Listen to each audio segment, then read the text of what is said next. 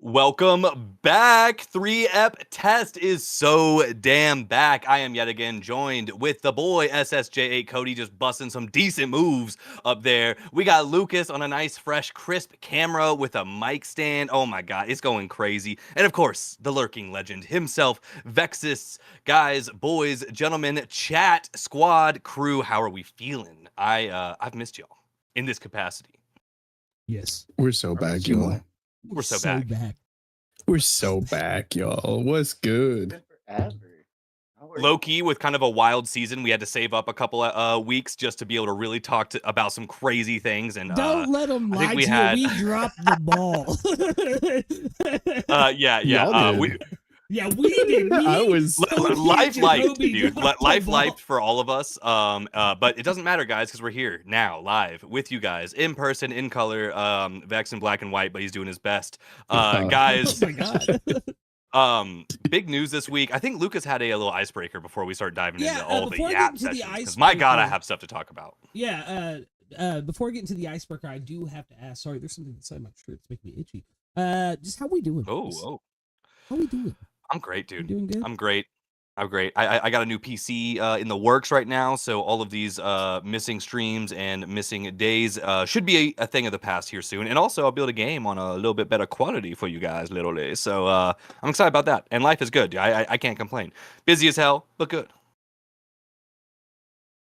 Hell yeah. Also busy as hell. Should be moving, should be shaking. And some of it's supposed to, some of it's not. So, but we thug it out, you know. Real. Yeah. This is real. Above 30 is hard, bro. Luke is talking like he's not also above 30 right now. I am. Yeah, I think I'm the oldest out of all of us. He's the unkiest of the pod. Yeah. You are the pod. Yeah, and then it's Cody. Yeah. I almost just spit all over my computer. So let me ask you guys before we get into this icebreaker. Have you guys watched? I want to do something really super duper fun this week. Have you guys ever watched much pro wrestling before? I know Cody has. No, I was called Jake the Snake for my entire life, so I boycotted it. That's fucking hilarious. I never give a shit about pro I'm just kidding. That's not why, but that was annoying. But I didn't watch a lot. I actually watched a lot in the last 2 years because it kind of got hype again. Do you know what cutting a promo is? Like when they're calling out another wrestler. Okay. So we got to call out one of the boys. Let's get ready to rumble shit. Exactly like the. Okay. I want you guys to give me a wrestling style call out promo as a villain of an anime that's calling out the protagonist. Okay, what the fuck is this? Be like, I think I need someone to start. I need an example to go. I don't have my LARP shoes on, bro. You want me to fucking do this shit? I haven't LARP wrestling nearly enough. You gonna? I'm laughing already. Cody's hands are in his head. Yep. His head's in his hand. Just gonna be like. His hands are in his head. He's AI right now. Yeah. Village hidden in the leaf. Better watch out. His mother Uchiha is a coming. Oh yeah, I'm the cream of the crop. Infinite word Lucas cannot pronounce. Ooh. So are we gassing ourselves up, or are we gassing up the main character? Yeah, it's the villain character? calling them out. Like, you know, they'd be like, freeze on now, be like, oh yeah, all these super things, daddy, they coming in, they messing us up. Yeah, okay. Guess what? Okay. I don't even mind. I'm a meth them up. They filthy monkeys. We're gonna break up the planet. I'm gonna meth them up. I don't know if I'm built for this. I still need one of the boys to go first. I'm formulating my ideas. Cody, we need you. King of games? Huh. King of lames. I'm the one who has more money to put you to shame. And if you think you can step to me and my blue eyes white dragon, I'll show you that I only think I'll be dragon. Are these nuts across your face, Yugi Moto? And then Kaiba's little brother runs in and is like, he's like, yeah, bring up to the hoop. That's a all right. Yeah, Joe, you couldn't save your sister's eyes. You couldn't save those eyes. Neither could Vex. Jesus. We're early. What is going on here today? All right. I think I'm ready. Sakura, keep calling to the skies, but that man you call is all talk and no jutsu. Yeah, I'm talking about Naruto. He ain't got shit on my Rinnegan. The world shall know pain. All of your parents are dead right now. Pull up on me if you dare. I got your hoe right here. That was pain, by the way, if you guys didn't know. Oh, that's yeah, really yeah. good. Okay. No, I get it now. Before I didn't. I totally get it now that you said Are we that. back? Are we in? Yeah, I'm gonna be so real. This is gonna be a pass for me. I got family in the house, and they can hear everything I'm saying right So you now. don't want to be all like, Scream right "Can now." you smell what the cell is You do like cooking?" the, I'll do like the, oh yeah. That's what I think I'm That's doing. like, as good as you get. Macho Man Mike Guy, and I'm telling you, Madara Uchiha, I'm coming for you. Jesus. I'm Macho Man. Well, I'm your Roman Kakarot. Red. You're not dealing with the average Saiyan prince anymore. I mean, the you've funniest seen- edition of this is if the villain and the MC are the same character, like on some Code Geass shit, and I just have them like introing themselves. Yeah, I It's always "It's like, me, bitches. Like, in I think it's the Android 13 movie, they have Piccolo show up, but in the Team 4-Star movie, they're like, oh hey Goku. And then Vegeta shows up, he's like, for thousands of years, it's you.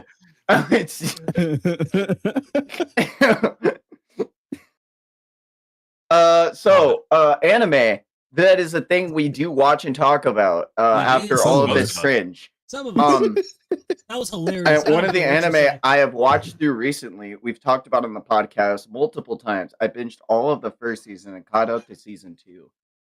Legend. Cleave My Test. Leave my freaking Very- test. Cleave My freaking test, dude. What a great anime, dude. Banger anime, guys. I actually shout out for having an actual simuldub. Can we? Yes, dude. Big win, big win. never heard of that. What's that? What's this? What are these words you're A saying? consistent simuldub. What did you call me, Cody? 2 seasons in a row. Is it a Daimel sub? What? Daimel What's that? sub. Is that like a No, dermal It's like piercing? when the subtitles version of the show comes out at the same time as like when they speak English words. It's and so like cool. simultaneously released. Because it's dubbed over, they combine the two words together and they call it simuldub. I think And, everything I'm else just has fallen off. Yeah, Clevates might be the only simuldub I think of anything I'm currently watching, which is Yep. insane. Yep. Which is it like is. actually insane, right? Yeah. and not to veer too far off topic, but it's even crazier because it's like ReZero, which had also been Exactly. consistently keeping up. Even Subaru's voice actor is like, You saw we that video recorded too? it. Where is it? Like, Oh, I It's didn't know he done. said he recorded it. I knew he was talking about it. And he was just like, I don't know why we don't have a simuldub. So he's actually recorded it. I know we'll get into Yeah. this later, but crazy. But- Okay. Put a pin in that chat. Clevates has a simuldub for real. Clevates is fucking dope, and I like season so good. 1. What a subversion in storytelling, and what a fucking Yeah. story that had been unfolded. I just wanted to get my thoughts out here because I know y'all have been trying to sell us on it for a minute, and we haven't been on the podcast since I've watched it. So what's up, y'all? I watched all of Clevates season 1, and I think that shit is absolutely fucking gas. I think it is a wonderful fantasy setting. I think it is a beautiful subversion on a hero to villain storyline. I think it is a really cool. I really like how the villain isn't evil to just be a villain who's evil for malice, but evil in a sense of logic. Kind of like how the Mhm. ants were in Hunter x Hunter, where Yeah. it's all logical and they all work in like, well, this is just how the world is. It's not Mhm. because, oh, fuck these guys for being like, why do they have a Exactly. right to live? It's all logical to Clevates. And as a villain, I was really appreciative of that because it's so many of the times it's just like, oh, I'm evil to just be evil. I'm just a douche to be a douche. But there's actual layers of like layers of centuries of like lore built upon this character, and Dude. you can see it seep through. They gave us kind of a hard number in one of these most recent episodes to talk a little bit about season 2, but 1100 years or some shit Yeah. Yeah. was like they just casually dropped that, and that's like not even as far back as shit goes, because we learn about the world before Clevates was one of the 4 2,000 years. great beasts. to kill the heroes outright, episode 1, and to have us fall, Yeah. like to be told straight up, nah, man, you're dead and you're my pawn and you're gonna do what I need you to do. And it's such a subversion from the classic rising hero trope of like, I truly, I think CLEVATESS is one of the coolest fucking stories told in a fantasy setting, and it's constantly using what are pre-established tropes in a fantasy setting and flipping them on its head or flipping it on its side and exploring that concept of it even further. And I love it. It's like that is such a good take, bro. It's like how Freerin in episode 1 straight up the Demon King's already dealt with. Like that battle's already done. Same thing here, except in Freerin they won. Here, the Demon King got won. You know, like, and then we find out that there's worlds beyond that. As far as like, this is one of like 4, and there were like there are people. I wasn't expecting them to start to build the lore the way that they did, because we started to focus on a bunch of other things in season 1, like the whole fight with Drell and all of that. It opened up more to build on like the guy from the north, whatever his name is, I forget. But I don't have their names, but I know who you mean. Yeah, I wasn't expecting us to meet the other 2 so quickly into season 2. I was thinking it was going to be some things. I was thinking it was going to be a lot of slower burn on, but some stuff it just like absolutely starts to take off. And learning more about like actual magic in the start of season 2, when like season 1 we were kind of only focused on regalia. And so it's like having these like 2 systems kind of working in tandem, and the people from before CLEVATESS's time have no fucking clue where they came from. Like they weren't originally a part of the plan. So like hearing about this prophecy that predates all of this, and like I don't know, it's like they're really starting to cook in ways that are like insane. I like season 1 a lot. I gave it like an 8. And the way that season 2 started, I was like, okay, maybe we're going a little down from here. And then it just immediately, it started to pick up like crazy, y'all. Like this is really shaping up. Like season 2 is hitting a stride. They're not afraid to kill characters off. Like in season 1, there high was so stakes many in times anime where I was so excited to see a plot line explored, and then flip, gone. And I was like, oh, like that's insane too. Because and I'm so here for of a finger, there goes an army. An army, like, it's like it's actually crazy, yeah. Well, it feels like something like Slime, but with like, you know, proper like crazy stakes. Because like we saw moments with like homeboy from Slime, whatever the fuck his name is, I can't think of it right now, Rimuru. Where he just took out a full freaking army, and it just was what it was. My guy, you know, and things kept going. My guy, yeah. But like with CLEVATESS, you have that same thing, but like the loss is felt. You know what I'm saying? Like they let you sit in that. And CLEVATESS really, like, I love that they do not pull their punches in it. I absolutely love that. But yeah, OP would never. Facts, Kush, facts. All right. Yeah. Go ahead. Season 1 though, like the capstone on like, because we are introduced with CLEVATESS being such a Deus Ex Machina, because our protagonist is one of the 4 demon lords of the fucking world. Kind of crazy. To have that subverted immediately to set up the climax of the arc with having the body double getting sealed away, and actually having like, oh shit, there are ways you could actually combat these forces now. And heading into season 2, it's so much more believable to me, where Vex was saying it's like expecting a slower burn. But then I remember CLEVATESS straight up wiped out a whole kingdom. A whole kingdom, dude. He was like when you look at the repercussions of the world, like how everyone is acting on this, if Drell really had this like hidden infantry of like a horde of knowledge and like weapons that could possibly kill them, or a weapon that could make CLEVATESS want to move like that, absolutely they'd want to get their hands on it. And I also love the little parasite guy. Just real quick. Yeah, he's crazy. Yeah, absolutely. He is so the coolest nuts of the 4. dude. Yeah. But I think it makes so much sense that the East and West demon beast kings, or whatever the fuck they're called, that they would also have like had vested interests and would have heard about like such crazy events going down with CLEVATESS with all of the events of season 1, it makes sense that these other people who are equally, if not more powerful than our MC, would have some way of being made aware of this and would probably try to position themselves near the center of it so that they can influence it. It makes perfect sense. And starting to get to know more about like the prophecy and the village of origin and shit like that, it's like it has reinvented the stakes in a whole nother way. Like what Cody was saying is like, oh, there are ways to defeat these people. And now we understand that yes, CLEVATESS is a gigantic fish in a relatively small pond when it came to the events of season 1, but there are bigger fish. Now we're in the ocean. We're in the ocean. I mean, no, quite literally. It's the world truly just busted insane, wide open, and like because it did it in a way I thought it would. In the same like breath, will flash from like Alicia getting ripped to shreds, and I'm like, oh, there's no stakes. And then we'll go to CLEVATESS reading a book and having a conversation. I'm like, there's totally stakes. And it's like that level of subversion is crazy. It's actually so cool what they've been able to accomplish. Like, I'm so scared for the magic kid to get up to CLEVATESS because I'm like he's when your protagonist is so smug and confident in whatever he's doing, and right now, like I guess now we're getting into it, but like homie kind of is low key like crashing out in my eyes. He's like done. He's like, nah, come and get the book. I'm fucking done waiting for y'all to just piece this together. Come and take it. It was such a childish play.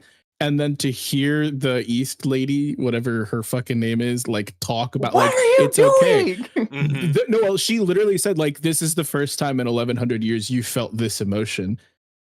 Like it makes sense, and I'm like, how huge?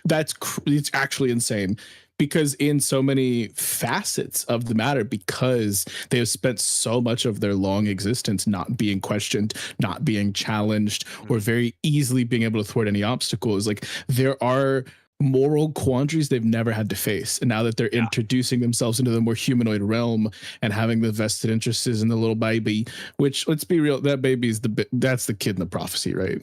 I mean, it's has got to be. It just literally has to be. It does, yeah. Until we get a new kid introduced, or until we have a moderately like aged adult or teenager that I could point to and say, yeah, that's it. Like, there's no way it's not the baby. But then, like I've said before, yeah. What up, Angel? I think this show has the potential to subvert it. Maybe it could be that CLEVATESS killed the hero, and the hero that we're following right now, she's the child of prophecy. Like, yeah, I don't know. I think they could do a lot with it. I was expecting like a bit slower of a burn. Like from the trailer, we were kind of duped, and we already kind of thought this at the end of last season. So for the past like a little over a year, we were like, are we just getting a school arc? Because that's gonna kind of suck. Like school arcs do take a lot of steam out of, I know, some of our enthusiasms. I remember talking to Cody about a beloved show that we'll talk more about later. And when a school arc happened there, he's like, oh man. Like, dude, that's what I thought. The moment we went into this, I was like, fuck. This shit like now we're stuck in these four walls of this school. And it was crazy. Dude, it makes me excited for Sakamoto days. Because oh my god. Just a minute ago, you were talking about how, like, you know, in season 1, it felt like we were like a big fish in a small pond, and then Cody mentioned that like we're in the ocean now, which like that was something I was so worried about with the way the season started, because the moment they were like, yeah, we're gonna go to a school and we're gonna do the school thing, I'm like, now we're stuck in these four walls of this school, and now like yes, maybe we'll get world building from like kids coming from other places or whatever, but like we weren't gonna get what I was expecting, and then that just totally flipped on its head immediately. Yeah, not the other two demon lords just strolling up being like, what's up, homie? Exactly. The 2 out of 3 other gods also show up at this school, and they're just like, yeah, let's go. The funniest thing is, like, I was starting to think when they started to introduce all of these characters, and they're like, actually, I prefer to go by this. And like, this is my real name. And I'm like, half of this fucking school is like imposters. And it's like, what is going on? Why did anyone come to this school? Like, I feel bad for any Joe Schmo student who's just trying to fucking learn. Yeah, then the principal guy's like, there are quite a few spies amongst us. I'm like, he knows. Like, why are you doing anything about it? Yeah, the school's not real, dude. The school's so a facade for us to just do crazy. It's like a shell company. Like this is an AI front. I think this is all It's like just a data center. I think it's all like a very big um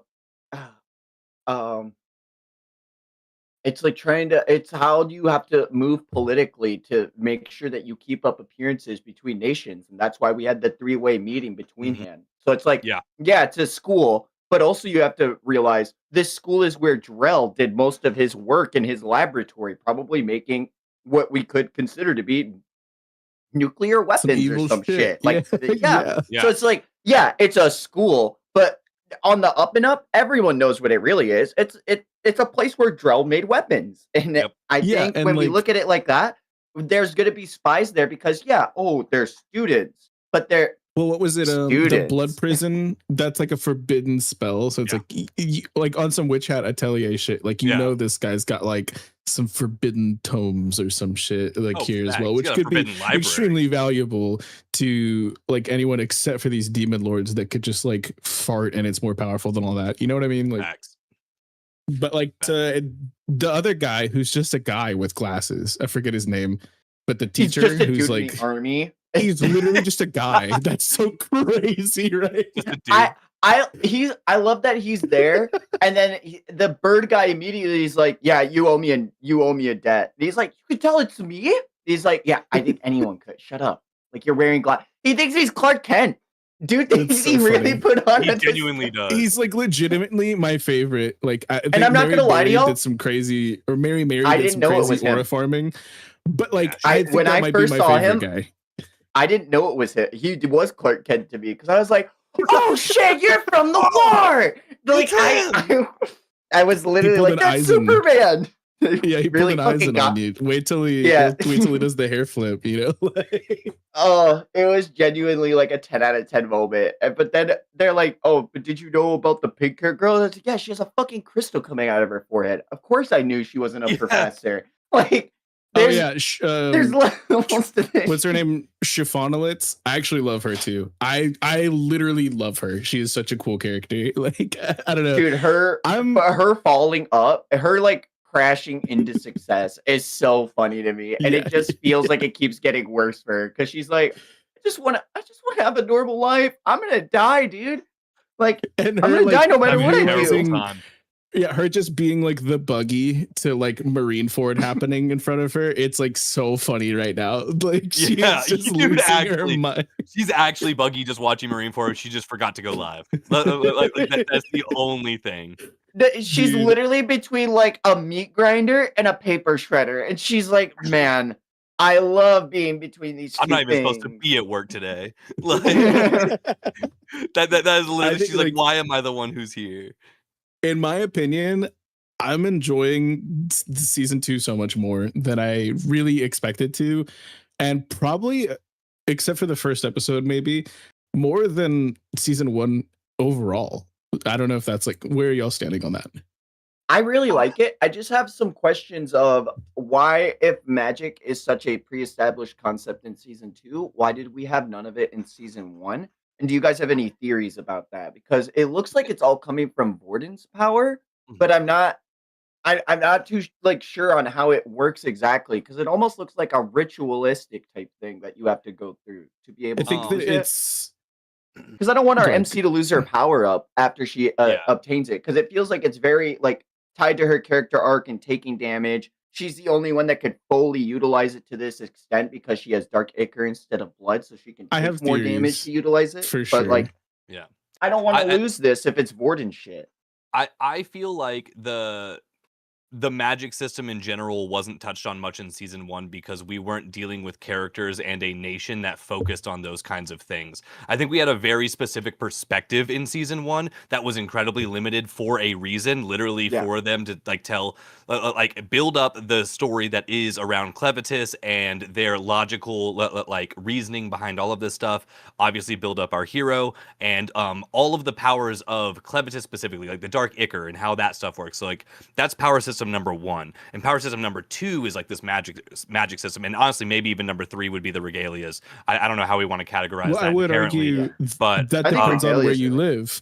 well, Because and that's where I Clev- was going. Yeah, Yeah, because Like- CLEVATESS and the mountain that they were on and all of the events of the first season took place like in their quadrant. Of course, it would make sense that they wouldn't be familiar with magic if it was if the only things that those kingdoms Regional. used to try to take CLEVATESS out were regalia. That was the only weapon ever used against them, was regalia of different varieties. So it's like it would make sense that they themselves have no knowledge of magic if magic was just not something that was popularized in that realm. Yeah. So like knowing that like Drell was a magic user, like to the same definition that these other people that we're finding out about are and whatnot, and came from this place, and he was like a foreigner, and he was seen as like they literally thought this dude was like godlike. Yeah. They genuinely, and that makes sense. I think it's just one of those things of like, it's all regional. It's almost like a culture base. So that like the world and the kingdom that we dealt with in the first bit, their culture did not like evolve around using magic. They evolved around using these magical items and stuff like that, or at least extra powerful items, which also is kind of why they got, completely owned by someone like CLEVATESS, is because like they only kind of pulled up with like half an arsenal when there's a lot more that they could have potentially had in theory. But yeah, I think that's like part of the world building, and it's really what I like a lot about this, and kind of just to harpen back or like talk back to the fact that like I was nervous about this whole school thing, but it's actually done such a good job of opening up this world, because I think season 1, I would say to answer your first question, if we stopped right here, right now, I like season 1 better than season 2, but like it's an unfair advantage. More episodes, more time, more things happened, more excitement because I didn't know anything at all. I think this season absolutely is on track to surpass season 1, but it hasn't done it yet for me. I'm enjoying it. I really like what we have going on.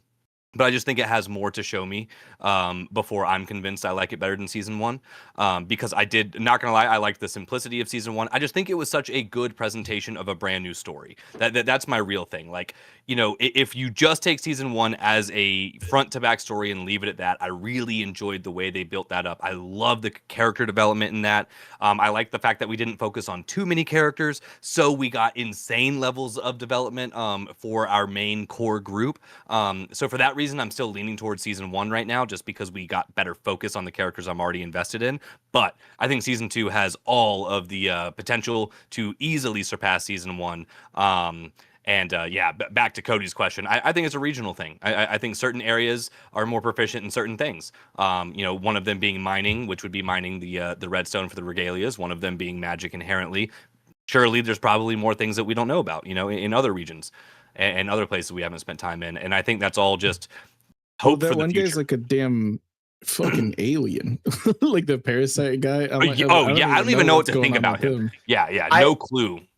I have some theories that I'm like, I wonder if, because not to get too Hunter x Hunter brained on this, but like, are we in Lake Mobius? Is this just I don't one think section that's of the case. world? Like, so my theory, and I wanted to wait till you got back. But my theory is that the magic isn't coming from what's his face, the guy. It's not coming from Vorden. Is that it? Yeah, sounds right. The volcano guy. Yeah, it sounds right. Yeah. So it's not coming from the flame lizard guy. I think it's coming from the tomes he possesses, which he's seeking all 4 of, one of which we have. And I think that he is using it kind of as like bait. Like if you notice, like the royalty were like specifically like interested in, like I just think that it's like, if there is a child of prophecy, this is like basically a way of maybe if they cultivated this whole magical society that exists outside of these other kingdoms, that it could lure in the royalty who would specifically want their children to be knowledgeable of this, because it's the most prevalent thing that could be used to fight off evil and the demon lords, right? So it was like, I feel like if there were like some sort of like Vorden, because he's been around for so long and has been able to plot for so long and has more knowledge than anybody else, could have set up a system to try to lure out the child of prophecy. Mm-hmm. And I think if we take out Vorden, that doesn't necessarily have to mean no magic, because it could just be that the books are being held by less malevolent hands. You know what I mean? Yeah. Yeah. He could be the one just like hoarding all the information, basically, to where he's like, all right, I found out about this, but I'm going to try my best to keep it a secret to the rest of the world, or at least keep it very inaccessible, or be able to be the one to choose who gets certain levels of these abilities, kind of thing. Yeah, but if we get rid of him, I don't think that just like wipes Facts. the slate clean on what has been built so far with the magic system. I think that us holding one of the books is potentially a key into them working that in, is that like we can access our own type of like magic outside of what is, you know, benefited from this other source, who I think he said he holds 3 out of the 4 books, right? I think so, yeah. So that's what I'm willing to bet, is that that's 3/4 of the magic system, and we're still holding on to 1/4. Yeah. The other thing I was thinking is, if we're not in a Hunter x Hunter type situation, then I think there's 5 gods. And I think there's 5 lords. And I think there's definitely one for the ocean. Interesting. Okay. That'd be really cool to see. I am just stoked to see more of these. The like demon gods are the things I'm obviously most the hype. I want to see more of their thralls, because like we got Yeah. Bird Guy, and Bird Guy's super fucking cool. Love Yeah, Bird yeah. Guy. Hawks is going crazy in this anime right now. Oh my god. Dude, but like I wonder what if Parasite Guy would even have thralls like that, or if he would just have clones of himself, because he's Yeah, a good little question. microbe. Well, the way he talked was like, he's just like, oh, I didn't bring one of those or what, and like he's like, it's like almost like he didn't even think to do that. I don't know. That's kind of what I got from the conversation. So And I he don't has think a Different logic system. that's not his style, you know? Yeah. Yeah. I like that though, is that there's clear characterization between Oh yeah. these They're 4 very like different. godlike figures, and in such little time for some of them. It's like I almost got as much characterization of those 2 in like the 1.5 episodes or whatever we got them for than I did for like Clen all of season 1. Like, you know what I mean? Like, I mean, I just think they have more boisterous personalities. Muy boisterous personalities. Really. I can't speak. caliente. I was also That gonna too, say that like it's really cool that like maybe he might this would also be really crazy to think about, but like how Klein is like the Dark Lord of like the mountainous region.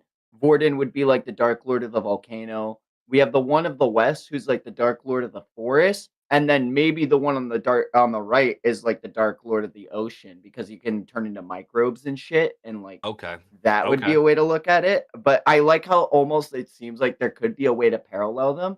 And that's my favorite thing, is like there's so many different ways to look at this, that it's like Yeah. I'm always thinking, how are they trying to subvert this? How are they trying to tell this? What are they trying like? Mhm. It's my favorite part. Yeah, of I it. tried to pose it up next to like a popular mythology throughout like China and Japan and whatnot, which is like the auspicious beasts. And where to find them? Just no, JK Rowling. they got a pretty set destination guarding the cardinal direction surrounding Kyoto, but it was like it's what Kaido, his like form is inspired off of. The Azure Dragon is one of them, which is like the Seiryu, and we've seen like the Seiryu and the Suzaku and the Genbu and the Byakko. Like we've seen this used in like Yu Yu Hakusho and plenty of other examples. Oh, did we Because lose there's Vex? multiple. Oh, we did. Vex, you're coming in and out right now, brother. You sound like Lucas, but worse. Hello. oh, he's back. Now he's back. Maybe keep talking. Well, we see Okay. those character tropes used in a lot of different media, and I'm wondering if that's what they're pulling from here, or if it's like from some different like. I'm just wondering what the inspiration is what, you know what I mean? Yeah. No, I I really don't know anything about the source material for this. I think we've looked it up a little bit, but I don't think there's a lot of source material. Maybe some light novels or something, or maybe this is like an anime original. I can't even remember, but yeah, I see a bunch of different similarities that we could pull from, and like potential like mythos and stuff. And I think the one that you're pointing out makes a lot of sense. Probably the most sense for this. But yeah, I haven't really thought too much into the inherent inspiration, but overall, I'm thoroughly enjoying this one, and it's sitting towards the top of the list for me for this season. Even though we've said this is a relatively average season for all intents and purposes, I'm genuinely so stoked for CLEVATESS to be here during this one, because it's like low-key helping carry. And again, I just got to shout out the Simuldub, dude. What a pleasure being able to just watch something in English with a good dub right now, because as a dub enthusiast, I'm having a terrible season right now. Relatable. Absolutely relatable. But that's about all I got for CLEVATESS, boys. Unless y'all have anything else you want to add. There's a lot of big things that we got to talk about. Oh, we got plenty. No, we have so plenty much about that. And I want Lucas to be able to jump in. Guys, do we just go ahead and jump to the big thing and like talk about what everybody's here for? Quan Milz? Quan Milz, exactly. Do we talk about Quan Milz? Is it time for that discussion? Kush, thank God you were first in chat. It's the only reason Thank you're God getting you are here to witness this, because today we're going to talk about one of the greatest hood yaoi isekai novelists of our times, Quan Milz. Now, have you guys ever thought about if a hoe had roaches in her crib? Have you ever like pondered this question? Like I've pondered. Now imagine exploring this for a 428-page novel. And Quan Milz also has the best isekai that I've ever read. That time I got food poisoning from eating Kool-Aid chitlins off of a food truck in Miami and died and reincarnated as a sentient synthetic lace front wig sitting on top of the head of the evil scorned black mother in a Tyler Perry TV show called Church Sisters. That one really does go crazy. Yeah, I do love that absolute banger. Honestly, that one's on repeat for me right now. At first, when everyone was like, Quan Milz, was like, wait a minute, I know this guy. Hey, anyone who can get Lucas into isekai, I support. Yeah. Actually, Quan Milz, that is just person who can get Lucas into isekai. That's a W. Oh my God, I'm in zero. Thank you, Quan Milz. Can't. Tape could never. So funny. Digimon? Never heard of him. Quan Milz? In solos. What a man. Kingdom Hearts, y'all. What the fuck is going Kingdom on? Hearts. Kingdom fucking Hearts, chat. Kingdom Hearts. Guys, what a roller coaster of a weekend. I have to tell y'all. Segue. Yeah. That was a road we just took to get here. That's how we get to peak, guys. That's it. I gotta tell y'all, I was in the middle of DJing when I got added in my Discord. Shout out Mel. Showing me the Kingdom Hearts anime being announced by Disney. I immediately pulled it up on Twitter just to confirm. And it was in fact real. This was not a AI generated screenshot. No. Kingdom Hearts the anime is absolutely real. I literally I stopped the music, I announced it on the mic. I'm not even fucking kidding you. I'm like literally not even kidding you. Stop the music. Guys. I can just imagine half the club going, this fucking nerd.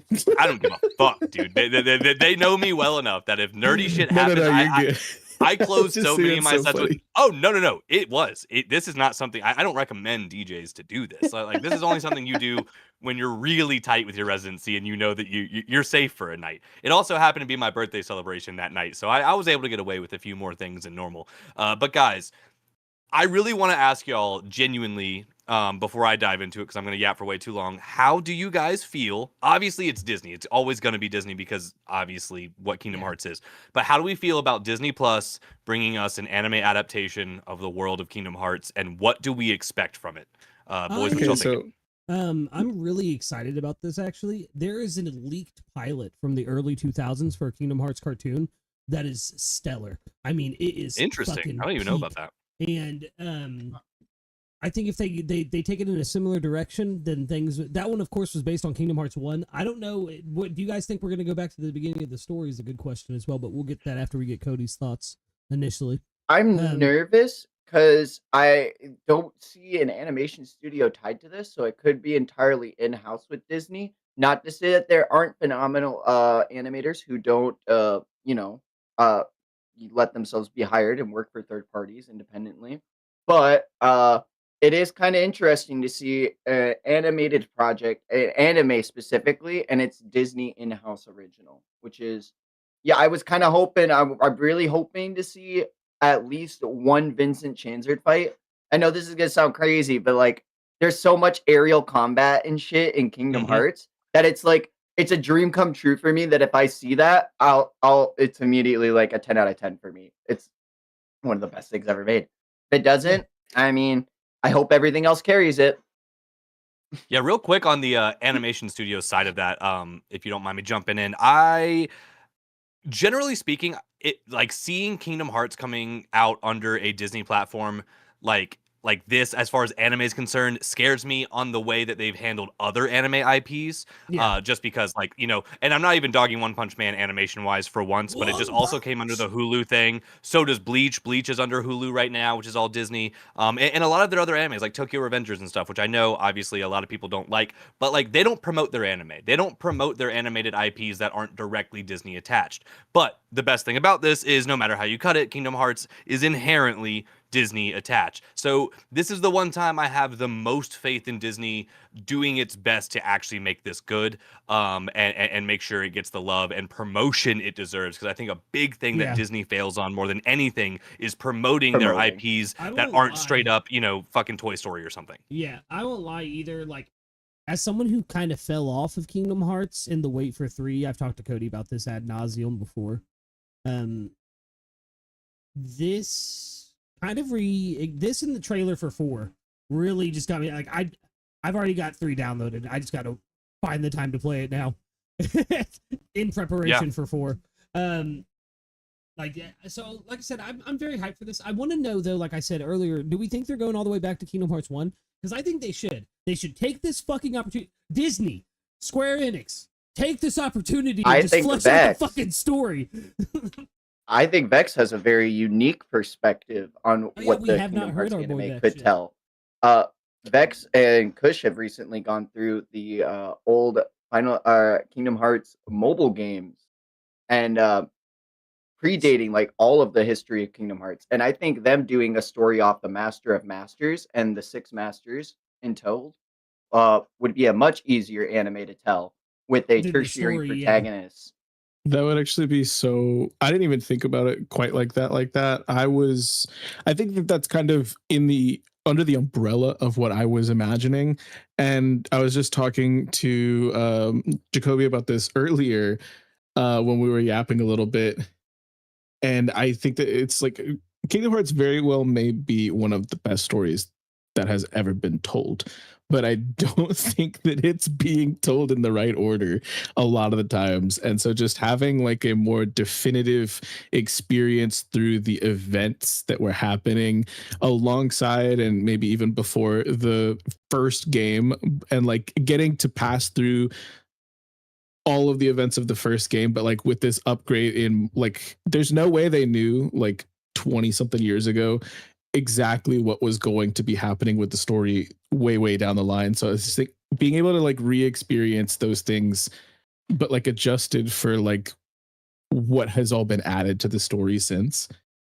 I think it could be really cool to get like a new definitive experience, and also a way to catch people up for what is potentially to come if they maybe had missed like the Union Cross stuff. So I think it would make a lot of sense if they did cover all of the stuff leading all the way back up to the first game, and then maybe the first game as well. I just want to see some Monstro and stuff. You know what I mean? Like, obviously with Disney behind it, we're gonna get those classic Disney characters. It's like Jacoby loves Montreal, but Jacoby loves Monstro. He spent like a month there, almost as much as I love Atlanta. There's no way to experience Union Cross's content like outside of going to a YouTube video and watching someone narrate it, and or living in how I did it with an old razor. Like that's it's such bullshit that Kingdom Hearts did that to us of putting like region locked canon games behind a fucking like behind that like wall. It's just like what a terrible thing for it being absolutely crucial information. Just to jump T-Mobile on, Japan.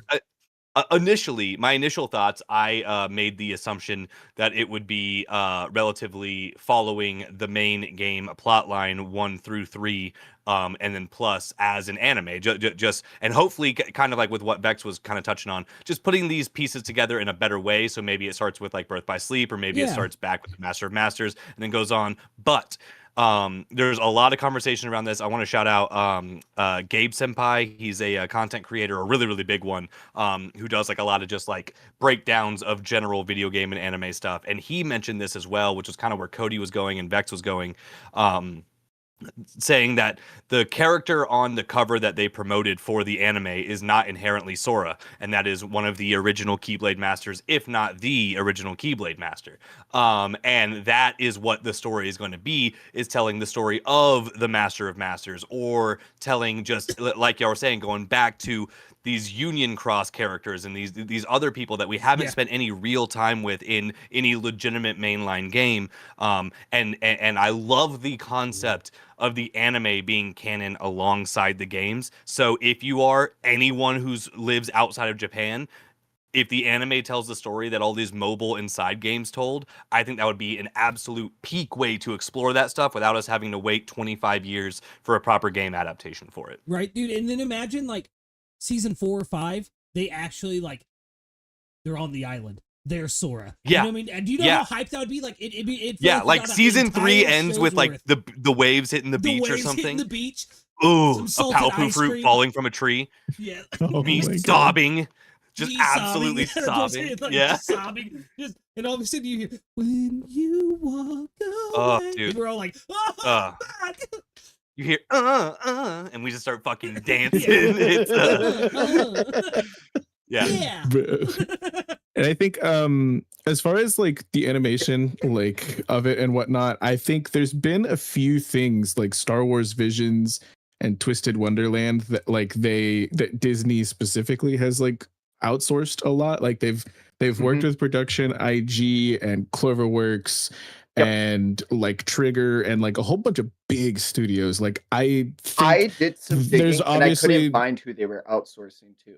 So it was like, that was one of the things me and my other buddy were talking about. Just I was like, if it's in-house original, that's what makes me nervous. But if they outsource it, like they have for several other IPs before, well, I think the thing is, I think if the budget is there, you just outsource. Like exactly. that seems like the Disney move, and I feel like there's definitely going to be, and they've worked with Wit before, according to the list that I just looked at. So it's like, yeah, I think that there's no way.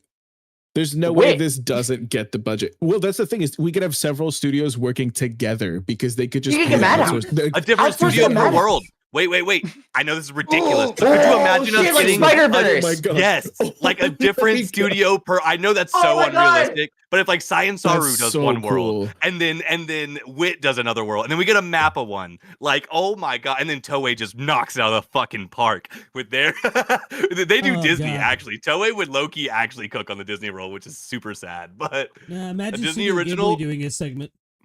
I mean, yeah, but like jokes aside, has also worked with Disney like shit before. like that. Yeah. Like that would be interesting. Or if they also brought in like legendary American animators who've worked on a lot of like Disney's older projects. Imagine the whole that'd be sick as imagine the whole 1,000 Acre Woods, but in like Ghibli style. Oh, I would cry. Oh, I just said that'd be the most I've ever wanted to play that bullshit fucking world. What do you mean, Jacoby?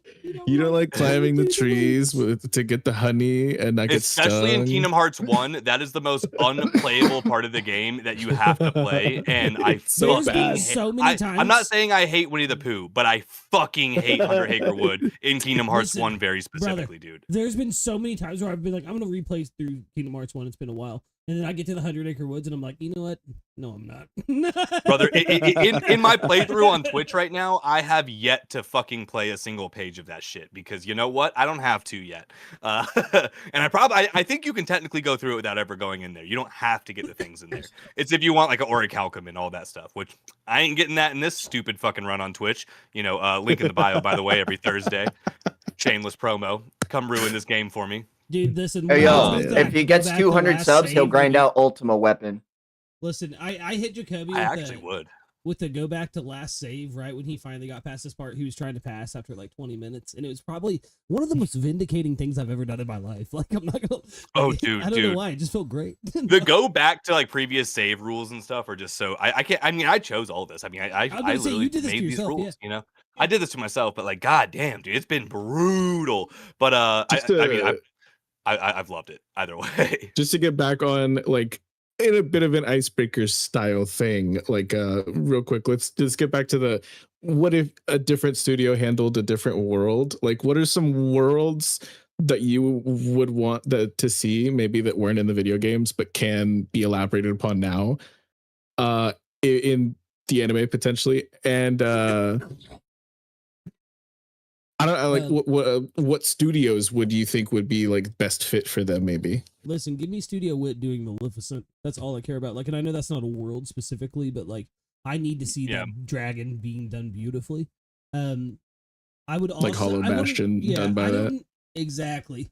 And like, I don't know who could do Alice in Wonderland, but whoever they need to give it to one of those really experimental animators. That will do some crazy The guy who did Milky shit Subway. Dude, no. Give Alice in Wonderland to the guy who's doing like Your Name and Weathering with You right now. Like, I know those are really pretty, but the level of detail in that I think could go crazy. Seeing it a little darker. Wit doing Treasure kind of would eat. I want to. Oh, who was it? I think I want to see Studio Bones do Tarzan, because seeing how they do all of like the grinding rails and stuff in My Hero Academia, and I think it'd be a really cool shot to see Sora start from the top of the tree, and they would be able to take that over the shoulder perspective shot and really just show the speed of like from top of the tree to bottom of the tree. Y'all know what I'm talking about. Real ones know. No, absolutely. So a big one that I was I made a video about this like today, and what I want to see, whether it's in Kingdom Hearts, I would rather play it than see it in the anime, if I'm being completely honest. So we're kind of jumping to the game real quick, but either way, I'm down for whatever. But going to the Atlantis world, not Atlantica, but Atlantis. That movie is just an absolute legendary movie. And just like when I was doing some research for this video today, and just like diving back into that, like the plot of that movie and things, I was trying to find ways to connect it to the Kingdom Hearts world. Like Nikita. Yeah. Michaela. I didn't research that much. Did not do any I names. think. Micaiah. I think that sounds right. But either way, not trust Lucas to pronounce vowels. Sorry. Yeah. If you guys look up the heart of it's only of Japanese Atlantis, I do it with. He said it, fucking up English every day. Yeah. But if you look up like the real quick, just give me 2 seconds. The heart of Atlantis. If you look that up, I know all you guys are on a computer right now or you're near it.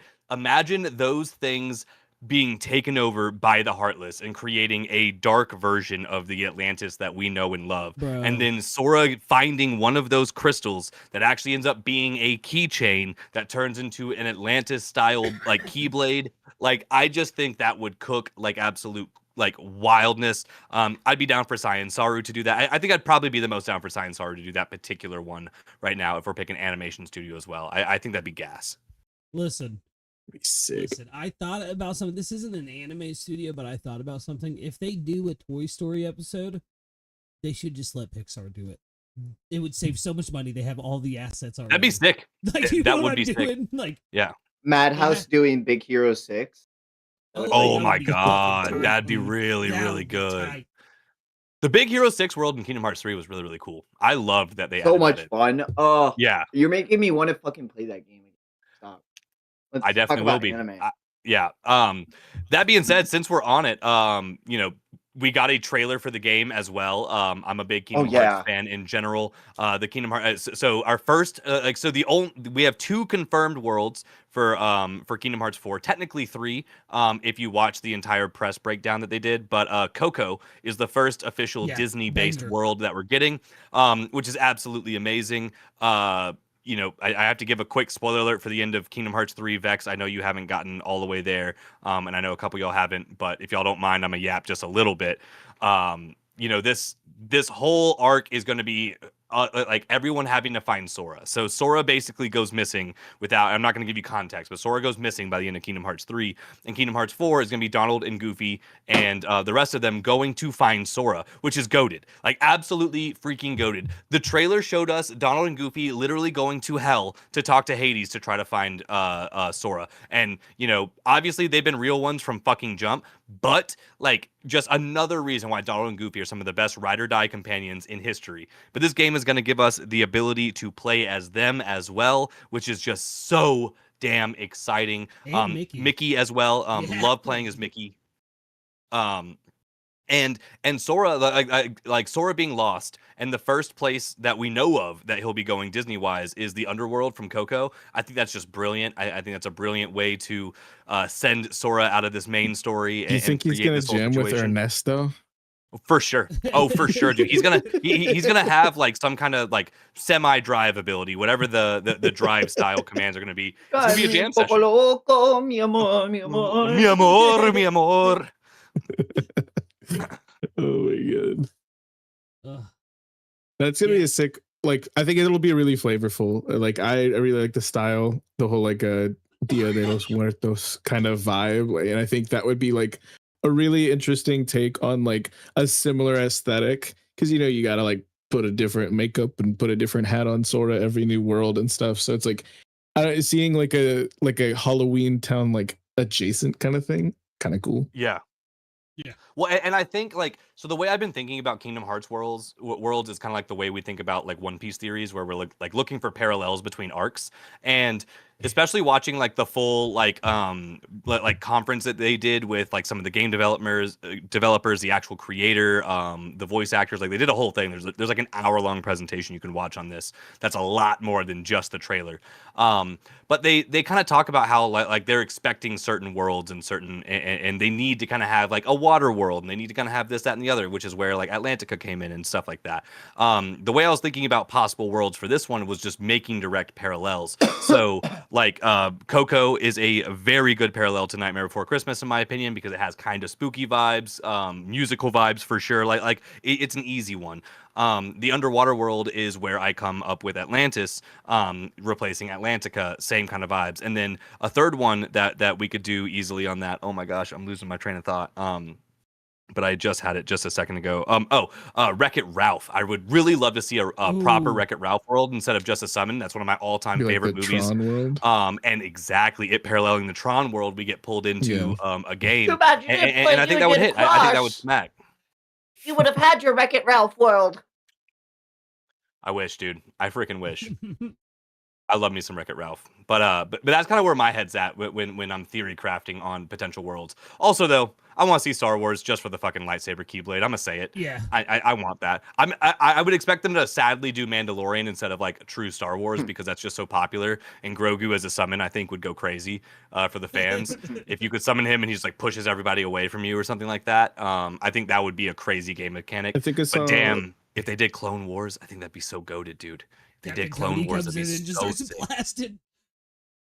I didn't click on it, but I saw someone post on Reddit something about like, what if Destiny Island is like the Moana like parallel? You know what I mean? Oh yeah, brilliant parallel. Yeah, I love that, and I think Moana's super likely. I think that one. I would put money on that. If you're a Kalshi better, have some money on that. What can I say except your I don't actually condone that shit. Advice. I do not actually condone that. I do Yo, not anyways, I'm putting my house on Kalshi right now. That was a joke. But damn, dude, if you know, I think Moana is almost a shoo-in. Gotta hit the rain. That's crazy. A fully navigable Destiny Islands. That'd be sick, dude. Do you think we're ever gonna go back to Destiny Islands proper, guys? Because like Sora's mom is just sitting there fucking waiting for her kid to come back one day, or mourning the loss of a son. We don't know. Maybe not mourning the loss of the son because she's a fucking Disney mom and they're absent or dead. Surely we have to. Ever. Like we literally have to, right? Because I don't want to get into like. This is actually. This is a question I brought up to Kush. Yes. I was like, man, where do you all see this ending? Because the questions I need answered are: who is the Master of Masters, and what's in the box, and how do we get Sora back? And every Kingdom Hearts game, it feels like we answer 2 questions and then we ask 30 fucking more and then we throw us somewhere It's a else. One Piece So chapter. it's like, yeah, basically. So Yeah, no, I mean, it's like, what do you foresee for the end of Kingdom Hearts, and how many games do you want before this actually concludes? Because we're coming up almost on 30 years. Like, yep. Yeah. I think 25 this is could next be year. it. I think this legitimately could be it. And like, if you're announcing an anime adaptation as well, then like it'd be best to do that when you have the maximum amount of source material to go off of. Yeah. So this is the thing. And I might be spreading some fake news it's right now. clobbering time! It's clobbering time. Yeah. Here's the thing. Apparently, Kingdom Hearts 4 is supposed to be starting a new saga in this story.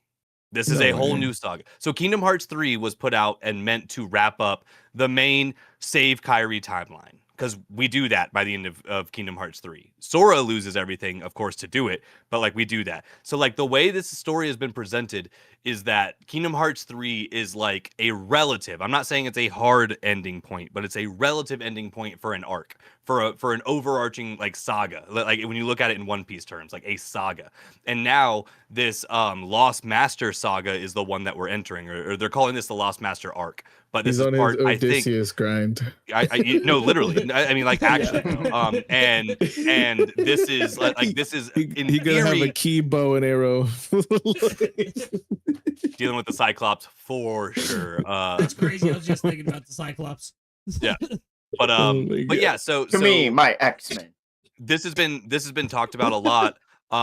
Yeah, exactly. See, Right. Kush has it. Cage 3 ended the Dark Seeker saga, and this is a new saga, and that's the way to look at it. So, in theory, I would expect a lot more content than just Kingdom Hearts 4. I look at this as a brand new start of like where we're gonna go from here. And I think the anime again has a high potential, to give us all that extra backstory to help us follow what's going on in these games without an extra YouTube hand-holding video. Like the anime is going to turn into our YouTube recaps of the shit that think that happened would in be the past sick. to set up this new saga. Yeah. And I would love that. I think that's a really cool As long meta. as, So if we like- could start having games and anime airing side by side, that'd be tight. I would like Oh more yeah, and I games, remember as the long name as of it that doesn't- guy. that doesn't get Sorry. as deep as like it did before, because that's kind of what made me fall off the series. It's like every time I thought I was caught up, here's a new side game on your T-Mobile Sidekick and like and stuff like that. It's like, and it also has Hashtag not very sponsored. crucial information. Like, and it's like, Yeah. oh god, I can't keep doing this to myself. Like, Do we That- yeah, do that we would think that really there's hit gonna me be a hard. Marvel world? I was Is Marvel thinking- So- Disney? when you said to So- me my X-Men, I was like, listen. So 100%, my I question wanna see for you boys Cyclops. is- Star Wars. Star Marvel? Wars is on the table. But Marvel, if like I avoided that in my video that I posted today, because I'll probably do a whole separate video on Marvel alone in Kingdom Hearts. But this is my issue with it. As much as I think about it, like all the options that I've been presenting as worlds, I can find a decent connection as to where and how Sora in the world of Kingdom Hearts could fit into a storyline like that. With Marvel, I have no idea where they go. Do we go Avengers and just get a clusterfuck of every single character? Well, you got to think about it. Do we go You gotta think one about it. character? So is it Iron Yeah, Man? go Is it Guardians of the Spider-Man? Galaxy. Iron Man already has a hole in his chest. He's like a heartless. Shut up. What if it was fucking Tom Holland Spider-Man trying to save fucking You think Sony RDJ owns- Iron wait, Man? Sony That'd be owns crazy. Square Enix, right? What? All right. Wait. What if when Thanos snapped, it made a ridiculous amount of Heartless, and that is the catalyst for what they're doing? Like Sora has to go in there and deal with the fact that half of the freaking universe just turned into a Heartless because Thanos took all their hearts. That'd be crazy. No, That'd be dude, wild. I am the I'm Watcher. not gonna lie. I am your guy. You What the if? Watcher. What if Sora's dressed like the Watcher? He has the big ass head. No, No, it's all in his shoes. it's all his shoes.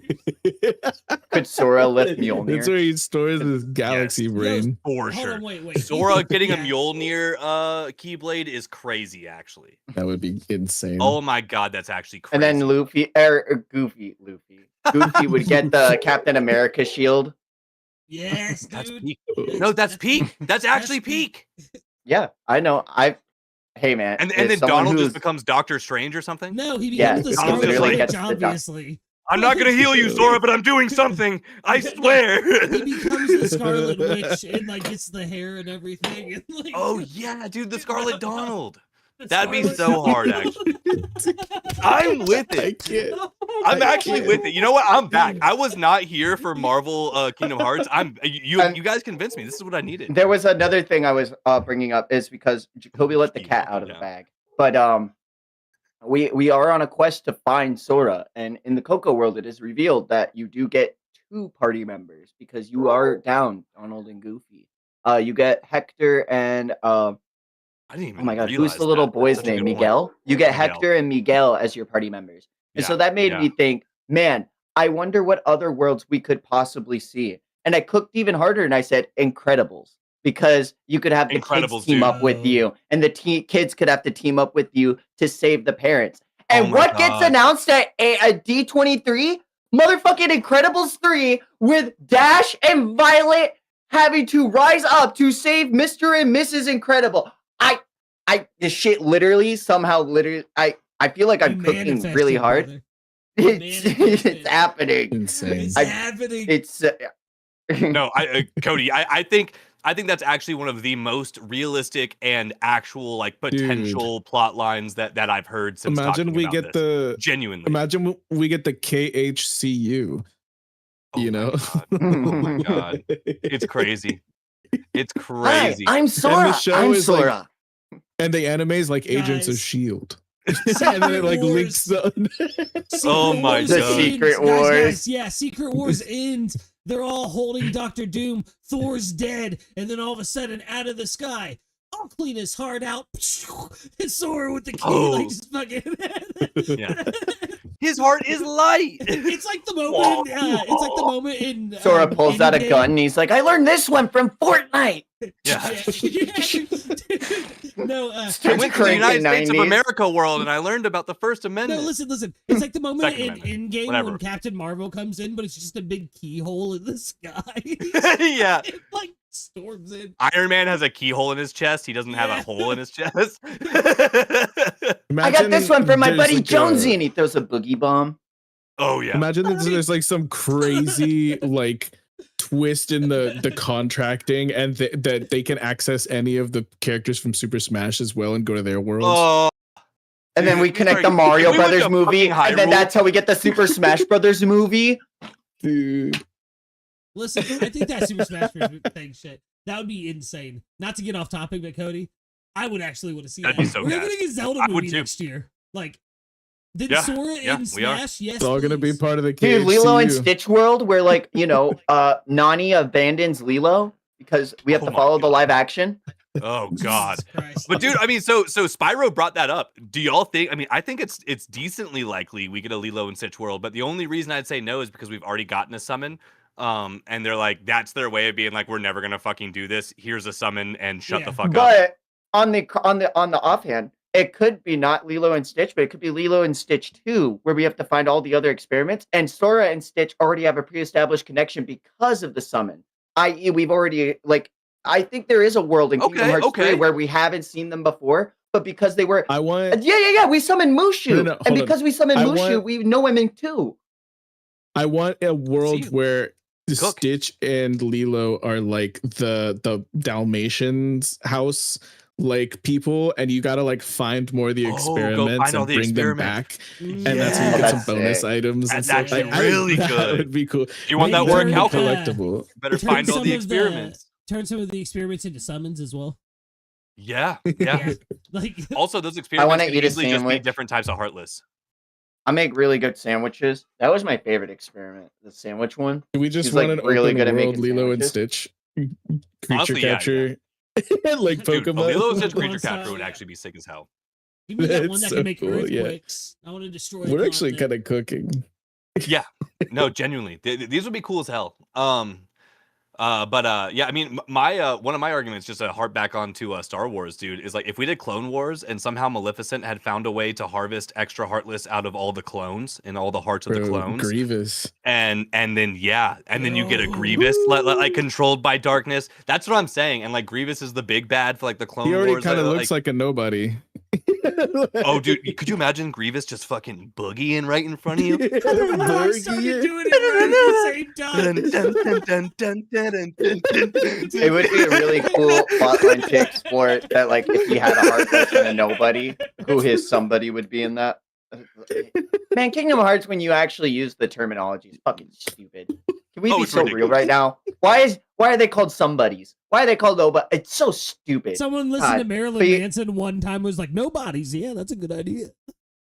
No, because if you get a Heartless and a nobody together, then you create a somebody. Somebody. And somebodies are not, they're not the original one.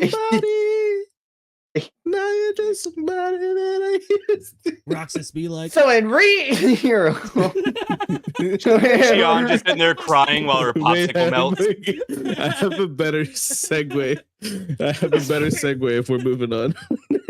Oh, I actually, speaking of segues, before we hop off Kingdom Hearts, I want to see Kingdom Hearts in a Cars world where Goofy turns into a tank and Donald literally turns into a Segway or one of those scooter things. That'd be so crazy. That'd be absolutely ridiculous.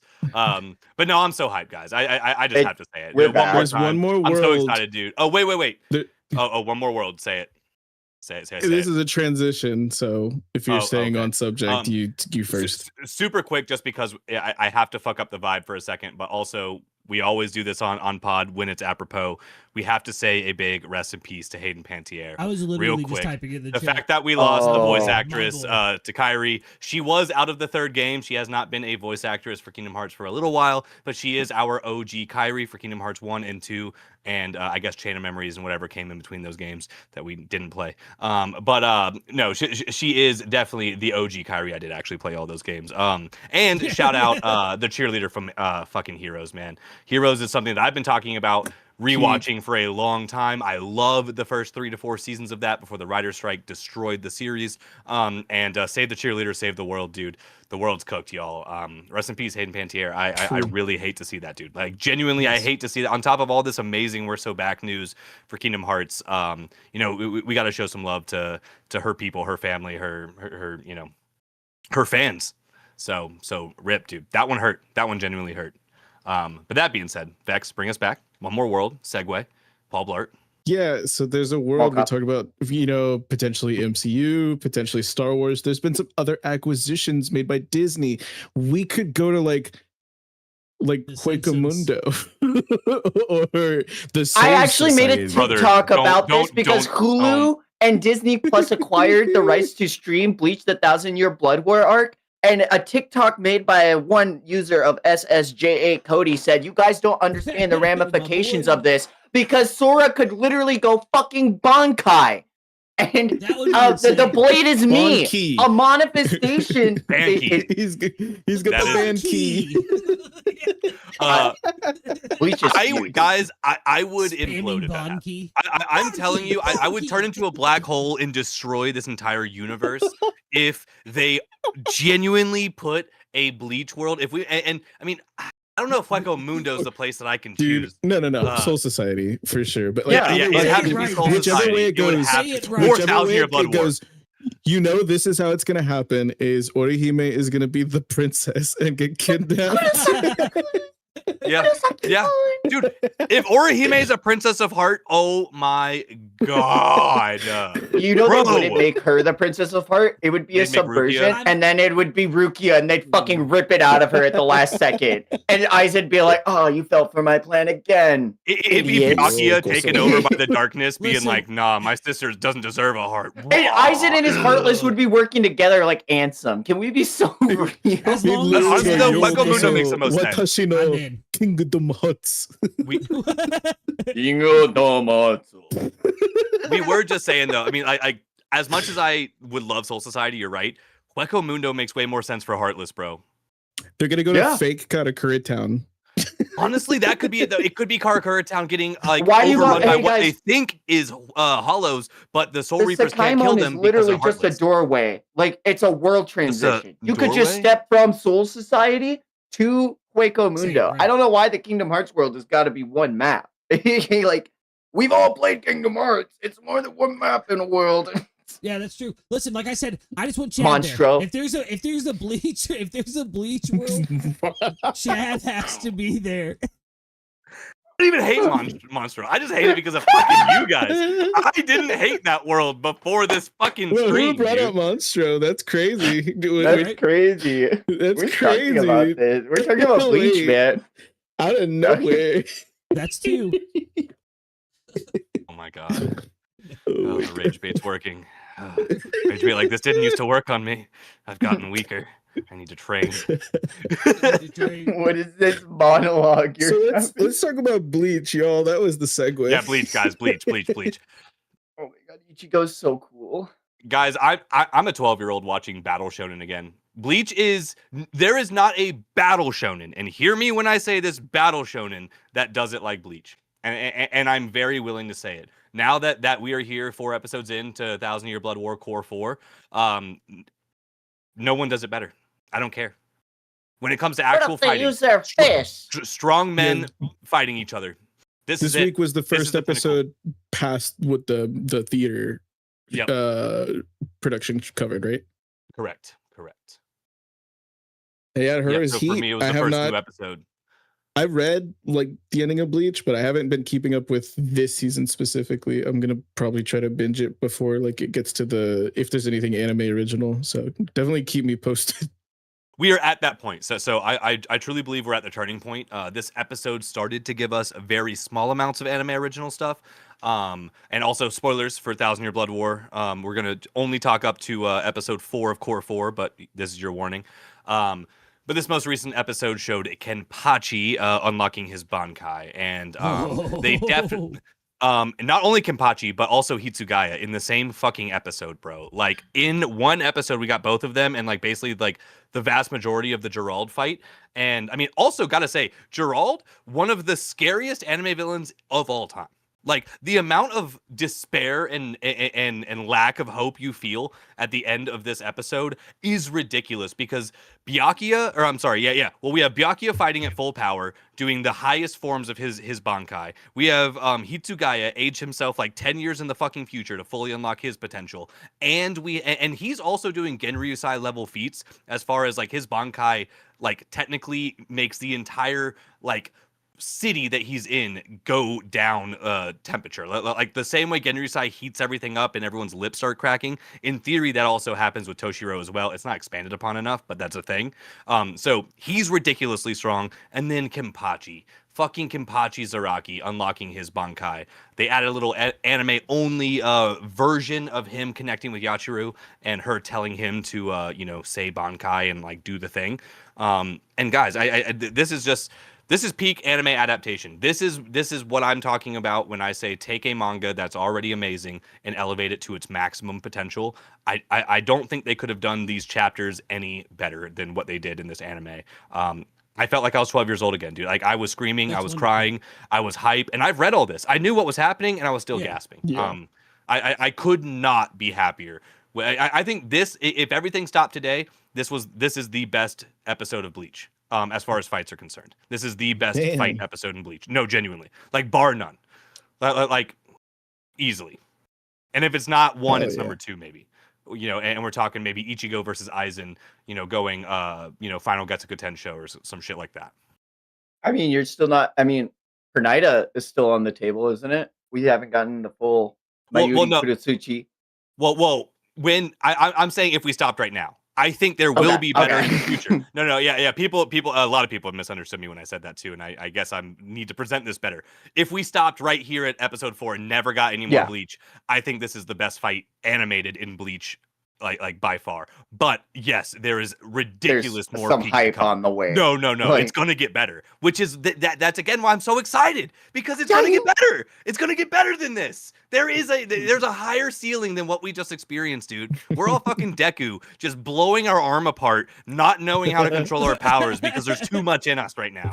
And we still have He's blowing fucking what 6 now? episodes to go, dude. That was literally Kenpachi in this episode, bro. I compared him to Deku, which is diabolical, and no one's Or actually you gonna know, shit for that comparison, which is crazy. the Father's Day reunion, like Brother, that- oh my god, dude. Oh, give me some anime original attacks with these two, please. Let them. I bet we do. combo. I bet we get them. Hey. I bet we get them. We're supposed to get like an episode and a half worth of anime original, and I'm telling you right now, we have not seen an episode and a half worth of anime original yet.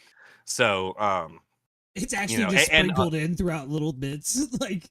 yeah. I mean, they It all definitely are. adds up to- Here's They are 3 putting some minutes. razzle dazzle. Here's 3 minutes. Yeah. Here's 3 Um, minutes. No, this is yeah, wonderful. dude, like seeing I- you guys get like so like I'm not gonna lie, like your face light up as you're talking about this stuff. I have not watched the Bleach anime, obviously, but I've read the manga. Kenpachi doing the Bankai peak, like that's what's up. I'm so glad Yeah. they're hitting it. I'm going to dude. watch the 1,000-Year Blood War though, because it's just such Genuinely. a fantastic arc to just consume. It's really And plus- good. Yeah, Yeah. I think I want to go back and rewatch all of the Arrancar shit in Bleach. Tough. It's Just tough, brother. use a filler guide. Yeah, it's yeah. not. It's. Listen, I the- just the did that. manga was sometimes. really rough on me, and that's what's kept me away from I- revisiting. we have a- Bleach. we have a The mutual anime is the buddy. same worse. thing. The The anime is anime's worse. going to do the same thing for you. Oh my god, no. The But manga's peak much is better. peak. Yeah, the Obviously, manga's yeah, much the- better. I the- literally just rewatched all of it. Like literally just rewatched all of it. And again, I mean, Bleach is my number 2 anime of all time. Go back to episode 1 of the 3-up test, and you'll see me talk about that. And Best it art of still the is big 3. there. I'll stand 10 toes What was on that? I said best art of the What was big 3. I'll stand 10 toes. on Without a that. doubt. Oh, Without a easily. doubt, Yeah, yeah. I'm right there with Yeah. you as well. I love the anime for what it like did for me. I love it for the time that it came out. But going back on a rewatch today, everything outside of 1,000-Year Blood War. So this does not include 1,000-Year Blood War, what I'm about to say, but it suffers from the exact same problems that fucking Naruto and One Piece do. The pacing is dog water, but also this has a separate issue that I haven't noticed with Naruto and One Piece, and I don't know if this was a mishandling of the IP or the original files or what, but the quality of the episodes differ so heavily from episode to episode throughout Hueco Mundo. Like The genuinely, entirely different aspect Yeah, ratios. the aspect ratios change. They go back to like tube TV ratio and then back to 16:9. The audio Insane just work. won't sync up half the time. Or it sounds like it's filtered or something. Like genuinely, I imagine if you don't own all of Bleach on Blu-ray physical, I don't think there's actually a good like definitive great way to consume a lot of Hueco Mundo Yeah. specifically like on streaming or whatever. So if you're thinking about diving back into it, I would, and especially you of all people, like read the manga again if you just want to consume that You content. just watch a YouTube and then short. then watch like certain episodes, like watch the actual episode that shows the Ukiura fight, you know. because like I was so couple burnt out reels. that like this is a controversial opinion, not to sidebar us any further from 1,000-Year Blood War talk, but like I was so burnt out by the time we got all the Grimjow shit. I was like, I don't care. Like, Dude, I like, get it. entirely. And it's But I like mean, you also have to that's think such a big it's not moment meant for to so many be- fans, and I'm like, okay. it's not meant to be binged in like Yeah. a week. It's like Yeah. this was a story that was being told over years. Hashtag decades. I read that arc over the course of a year. It took me a year to finish Bleach because of like that whole Yeah. span of like chapters. but I will Well, say then this, that's Lucas, what like, then it aged well. I would Yeah. say. Yeah, like- No. but and I've been saying this a lot in my comments too, talking about this because a lot of people are having the same conversation of like, I think it's finally time for me to read it, whatever. And this is straight from Kubo's mouth. This is, I mean, Kubo said, we could literally say this, much like Oda says all of these things. But Kubo said, and we have seen it like demonstrated, once you get to 1,000-Year Blood War, watching the anime is a more canon experience and a more fleshed out experience Yeah. than reading the manga. The anime, like, this is not, subjective. This is an objective fact. They are adding legitimate canon material that was not like that Kubo didn't have time to expand upon when he was originally drawing the 1,000-Year Blood War. So literally, this is actually the best way to consume Literally. Bleach is to read Literally. everything up to TYBW and then watch the anime. this. And not only that, this is genuinely, in my opinion, the best like paper to anime adaptation we've probably ever gotten, because holy crap, they have elevated every moment to the nth degree. Like, the only thing I can complain about with Thousand Year Blood War is a few moments with CG animation, which still isn't It It like didn't even terrible. look that bad. You're crazy. Yeah, The yeah. hand had its moments. The hand had its moments, brother. I look. I'm here to glaze Bleach, not to bitch about it, but like I'm still gonna be true to myself. There was a couple of moments where I was like, you know, So it okay. would never. But then Mayuri was going crazy and Kenpachi was going crazy, so it's cool, you know. Like, and again, they don't rely on it super heavy. It happens. It's part of it. I've accepted it as part of anime. But yeah, Thousand Year Blood War animation is one of the best adaptations I've ever seen in my entire life. Like, That's genuinely, if not the best adaptation. You and Cody this both, most recent episode 4, you, I'm so stoked. like I said, you and Cody both had this look in your eyes. It looked like you guys were fucking kids again, like just fucking getting so hyped. I've about been it. waiting in the best way years possible, to see this obviously. shit animated. Yeah. I Waited a decade, like an actual decade, like unironic decade. there was a point in my Hashtag life where I never unironic thought it would decade. actually come back. Like it's Yeah. genuinely surreal. I used didn't think I'd to ever see have this. YouTube videos of like people narrating the manga so that I could like just rewatch it on a second monitor because it's like Mhm. I love these fights so much and it's just surreal. It's absolutely fucking fantastic. The Man, Yoruichi's ass is out of this world too. We gotta say It's it. out of this I don't world, know how dude. we haven't. He's Dude, like, we gotta both hit of it. those We cheeks. gotta hit that part. Getting her cheeks on the full screen was just. I mean, I got to see that shit in They theaters, dude. kept I saw that in the theaters. title card. Oh, yeah. One Oh. to fucking one. Oh yeah, the title card, and it just fucking just they put it on the screen. It was cheeks. So dude. that's like, dude. How much I That's would pay gonna to create be some like my Uehara. parents walked Oh in my on me God. watching Bleach, and it's like, how This do is you what- explain that? This is That's the why shit where my Cody parents sit down. They're like, draws- "That's a with nice it. ass." They're This like, is why "Fuck." Cody draws his threes thick as hell. Like if you've ever seen You can't Cody draw a it's your thick easy three. And on tables. All right, so boys, I know we're talking about some cheeks, but let's bring this back to some more of this most recent episode. I have to ask y'all a question because I'm getting very conflicting points about this in my comment section versus my lived experience, which no one's appreciating right now. No, quite literally. I loved Hitsugaya as a captain, and he was one of, if not, he was my favorite captain for a vast majority of the Soul Society arc. Like, again, I was watching this when I was like 12 years old. I was super Society. young, and a lot of people in my circles when I would like when Bleach was new, like everyone thought it was absolutely ridiculous that I was out here glazing like Hitsugaya when obviously Kenpachi exists, Byakuya exists. We had gotten a small showing from Shunsui defeating somebody who could My literally God. never get defeated, which is insane. My boy Chad, what a diabolical matchup for him. Right. Poor So we Chad. had seen My a goat. decent amount Every matchup for him. of captains at that point. Listen to your And I best. still had a lot of love for Hitsugaya, and he was actually like one of the very first anime characters I ever drew when I like tried to start getting into like art and drawing and stuff like that. So I've got a big freaking love for him. I thought he was cool as hell. And look, white-haired anime characters always get +3 charisma, and then you add a fucking ice dragon to them and a really good Japanese voice actor. Fuck, dude, I'm in. And I'm 12. Like, I'm in. Yo, and Kiefer stole his whole seeing- bit. And I'm And- 12. and I'm 12. It's crazy. But then seeing this most recent episode, episode 4 in Core 4 of like him finally like unleashing his full potential, and then we get like an aged up version of him, which I still think they just made sure he aura farmed for every second he was on screen. Like I genuinely think he was. They let him just absolutely cook against Gerald. Obviously, it was all for naught, which is like the massive despair we feel at the end of that. But like, I just thought that was so freaking cool. And as much as I want to glaze the sick Kenpachi moment that we just got, which like as far as a battle shonen's concerned, that was the cooler transformation we got in this one very specific episode. But Hitsugaya is right there with him, and I think he deserves the level of glaze that, or close at least to the level of glaze that Kenpachi gets, at least for this very specific moment. And I don't know, how do you guys feel about that? How do y'all feel about his progression for Thousand Year Blood War? Am I think- alone in that?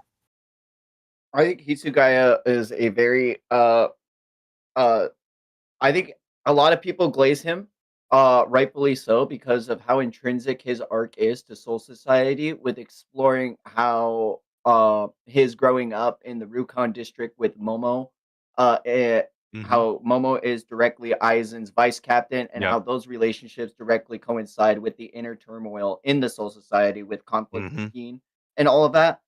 To the effect of so much popularity, this character got his own movie. If we remember, I think it's Diamond Dust Rebellion, where he did. like I just so don't remember I him think being popular. So maybe I just missed out he's because my super homies were all pop. edgelords. But like When I that's what was a like kid- my comment section is like roasting me for saying that he wasn't popular. I'm like, No, he's very popular. I got made fun of for like loving Hitsugai. He got his like, own but movie. Kenpachi's right there. That's what I thought that too. when, But yeah, when maybe was I a just had a kid, weird like, perspective.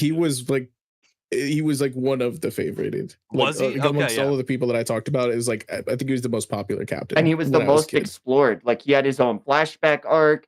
That's fair. His Bankai was the I most fucked with them heavy. explored. Like it's literally like I think Hitsugai was meant to serve as that bridge, as like I'm gonna rebel against this, and it was our way to have a fresh perspective into Soul Society before Ichigo fully Soul was Society. integrated into that.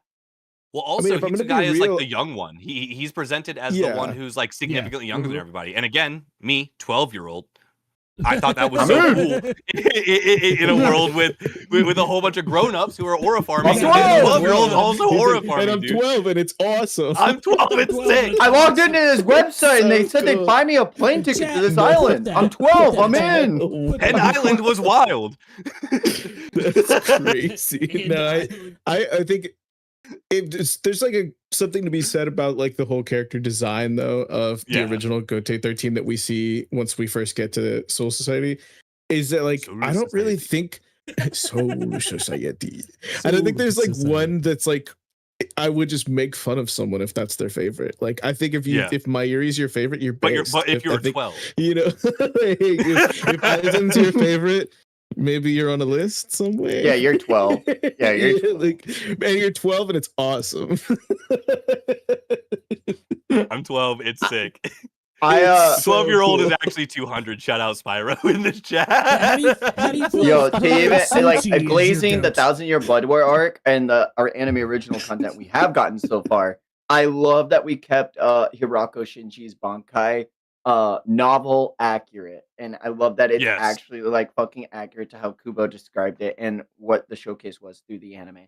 Fucking 10 out of 10. Don't care if it was CG. Don't care if it wasn't like fully 2D animated. Like suck my dick. No, it was still because sick as it's hell. meant No, to it was warp still with sick. your senses. It was still sick. It's No, you heard like him. You have to literally suck what his it's meant to dick. do. Imagine if we were warped into like a fourth dimension. back Like to that's my what his PC. Bankai does.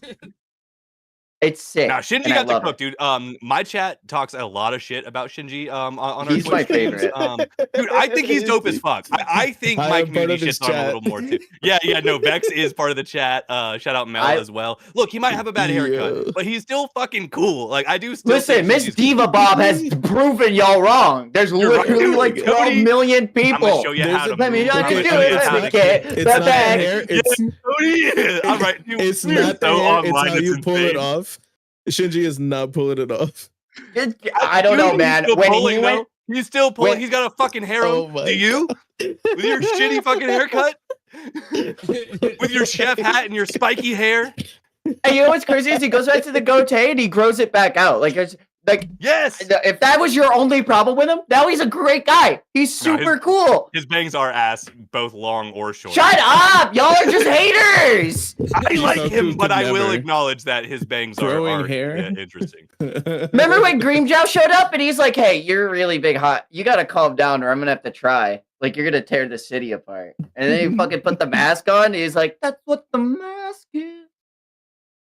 Yeah. That's what the mask." is." No, they've just done such a good job, though. I highly implore anybody who's not there, who's not keeping up with this week to week, to jump on it. I mean, genuinely, this is by far the best of the season for me right now. ReZero did just come back. We're only one episode in. We also have things like Link Click and other stuff to talk about. But I mean, like for me, like I'm telling you right now, this will be my top for this season. It's there. It's already there. It's going to. Oh yeah. I mean, dude, what can I say to Kenpachi, bro? Like Hashtag top for this season. outside of him being splatted like Yamcha for a moment, I don't think I ever have a chance. You know. But yeah, so that being said, though, you're doing yourself a disservice if you like Battle Shonen and you're not watching Thousand Year Blood War. And if you're one of those people who's waited to start binging it, I think now's the time. I really think now's the time. Noted. Be there when the finale happens and when the very new stuff, especially if you're like a manga reader who feels like, you know, this is nothing new. It is something new. I genuinely think we're at the turning point. I can't tell you for sure. We really what are next at week some will new hold, stuff because, like, I mean, but yeah, we're Ichigo and Uryu are literally talking to each other. Do we remember how much talking they did in the manga? Almost none. I don't want to spoil y'all on what's happening, but like we're starting to get to some really cool shit, and I'm really enjoying it. They're about to kiss. No, this is wrong anime. That's Naruto. Yeah, wrong anime. Wrong That's fine. Sasuke. We don't want them to I'm so kiss you. sorry. Nobody's even Wrong fan shipping Sasuke. Uryu and fucking Ichigo because that's just a fucking downgrade for Ichigo.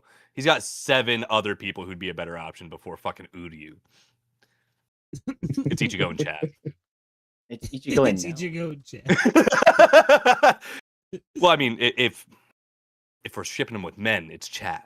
What do you mean? Okay, before Renji's Renji, right are you guys? there. I'm Yes, actually yes, before Renji. Yes, before Renji. Yes, before Look, Chad Renji. looks like he would before go after Keiko. Ichigo Before gently. Keiko. Yes. He's Renji looks like literally he'd been there with Ichigo in every single class. Actually makes conversation with him. I do Makes wanna a say, point to include him in the plan. Keiko is literally him. And then Tatsuki over He's too weak for him. Tatsuki, the Too weak for tomboy. him. They can't handle him. Renji at least could handle him on bottom. You know what I'm saying?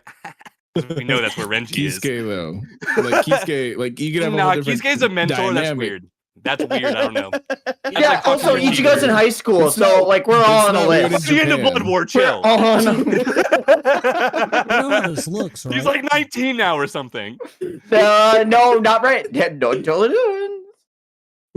I actually have no idea. Genuinely, I have no idea. He's in high school. Angel goes, That's ain't why. no way. I know. This is the worst conversation ever, guys. I'm sorry. Yorichi's actually the one. We can leave it at that. Thousand Year Blood War. Her cheeks, fucking 2 episodes ago. Immaculate. Better than anything we've gotten in the whole The series. clip is everywhere, by the way. That's so what they of course wrote- I've seen that. That's what they wrote the song "One" about, is because she's top Yeah. one, right? Top. Oh, dude. I mean, and in all verses, bro. And in all verses. Also, she's in Fortnite Speaking now, of and they made sure numbers- she was thick in there. Before top 1, we have to talk about Re-Zero. Number 0. What a segue. Dope sec. ass I'm gonna mute translation. and go off camera. Someone message me when you're done because I don't want to be spoiled on this. I got you, brother. Oh yeah, I got Lucas you. started Re-Zero, everyone. Yes, I love yes, it. I have. I don't want to be spoiled. Is it gonna mute for the stream as well or no? No, of course not. Okay. What? We're just muted for like the next 30 minutes, Yeah. just going a fuck off. You just see me and Jacoby muted, like jumping around. We start Fortnite dancing. Bill. Yeah, no, ReZero is going crazy, guys. We are back with the second half of season 4, so core 2 of season 4 of literally easily the best isekai ever made, and one of the best stories ever written, possibly. With what they're doing with season 4 in general, you know, the last core, the first half of season 4, changed my perspective on media, and I don't say that lightly. Like, I mean, in general, like, it started making me rearrange everything I've watched. You know, well above ranking isekai or even ranking anime, this just became one of those stories that I'm so invested in on such a higher level than just this is a cool season and I'm excited for next season. Subaru is one of the most compelling main characters that I've experienced in a very, very long time. And especially going from a character that I hated to a character that I absolutely love. And I mourn the loss of for obviously a lot of reasons in this season, as well as the ensemble cast. Like, literally everybody is playing such a crucial part and has a way to pull up my heartstrings, regardless of how tapped in with them I am or not. They all find a way to connect with me somehow, some way. And I think that is just absolutely insane. It's so well written, it's so well presented. And with this new core, it's come back and it was a great first episode back. Like we finally had conversations that just desperately needed to happen so we can move forward. And with us being stuck in a amnesia, you know, plot line, which I normally hate, I think they're handling this with absolute poise and rationality. You know what I'm saying? One of my favorite things about this Weeds. entire arc that we go through, especially reading it, is when Subaru gets struck with amnesia. the constant callback to damn, like this Subaru is fucking this guy's awesome. Like this guy, like at first he's like, what kind of lie did he have to tell her? What kind of but like the more he learns about how much he's overcome and gone through it, the more like I not reluctant, but like and the more admiration he feels in himself. He's like this Subaru guy is like something awesome. And it's like third person because he's amnesic. He doesn't remember like doing any of these Yeah. things or any of the trials and tribulations that led him to be the person he is right now. And it's super cool to see a reflection of the character that we all of us upon first meeting should have some adherence to because he's kind of a punk.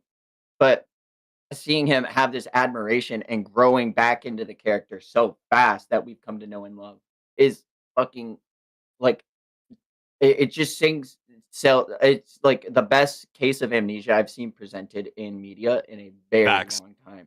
And that's why Maybe this is ever. one of my Yeah. favorite arcs. Like it's top 2. It really is. I fucking love this arc so much. And I hope you guys are I know it's a really low point. It really fucking sucks because like seeing Amelia like heartbroken over being called Amelia Chan or Yeah. like Dude. Ram absolutely crashing out at Subaru for forgetting the promise he made her. Like Dude, it's harrowing. But I have something love to it. cook on there because like that, yeah, that moment specifically stood out to me. And I was talking a bit about this with Jacoby earlier, but I like legitimately feel like I needed as a viewer to see Rom pop off the way that she did, Mhm. and to see her logic it and intuit it and get it into her mind that she is okay with this now, but she clearly wasn't before. I needed that as a viewer so that I could be okay with the amnesia. Yeah. And like that is like a level of character depth and like of this interaction and like of the writing behind this character moment. It's like because of everything that we had lost, obviously I was like very not down for this part. I was very, like I had a lot of trepidation about this amnesia plot. And it's not just because I've seen bad or subpar amnesia plots before, but it was just like we've just lost so much. But like So much loss. seeing him like yell and get this into Rom's head that like that doesn't matter, I'm going to get it all back. And I'm like, dude, I needed this literal interaction to happen and for Rom to come to terms with this so that I could as a viewer. And that's just insane. That's 10 out of 10 writing. It's phenomenal. Like that was such a breathtaking moment for me. It truly was. The amount of emotional impact that and we the crazy thing is we've seen this particular argument from like multiple versions like multiple times. Man, we're making this sound really good. Angels, I'm not kidding, bro. This is a top 5 media ReZero of is all literally time. top. It's up there with the Odyssey. Yeah, I think it's like top 3 for me. Yeah. Don't listen to any of the isekai haters or don't put those shades on and get worried about it being It's not an a isekai. tropey, whatever. Like at this point, isekai It's is just past like that. it's a disservice. It's a disservice. This is just a that's story. It's a great fucking story. It's a great story, yeah. And we're 4 seasons in. You have a lot of content to catch up on. It's just so damn peak right now. And yeah, back to Vex's point. We've seen this argument with the two of these characters play out multiple times in the last like 11 episodes or whatever. With Subaru, this new version of Subaru, at least, going back and forth through this whole very specific scenario of him trying to figure out who the hell he was or has been for the last 3 seasons. And that being said, this time really did have another level of weight and pressure to it, coming off of what episode 11 gave us. And then being able to pivot that scene directly into him, defeating the loop, surviving the attempted assassination of him, and then yet again reconciling with that character being like, I fully understand you, which obviously we as the reader, as the viewer, know that he intimately understands this person because he's literally lived their entire life at this point. and then they try to take themselves out, and he still saves them, even though they literally just tried to kill him. But then he also had the foresight to tell Amelia to be there, so he had a witness, so he had like some more backup. Like, this is still our GOAT. Like, this is still our Yeah. GOAT, Subaru Natsuki. I think even he's though he's in such a different form right now, and let's yeah. call it a hindered form. I said this with Vex. Subaru Natsuki needed this to be able to see, like it's just like what our GOAT Kamina from Gurren Lagann said. Be the Subaru Natsuki that I believe, or believe in the Subaru Natsuki that I believe in, you know, or that Kamina believes in. I'm fucking this all up, but you guys know what I'm saying. I know what you mean. Yeah, I think that there's like a whole different level of what he is capable of now that he was holding himself back from before as well. Like there's so much about his character interactions in the first couple of arcs that was just him being performative for Amelia because he was chasing that. And like the fact that like this version of him, she literally loves you, dude. And so like it's like he doesn't have to try to be this like superfluous version of himself anymore. He could just try to be the best version of himself without having to get in his own way in that 100%. Same kind of classic, you know, way that we've seen him do multiple times. And there's also this removal of the pressure. He was becoming known across nations to be a hero, which can wear down on someone after enough time. The expectation is huge. So it's like with not having to try to be Amelia's knight and not having to try to be this hero or like any of it, he gets to do things that we just kind of wouldn't see him do. He gets to start life over in another world. Yeah, wow, crazy. The prologue's over. Like no, it's after like, episode 11, season 4 prologue's over. But like OG continuity Subaru, it's like we wouldn't see him asking Amelia for help like that. And that's exactly what he did with Rom. He's like, I need you to help me. Yeah. And it's like we just don't see original Subaru doing quite this, but like because he has like these limitations he's put on himself removed, it's almost like this is a superpower. You know what I mean? Easily, yeah. He just got like a new ability because he got out of his own way.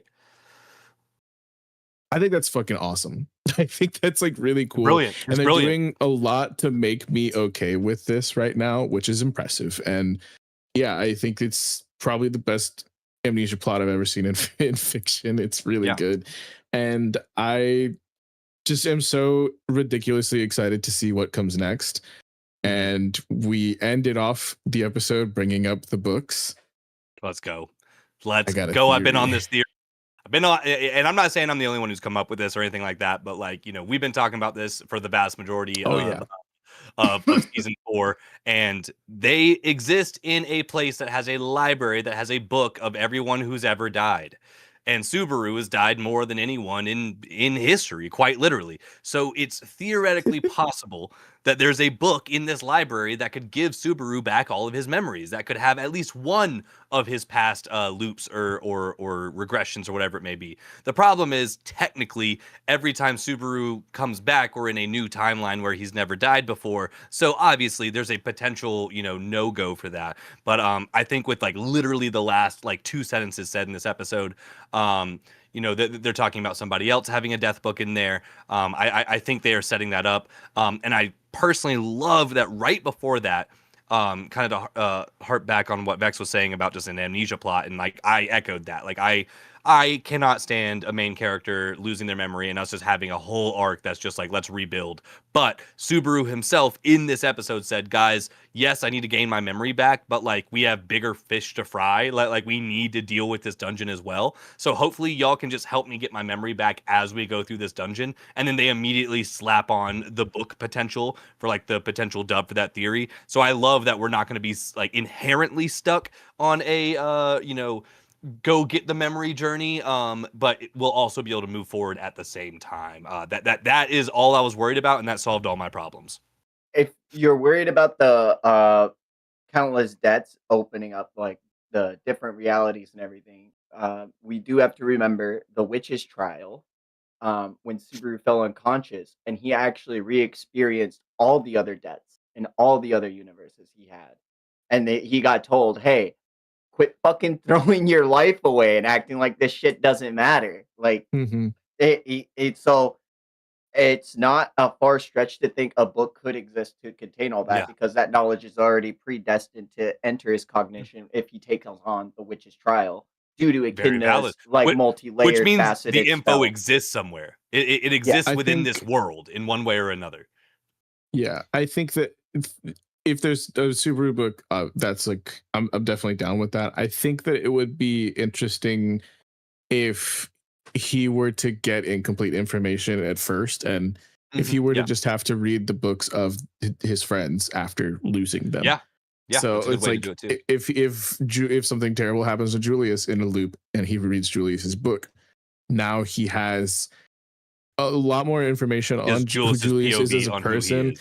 but also he sees what Julius saw in OG Subaru, and if he were to lose everybody through this trial and error aspect that we're facing right now, and he were to collect each and every single version of himself from their memories, he could craft this like pseudo super Subaru or some shit. And low that key, would it's the not better it would version be a, because it would because like but so it it doesn't would have be the a self-doubt. temporary fix though. I don't want this to be like a permanent thing because that means all the failures were for naught, right? Like I think that Fair enough. Yeah. there's narrative room where that could work, but I just don't see it being the obvious. I think it makes more sense for it to be just like a temporary thing until he gets his actual memories back. But I think that would be really fucking cool is if he got to like legitimately fully reverse engineer the hero that's in everybody's mind. That's one take that I have, is that he's reading all of these other books and whatnot. I don't know if that's all going to happen though, but obviously anyone could die at any point in time, and like you'd be a fool not to at that point, Yeah. right? I don't know, but no, great angle there. Great angle. The main theory that I've been kind of cooking on is that I hope he reads Betelgeuse's book. Ooh, I think that would there's be a lot of information the we gleaned most from that. It would be the most insane like book to read, right? Because Betelgeuse lived for a like long 400 time, years, too, right? Yeah, like he 400 was years, like yeah. he was there for Elior Forest, so he would have memories of that, like what happened there, and like he would also have memories of what happened during the second half of like the Act 3 when he fought that version of Subaru as well. So I'm like, I don't know, it'd be like really interesting, and that's how he learned about how to actually use his witch factor, because yeah, he's not even using it right now. He doesn't know how, again, I feel like, right? Like, I don't know. But that would be like a crazy fast power up. And I think that would actually make him better with his witch factor than OG Subaru was. You know what I mean? Yo, facts, 100%. He'd have like someone to like directly learn from. Yeah, I think these books, one way or another. Yeah, Betelgeuse's master was literally Flugel, right? I think so, yeah. So like he would just be able to like see the version of like this person that Sharlaw keeps like mistaking him for. You know what I mean? Yeah, no, facts. Through the facts. book. Yeah, it would be crazy. And I also don't think be crazy Reed's power books ups here. for him. Yeah, I don't think Reed is technically dead, so I don't think he's got a book here. Good point. I like that too. Now I'm stoked. I don't have too much to add on top of that, but I really liked this episode. Obviously, I'm really liking this season. You know, it's this and Bleach for me at my very tops, and there's still one massive thing for me to talk about this podcast that I'm truly loving. So for a weird season, we're back to thriving, dude. We are back to thriving. I'm so stoked that ReZero's back. Goated. ReZero's literally the goat. ReZero's what? Literally the goat. Widowy goated. Widowy. So are you? We're through most of it. There's only like 7 more episodes for this season. So like, just without saying too much, Cody, like, are you feeling good with like how the pacing is going and everything? Are you at all concerned about maybe compression, or like how are you vibing like with this as an adaptation? It's great. I'm just I think this is a wonderful adaptation. I just with only 7 more episodes to go, it does make me a little bit nervous for it does make me nervous for the resolution, or if we are going to leave on what kind of a cliffhanger we are leaving on. Because there is a potential for some upset. With how quick the turnaround was from last season to this season, I only pray. Yeah. I put it on my bingo card that season 5 gets confirmed. Like I'm hoping the final episode, the credits roll, and then boom, they announce it right then. Like I'm dude, fucking I hope praying. so. I want you to get that. God. I want you to get that. That's for damn sure. Because I'm God, praying, dude. I that'd be so need it. peak. I literally need it. I waited 6 fucking years, y'all. Yeah, no. I've been on the ground floor for this too. I caught this anime when it started airing season 1. Before the director's cuts, before all of that. I've more or less been weekly for this as well the whole damn time, and I'm just blown away with how much it's worked its way up my list. It's always been something I've enjoyed and been interested in and been waiting for. The hiatus took a lot of wind out of my sails, not gonna lie, and I even waited to start season 3 when it finally came back. Not that I waited, but like time and things and just stuff got in the way, and I just kind of didn't get to it. And this was actually something I kind of like binged to catch up for season 4 so I could talk about season 4 on this pod, and then like within that time everything changed and I'm like, oh my god, this is like, I had to tell myself I'm not gonna do another full rewatch because I was like, I can't give that much of myself to this series again. Now I can't do it. But like, it's like I enjoy this series so much. It's every great. single bit of it just keeps adding into something greater than I ever expected in the first 1 or 2 arcs. You know what I mean? And they're qualitatively, they're blowing it out of the water. They dropped the ball with the dub, but like, what can you do? Yeah. You know? Yeah. Do not watch the end of episode preview episode. This is we're in a really crucial moment right now in the arc as well. Just to forewarn y'all, it's like they haven't dropped the ball with him. I watch him so that I can warn y'all in case they do. They haven't yet, but we're getting close to a point in the story where they could fuck up and drop the ball. Definitely don't be watching that shit. Word. Noted. Alrighty, boys. Well, if that's it, what do we want to yap about next? I'm at Lucas. How do we get Lucas back? Yeah. I don't know. Let's find out. I need Lucas to tell me about something. He has some words. He does have some words. He's got some anime to drop on us or some kind of show. I did, today I was trying to catch up on Daemons. I'm 2 episodes behind, and I didn't because I was like, there was something that was coming out in August that I wanted to watch, and I hadn't had the chance to watch it yet. So I was like, I'll go see if there's an episode or 2 out, and there was like 5. Oh, nice! That's a pleasant surprise. It is. Yeah, the season's over. It's almost halfway over now. No, or over halfway. Yeah, August is like almost gone already. It's ridiculous. Isn't that crazy? But yes. But what do you have for us, Lucas? Anime I'm talking about. It's actually a Chinese anime. It's called False Memory. Oh, it's probably a 10 out of 10. It's so good. Don would just. This was on my list. Yeah, this was on False my list. Memory. False Memory. I gave it the 3-up test today. About this guy. I don't want to say much. Let's just say he's a clerk and he's got this thing and he's trying to find this other thing. And that's about as far as I'm gonna say because I'm gonna save it for a 3-up test because it sounds gripping. What is that? Is it grippy? Grippy. Okay, I call it a thing because it's grippy. He finds this thing called a time gun, but it needs for it to function correctly. It needs this kind of like cube thing. Time bullets. No, like this cube thing. The cover for this looks sick. It looks like he needs fucking floppy disks. I don't want to explain what the floppy disk without spoiling it. But anyway, he gets involved with this agency that does some things with human memories. So I'll just leave it at that. Okay. The animation, it almost is reminiscent of 2B Hero X, where like sometimes it'll just switch hard cut to a different animation style. And it's so fucking well done. God, like I don't know what they're feeding those animators in China, but Jesus Christ, man. Like they see their family as less than Mappa. Yeah, they're putting in the fucking work, dude. I was gonna honestly just looking at the cover arts and stuff for it. This looks so good.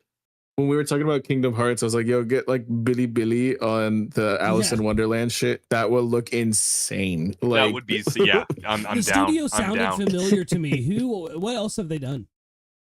2B Hero X, Link Click. They did 2B Hero. That makes so much sense. with how good. Yeah, the yeah, animation are is. the Well, same people. To Be Hero X was Um, like a collaborative effort, but yeah, like Billy Yeah. like bankrolled it. That's like the big social media platform in China for Yeah. the most part. It's their Toei. It's like their Shut up. Of course, you TikTok. had to bring that up. Well, that too. Yeah, Toei, TikTok, same thing. Same thing. Like this may Let's be start with they're my both wild. my favorite Yeah. 3-episode test of the year. Like that's Really? how much I enjoyed this. Yeah, it was just it was reminiscent. More of, than like, two- Mushishi? Dude, I'm gonna be. We'll talk about that later. We'll We'll talk about that later. No, guys even- I saw the trailer for this at Anime Expo. It looked phenomenal. So it's Yeah. definitely on my list. This was Yeah. this was on my list from Anime Expo. And Animal like I said, Expo. Animal Expo, but like like it felt very cozy. Like I don't know how to explain it, but it had like some kind of grain to it. You know what I mean? Like the 2000s anime did. Bit of a grit. Actually, I'm camless right now. It reminded me of FLCL a little bit, not in like plot wise or anything, but aesthetic wise. Like some of the I see you. hard lines and stuff like that. But it just felt cozy from the get go, and then just with how quickly the plot progresses, it's just fucking chaos, man. And it's so Yeah. well done. Dude, My I'm with it. only- If you win my- this game tonight, man, maybe we watch it. Maybe we watch Either way, it. I'll watch it. Either way, I'll watch it. I'll just do a for the love of the game 3-up test with you guys. Also, Yeah, I was just like saying already that. gonna watch That's always this. an I option. just had Yeah, a like this is crazy something I'm month. so down for. But also, like with me not being super stoked on the season we're in, like if this thing becomes a hitter, like I'm happy to have something to look forward to every week. You know what I'm saying? Yeah, I've Reason to get out of bed type shit. I've had maybe like 2 hits for me this season. Like even Ghost in the Shell, I fell off of because I'm like I'm just gonna wait till it's done and binge it. You know what I mean? Like, Mhm. that's a binge Yeah. show. I'm thinking it is too. I have kept up with it. I actually meant to add that to the list. Like And I forgot Chainsmoker about Cat it. was way too I much. think I'm Heroines came and went. But yeah. Well, I mean, yeah, it was one episode. That's all we got. But dude, hell yeah. No. Thank you for bringing that up. And I will make sure to actually check that shit out because, like, genuinely, like looking back at it, I know this was brought up. I do know this was on Vex's list initially for the beginning of this season. So, false memory. Shout. And also, again, like I am absolutely glazing anything bring this Chinese up, anime yeah. right now False because they're memory. cooking. Yeah, I started episode 4 and realized what time it was and was like, nah, man, I can't do it to the boys. I can't be late to pod because I wanted to watch the 4th episode of this show.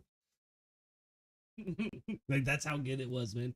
I had a fucking blast watching it. So hopefully in the fourth episode itch. exactly, dude. I got that. So, like, Time gun. it allows Yeah, you to I'm go to a stuck on date that in too. the past. It allows you to go to a date in the past. Oh, so it's like That's Rick and all Morty. I know about it. That's all I know about it. No, it's not like a portable gun. I'm with it. I'm intrigued. It's like, So it's how like many Hitman episodes did you say was Reborn. out? No, it's not. Is it? Now you're just saying things that have guns in it. My No. only gripe is there's no dub, but that does not take away from the experience. You know what I mean? I mean, I'm only getting one freaking dub this season anyway, so it is what it is. It is kind of, man, I'm actually so fucking tilted about this shit. Don't. I am too, Stop. bro. I'm pissed about it, dog. I just want to be able to fucking second monitor some anime. I've already read the manga. I should be Especially- allowed to be able to Yeah. listen and then hear the audio cue for when I want to lock in on the scene I want to lock in on. Like, Right. oh wow, my first world problem. Yeah, it's still a problem. It is still a problem, though. It's- When it shouldn't be. That's the argument. We have the Thank technology. you. When it We have should, the we really do. technology. It shouldn't Everyone be. has a fucking recording booth in their goddamn house after COVID. Like, grumble. We That have the being lines said- recorded. What are we doing? Yeah. Them being recorded is actually crazy. Like Like, it's all they- licensing bullshit, though. You know it is. It's got to be It's- bureaucracy, licensing bullshit. It has Um, to be because they got this shit done. They have the work put out, and that's the most frustrating part. Is you see people Which attacking the anime- voice actors online, and it's like, dog, what else can they do? Which Like, anime are you talking about? Daemons industry at and large. ReZero. ReZero. Yeah, But 'cause ReZero both of has them an have- English dub recorded, and they're not putting it out. Like One we have Piece. confirmation that it's been. Sunny Straight just straight up came out and was like, "Yeah, I just did my last recording for Elbath, for the next few weeks." So like he's recording every couple of weeks. Like you know what I mean? Like he put Yep. out a little video like that. I think it was on. Well, they Instagram have I a saw it. different And dub it's like, what the schedule. fuck? Like than Yeah, but they- weekly, they- Yeah. like they- typically. Yeah, it's coming out in the fall. They've announced it. Dub Yeah. comes out in the fall for LBAF. But oh shit, what was I about to say? But yeah, it's weird because like we had the voice actor for Subaru Natsuki, the English one, like go on an interview, and like Cody had more context than I did, but apparently he literally said like it's been recorded, and he just doesn't understand why it's not out, especially with how successful like the first half of season 4 was. It just doesn't make any sense. It was just done. There's like it's not more context. It was done at like an anime expo type panel, like one of those convention type things. He Yeah, was at, yeah. and Mhm. he was just Yeah. like, "Where's the dub?" And he's like, "I've recorded my lines. I couldn't tell you." Like, Yeah, I- I have no idea. Yeah, I just it- yeah, I was talking about this earlier, and like I've been grouchy about the whole Funimation Crunchyroll merger, but like this shit's just starting to suck more and more. yeah, it actually Like- is though. It actually is. If it wasn't bullshit that we were getting like AI generated fucking subtitles in the subs, like now you're dropping the ball and not giving us dubs at all. Like what the fuck are we doing? Yeah, You know? dude. Yeah, What are we paying Yeah, you and for? we I pay for miss- everything, Probably get pay for nothing. your I miss service. fan subs. I'll say it. I'll be brave. Fan dubs? I miss whenever fan subs. I'll go I'll go a step further. Whenever people would use special fucking Bankai effects in Bleach, they would have special fucking text for the subtitles that would appear. So if you use Satsui no Hado, the text would glow red underneath with the fucking that's art it is. Or Yeah, like yeah, if they yeah. use instant transmission, the words would use the instant transmission effect on it. Like some of these subtitle people put their whole fucking pussy into their work. Yeah. And Crunchyroll wants to give us fucking like Threw it AI. back on it, bro. Yeah, just sitting on it. You know, it's like I Wild. remember. I I love- remember. I remember watching a sub of Perfect Cell one time back when I was like probably like 8 or 9, before it was airing legally. I know that 8, for a fact. 9. 8, 9, or just about the time it was going to, because I remember looking up the next episodes in Japanese, and like, but I remember what the first time he goes, "I'm perfect" on the screen. It was like in big ass font, like italicized and everything. It was like perfect. I was like, oh Perfect. shit. Like that's a core memory for me that you just unlocked, Cody. Fuck. Yeah, man. Yeah, fan fan subs subs used to be were the fucking shit, and insane, it's like yeah. it's a lost art, really. But I mean, It really is. the You're right. fact that like Just like our the AMV. our subtitles are shitty, we don't have a Simuldub. I just have to sit here and grumble and watch anime. And oh man, what people wonder why I fucking read the manga. At least it's not AI generated subtitles yet. Ugh. Bro, I almost had to crash out today just like on the streaming service BS because I have Hulu and Disney Plus and I want to watch Bleach and I want to freaking support it.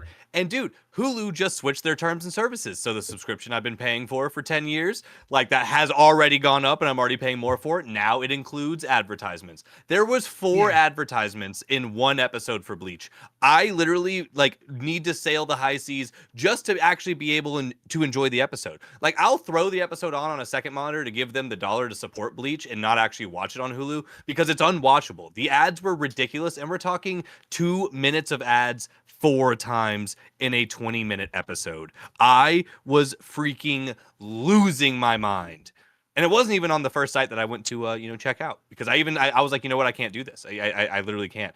And that shit is just gonna absolutely destroy streaming. And Yeah. Amazon already did that. And Netflix has done it as because well. which one?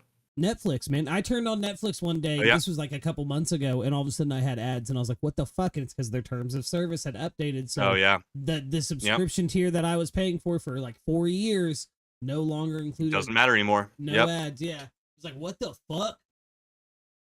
Yeah, I signed up for Damn you, Netflix a long time Netflix! ago. Yeah, I'm Where not like this was like 14 years or some shit ago, and like it was when they weren't even doing instant queue really. And it was just the disc service. And there was something that happened when they switched their subscription model up, I guess one of the times, and I remember having I never paid for it again, but I still kept being able to get it. And then like 6 years later that shit stopped, but I got so much free Netflix back in the day.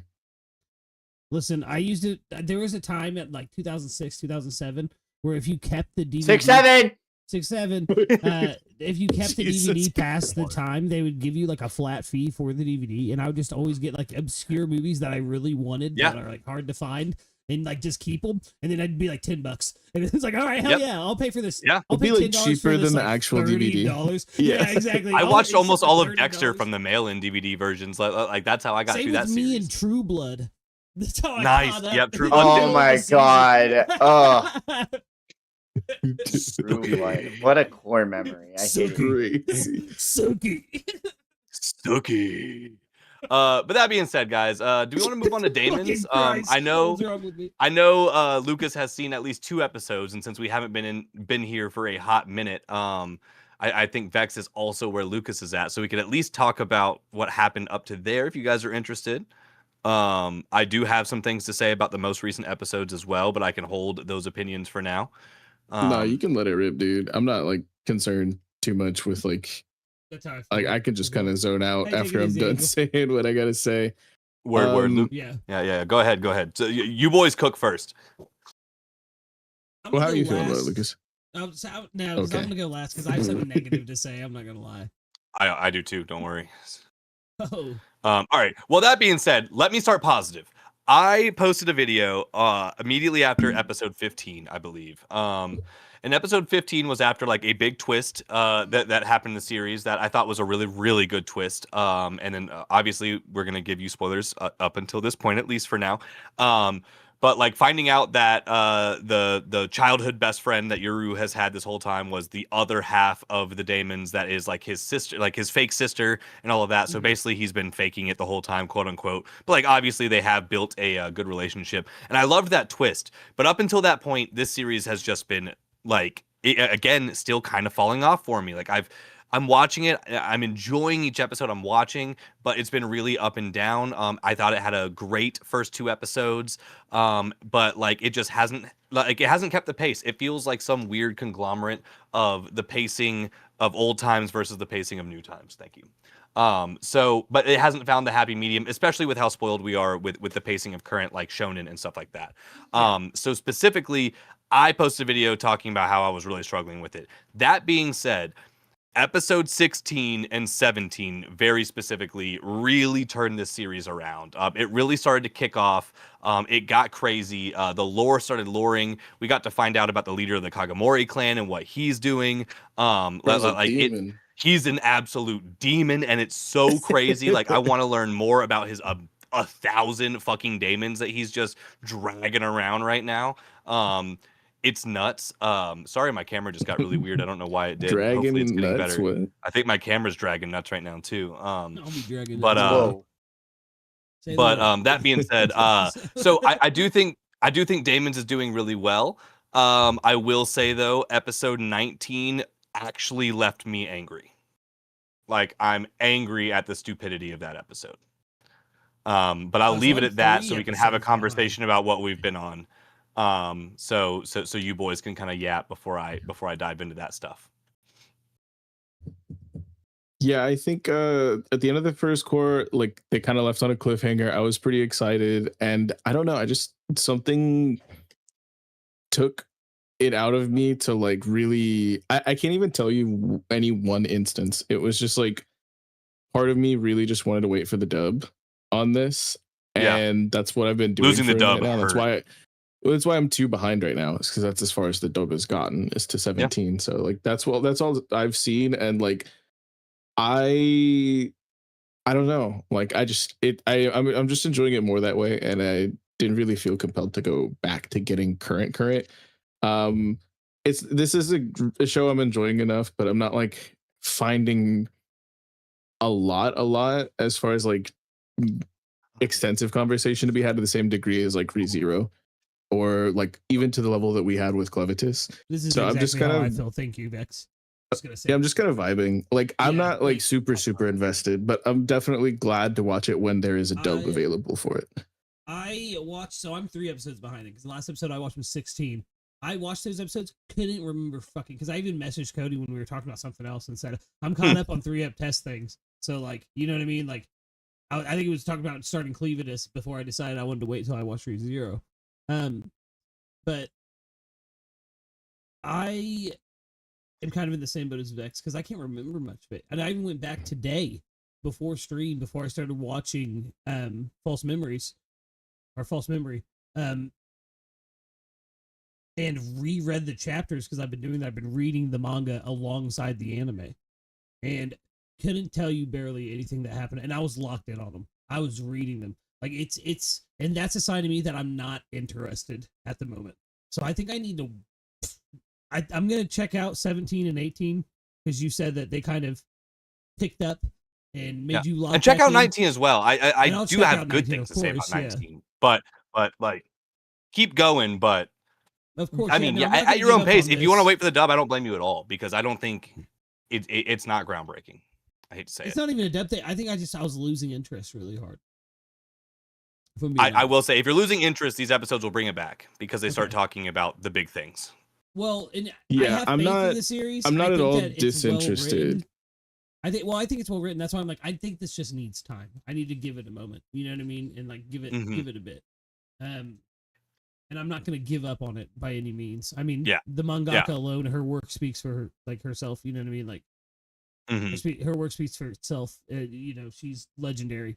So I trust her process in this story. Yeah. Yeah. None of my arguments are drop worthy by any means. I think this would overall be better in a binge setting as opposed to a week to week setting. Honest to God, I think this is one of those that's like, let it all come out, watch it in your preferred form, whether it's subbed or dubbed, and enjoy it like that as opposed to a week to week basis. The story is compelling. I think it's well written.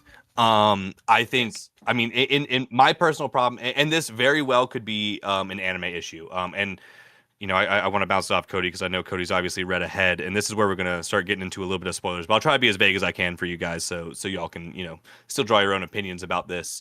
But episode 9 just has your classic shonen fight where all they did was talk. And because all they did was talk, not necessarily that there wasn't enough fighting, but the time that they spent having conversations was literally like so detrimental to the plot. It was ridiculous because left and right, I'm just gonna say left and right are the worst Daemons, or the weakest and worst performing, most underperforming Daemons in the entire series, like by and large. like with them being touted in this whole series as the ones, everyone who meets them is like, oh my god, left and right Sama, oh my god, you're so fucking amazing. Like we've heard tales about you. You know, were the twins born? Is it popping? I mean, whatever. Their lore is way different than what I'm seeing. And I'm actively getting cooked in the comments because I recorded this video seconds after finishing the episode, and I was heated about it. The problem is this whole episode, so it's left and right versus the dude with the swords. And the problem is, not only does he have 2 daemons, but he's also a person who himself is incredibly skilled at using those 2 daemons.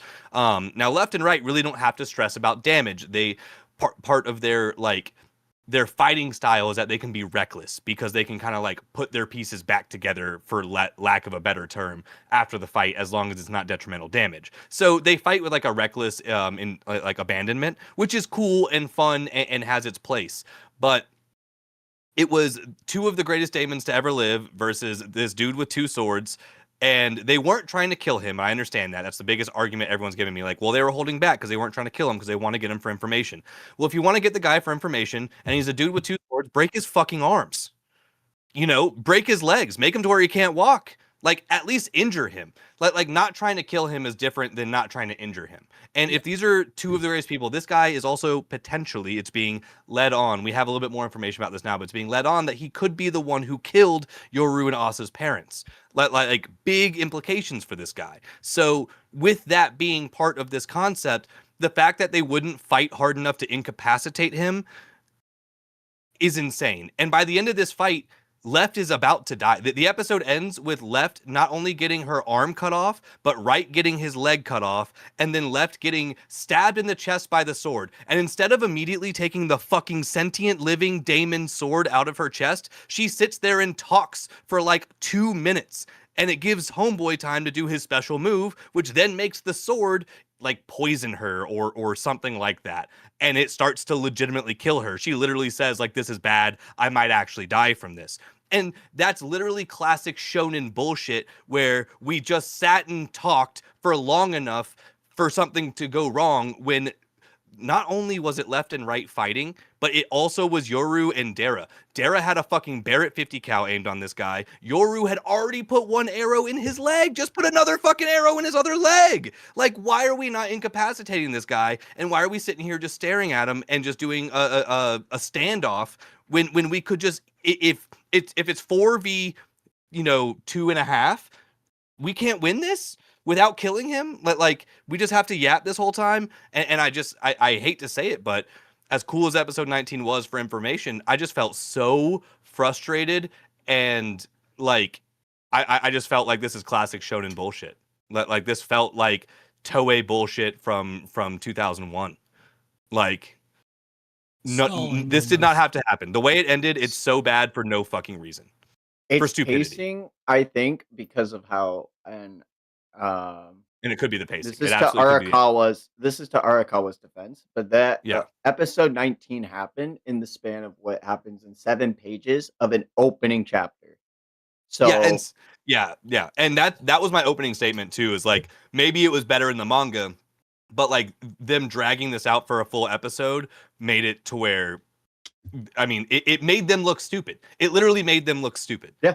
It's past the point of anime bullshit. We're gonna sit and talk in the middle of a fight, but it was like arguably a 4v1 with the way it was set up, because dude's physically holding the swords, so it's not like they're outside playing on their own. And you want to know who actually said it was a 5v1, because the little boy was there, and he's the only one who landed a successful hit on Homeboy outside of Yoru, who again has no fucking powers. He's sending bows and arrows at this guy. We have thunder gods fighting him, 2 thunder gods fighting him, and a kid with a bow and an arrow is the only one to land one significant blow on this guy in the entire battle, and then a literal Daemon that is a baby. Oh, That looked I bad. mean, It maybe looked he's bad kind for of left and a. right. I also feel kind of like he is also a bigger deal, because when he was activating his ability, it didn't happen until he said, "I really didn't want to use this," Yeah. and it didn't start. So I think there's a lot more to him that they just haven't True. cooked on yet. Yeah, And he's lit with it. I won't deny it. The guy they're fighting is a bad motherfucker. Like, for sure, he's nice with it. So benefit of the doubt, I guess. I mean, hey man, the episode everyone made it calls look bad. Kimberly an idiot in retrospect too. So I mean, Fair.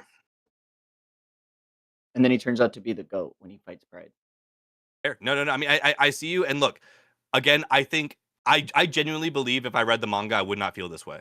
Like, I truly believe that. I But- think it's because but- it's like the 40-page chapters, and this is one of the things I was scared of. What I mentioned earlier on in the podcast was I was like, how are they going to break up having cliffhangers and such when there's so many different gaps in between of when Mhm. chapters are released? And this, unfortunately, I agree with you that episode 19 is classic shonen bullshit of dragging on too long to try to have a good cliffhanger versus Yeah, there is exactly. a much better cliffhanger so much fucking better, bro. 12 pages later, and then there's still I more got you. chapters. So it's like Yeah. there's a better place to end it, that we didn't have to spend all of this time with exposition dumping that Yeah, and 19 Truly, page it was only a chapter is page usually long. What an episode is too. Like, What was a that? 19 Yeah. I said a 19-page chapter. That's usually what an episode is as well. Like, Yeah, that is the yeah. standard chapter. So, like, what Cody's saying, if they ended after 7 pages and there's 12 pages more that had a perfect cliffhanger, yeah, that is just Yeah, shonen bullshit. Please forgive me, my overlords, but this was some Toei bullshit, and it really hurt the narrative of this story. Like, I gotta say that none of this is for me to say that I'm out, or I'm not gonna watch it next week, or I'm not gonna be talking about this. I'm not gonna see it through, and that I don't have faith in it. I'm not having fun. Like I said, It's episode frustrating. 17 and 18 were sick as hell, and this episode had a lot of really cool moments. Like, really, like, I love Yoru. Like he is genuinely like becoming one of my favorite modern MCs. I think he's such a good MC for a lot of reasons. But yeah, this episode was anime bullshit, or shonen bullshit very specifically. And there's just no ifs, ands, or buts about it. And and that They made it a don't know fumble. how It made an to- epic moment a fumble. Like, literally, we're learning about Yoru's parents. We're finally getting legitimate, relative, concrete lore about this, and they made that moment suck. Yeah, no, they and don't made know it how to frustrating. adapt.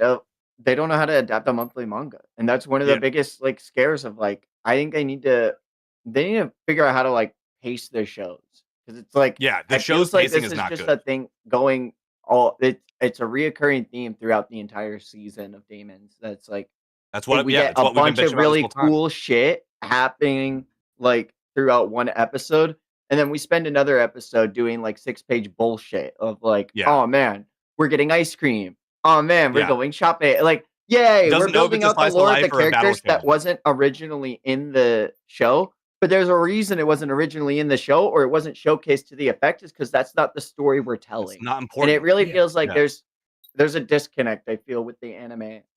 In my eyes, at least. And so No, like, I I'm feel like you're currently right. reading it monthly, but I just feel like it could be better, but I don't think it's bad. I just Yeah. wish Yeah.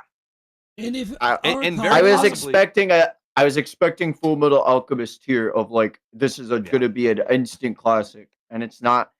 It's just it's like a 7 or an 8, 7, 8. Yeah. But like, But what I was gonna say real quick is like, if Arakawa wanted to do like a shopping thing, she'd do it because she's done it before. She's done those lazy scenes where it's like some really good character moments that kind of ties back to the overarching theme of a plot point or something like that. You know what I mean?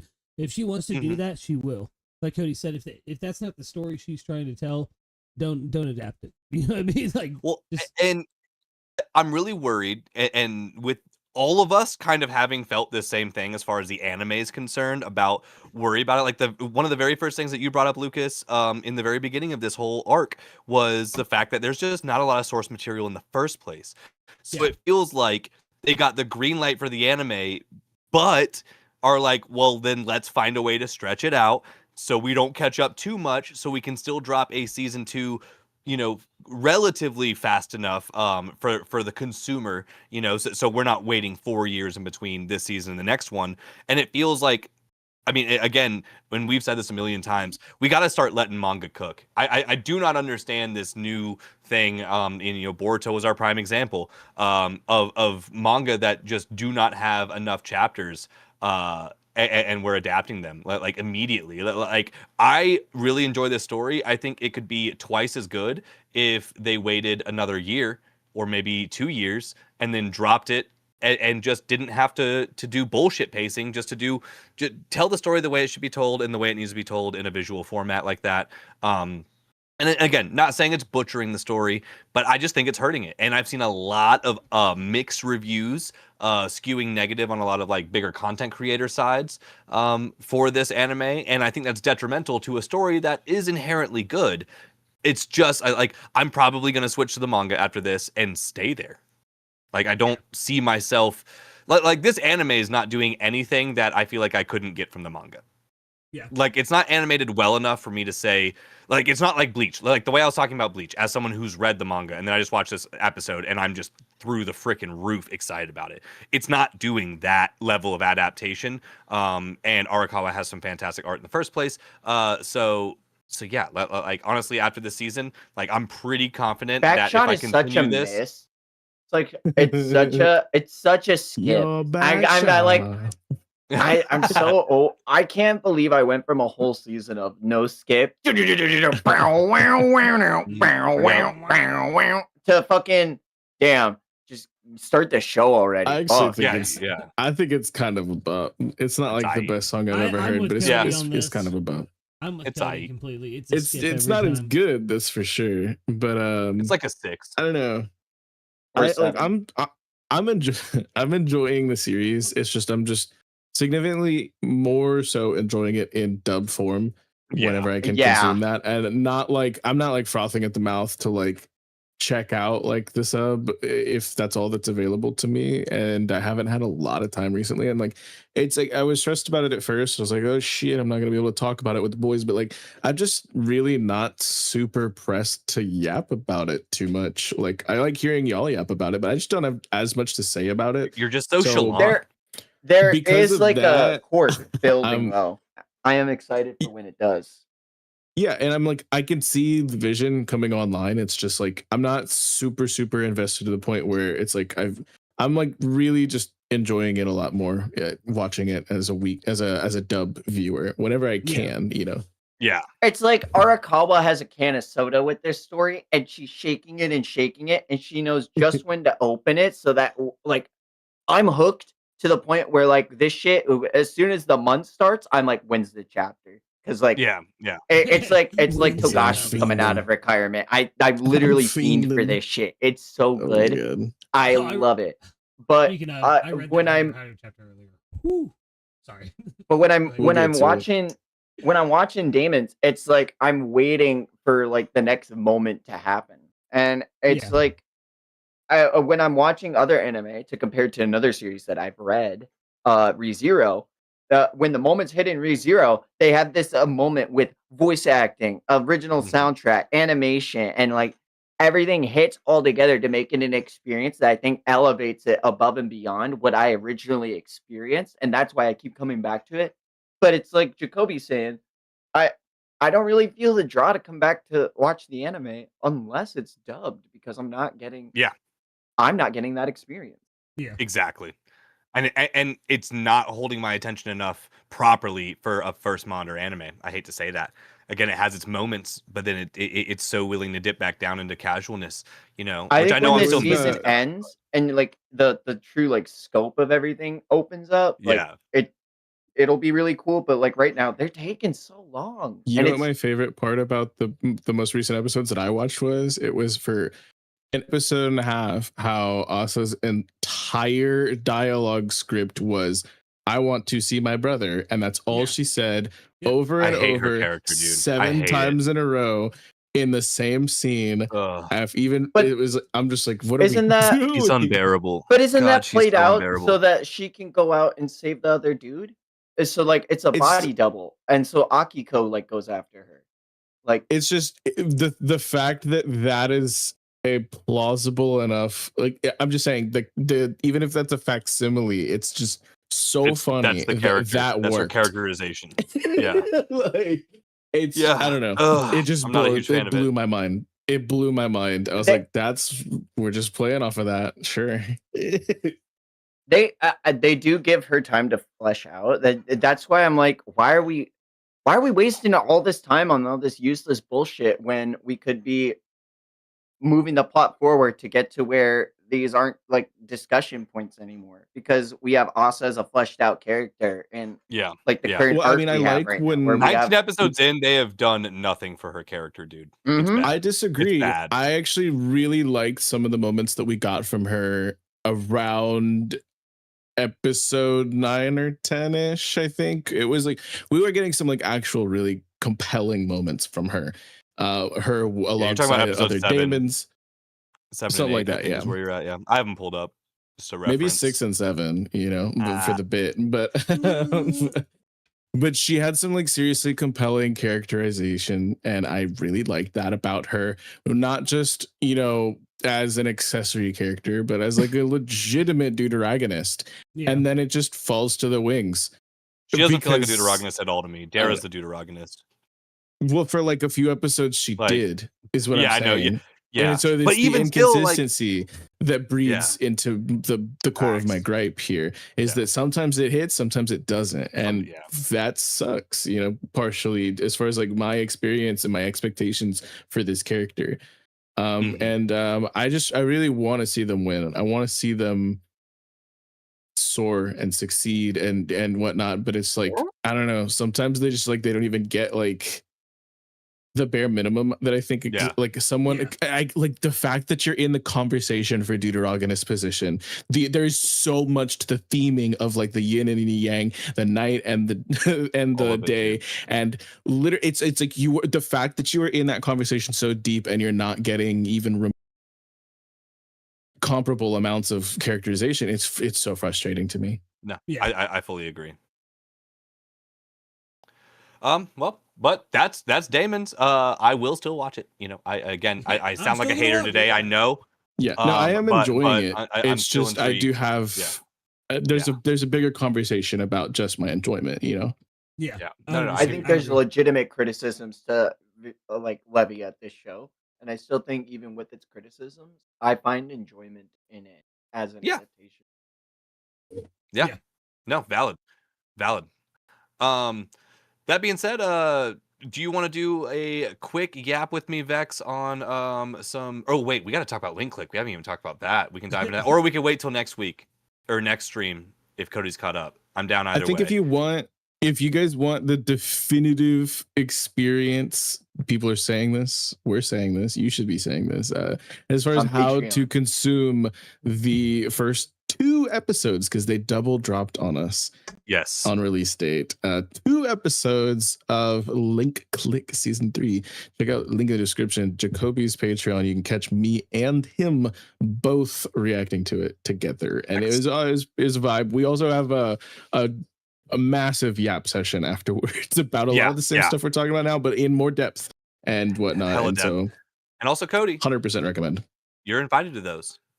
You're invited to those, as always. We have now, if you check the Patreon, shameless plug, but we have all of season 2, all of the Britain arc, and then we will have weekly on the day it drops all of season 3 of Link Click there. I also have all of season 1, so literally you could watch 100% of Link Click on my Patreon right now. But I started doing it with Vex as of season 2. Yeah, Link Click is amazing. Just to touch on it real quick for the sake of it being back without any spoilers, we're so back.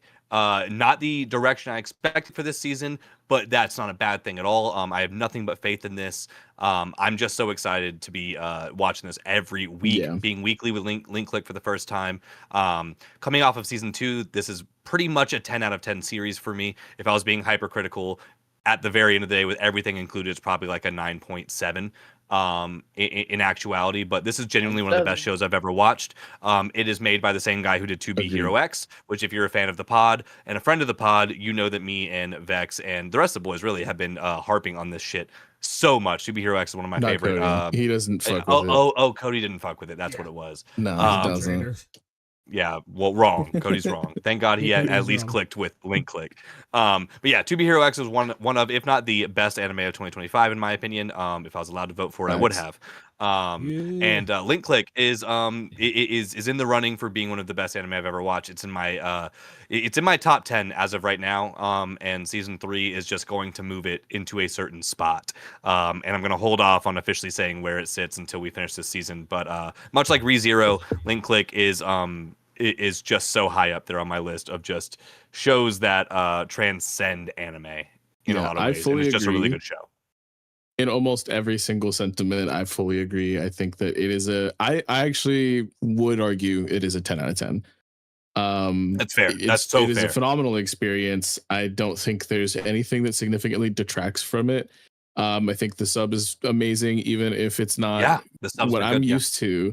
The dub is phenomenal. Absolutely knockout performances from so many individuals. I think that season 2 did some of the craziest shit I've ever seen anime do with so little, by staying so grounded in so many aspects, but like warping things in just the right way. It reminds me so much of so many of my other favorite series of all time. It is solidified from season 2 on. Like it is solidified in my top 10 as well. I think it is an astounding piece of media, and I'm so excited for season 3. I cannot wait. And from just qualitatively, from what we've seen so far, no spoilers for any of the actual content, but just qualitatively, this shit looks better than ever. It looks so gorgeous. You could tell that it's made by people who know exactly what they're doing. Whenever a camera needs to like zoom in and focus, you could like see how the aperture is like moving, and like the attention to detail on just the level of blur that you're getting in those types of shots is immaculate. It's like actually fucking peak how much care to detail there is. And a lot of these revisiting of events, because shit gets timey-wimey, they're not just recycling the exact same animation. You'll get newer and fresher perspectives, sometimes through alternate like forms of art as well. Like we've seen in 2B Hero X, like switching it up to the storybook style for Homegirl's flashback was fucking insane. I just think there's so many levels to the, and I this term gets thrown the fuck around these days, and I'll stim it sometimes, but I literally mean this in the most truest sense. It is cinema. It is actually insane how well done all of the scene selection and the execution of the animation and just the blocking and like the sound design. Everything's fucking perfect.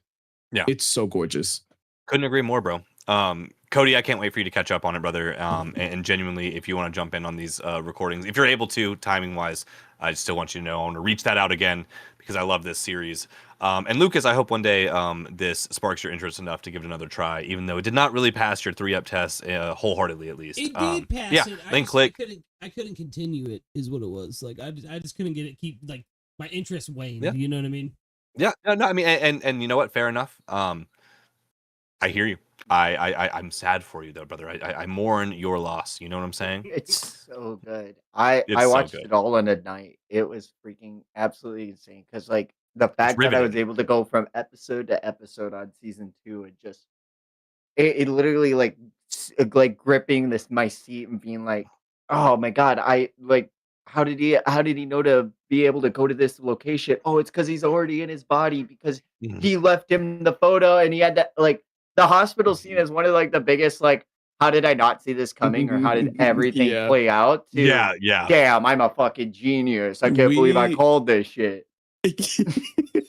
We went back and forth on being like, we're so fucking Dude. smart, and then we're like, we're the dumbest motherfuckers on the planet. We Like, missed the most it's- obvious shit, called some of the deeper is shit, so and we're just like, funny. oh my god, we're fools. But Yeah, genuinely, and also just like again, maybe Lucas, and this is a weird plug, but like it was such a fun experience watching it with Vex because we had so many jokes and just moments that we could laugh about through it. So shit, I don't know.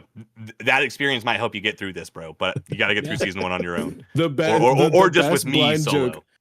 Literally the Oh. best blind joke ever told, and Ever it's told. not even close. Yep. It's hidden in the Patreon. Go find it. Yep. It's in the link. behind a click. paywall, but it's there. Record Dude. it. Literally the It's best blind so joke you've ever heard in your life. Actually, we laughed till we cried. I actually cried. I still cry actually about it. But that being said, I know we have on the list, we have jAADUGAR to mention a little bit. You have some Mushoku Tensei to talk about with Cody, and then we have things like Hunter x Hunter, Pun Pun, and then Mushishi. Of course, One Piece. I feel like we should get cooking because it's already getting a little bit late. Do you want to do a speed run of jAADUGAR real quick, just to touch on it, and then get the heck off I believe of it, Vex? you've only seen up to the first 3 episodes, right? Yeah, I gave it the 3-up test. Yeah. Okay. And so does anyone else have anything they want to also add? Because I told you all about my 3-up test. Yeah. I've said all I need to say. yeah. I think it's an interesting show. I want to wait to like binge it all in one sitting. That's fair. To Yeah. find out because it's like it's so the animation is just jarring for me. And while I'm interested in like the overarching narrative and like the culture being described to me, I'm always taken out. I'd just rather Yeah, just fair. watch it all in one go and be done with Facts. it. That's a big thing for me. So we're talking about the anime jAADUGAR, A Witch in Mongolia, and this is a period piece that is actually touching on like a lot of Middle Eastern heavy Muslim and like just Islam culture in general. And it's honestly the most like respectful and like deepest dive I've seen into that culture within an anime space. So for that reason alone, I'm really enjoying kind of experiencing that through the lens of a cartoon. It does have a very interesting like it feels more cartoonish than anime, which is why I use the word cartoon, because the animation is very different. Almost like it almost reminds me of like Avatar, but it's not to that degree either. It's very interesting, but it does not have a simuldub, so bare minimum I'm definitely watching this one in dub. I think I watched the first 2 episodes in dub and had to switch to sub for the 3rd one. But we won't go too deep into it now. I do think this is one just worth keeping on your radar, which is why I want to mention it on the podcast, because I simply think this is doing something that anime has not explored. We see a lot of Christianity iconography within Japanese culture and stuff like that, but we just don't see as much of like the Islamic culture and stuff like that. And I think they're handling it with care, and I think it's really cool to see, because me as a white dude from America, I don't know anything about this stuff. Outside of the things that my Arab girlfriend has taught me about. So it's cool stuff to see, and I think it's worth checking out. Yeah, I agree. It's also really sad. like the attention to yeah, you're right. It is really sad. Fucking sad. In such a beautiful way though. Like Yeah. love It's not sad this- just to be sad. Yeah, I love the way that the story is being told. It feels like an epic on the level of like the Odyssey or like One Piece, is like a more modern epic, but like it truly feels like when the wheels start to get turning into motion and whatnot, it's like Mhm. the story just really takes you places, and Yeah. I think they've accomplished a lot really quickly, even after having a pretty slow first episode. Yeah, The second Episode and 1 I third wasn't in. episode Yeah. move fucking mountains, did. and I have a lot of high hopes for this series, and it hits such a sweet spot in my brain where I'm very like cold and analytical about a lot of things. This makes me feel like I'm a 10-year-old child Mhm. watching like Incredibles for the first time, or Yeah. like Wall-E, or like It's got some Up. whimsy to it. It gives me that level of like fantasy, like it's like a tidal wave, like how Yeah. this series has made me feel in certain times, and I do think that it benefits a little bit from the binge. And to For me, I sure. do also enjoy it a bit more in the dub. The dub is fantastic because they've included for a lot of the like different tones and pronunciations for different Mhm. cultural references and proper nouns and things like that. So it's like, I think it is truly worth waiting for the dub for Yeah, this. for sure. Although I first monitor this, it's not like because Yeah. I'm waiting Yeah. for, like I straight up first monitor the shit out of this. I love it. I eat the shit up. It's like, it literally It's makes good. me feel like I'm a 10-year-old child again, on the real good. level of like, it's not just Like you're whimsy 12, though. It's amazing. like there is serious depth. It is Oh, like, very serious depth, yeah. it is so insanely impactful in so many moments, and I think they just tell us a really really good story. And I it's becoming one of my favorite. It's like kind of like a shonen, kind of, but like Mhm. there's like a lot of that it spins on like Yeah, those yeah. types of tropes a bit. But I just, yeah, I think that there's not a single bad character in the entire series. Everything is phenomenal. Every single character is phenomenal, and I think that's really really cool. You don't see a lot of stories these days being told with this level of care. And No. the source material, kind of virtually unknown. Like, not a lot of people are like, the I don't fact know that anything this about got, that. yeah, the fact that this got an adaptation it's honestly miraculous, because as this is not something that is like well known or well talked about from everything that I have seen. But yeah, it's, to me, this is breathtaking. It's one of my favorite things I watch every single Yeah. time that I watch it. It's good. Y'all should check it out. Definitely just put it on the radar, especially since we're, again, sitting in a weird season. I think it's a good time to branch out, and I think this is a really good one to at least try to branch out with. Give it the 3-up test. Watch it in your preferred mode. It's a good time. What you boys got next? I have a little show I'll talk just a brief bit about, because I was put on by a fellow jAADUGAR fan, friend of the pod, Shady, Shout out messaged Shady. me after hearing that I was also a jAADUGAR fan, and was like, you need to check out a series called World is Dancing, I think is what it's called. And I did try to give it the 3-episode test. I just have not had a lot of time. I gave it the 1-episode test, and I will say, from the 1 episode that I have seen from it, it passes. It's another period piece. This is like 1400s Japan, and there's a child who is raised in a culture where dancing just means a lot, and so putting on like this performance is like a village, right? And like everyone gathers around and celebrates and stuff like that, and he just doesn't understand it. He just like straight up doesn't get it. He's like, humans need shelter, humans need food, humans need water to survive, humans don't need to dance. And it was just having like this is a child just having like an existential It's like, why do we do like this? breakdown, like about like epistemology and shit like that. And I'm like, what's happening? And it's like really funny to me, because the way that they view the world honestly does remind me of the way that I analyze things a bit. And I don't know, it's just a tale of this child growing to learn to appreciate things that are beautiful. Nice. And that's cool. And it's probably a lot more than that. That's just what I get from the first episode. No, super fair. Super fair. I went ahead and added it to my list.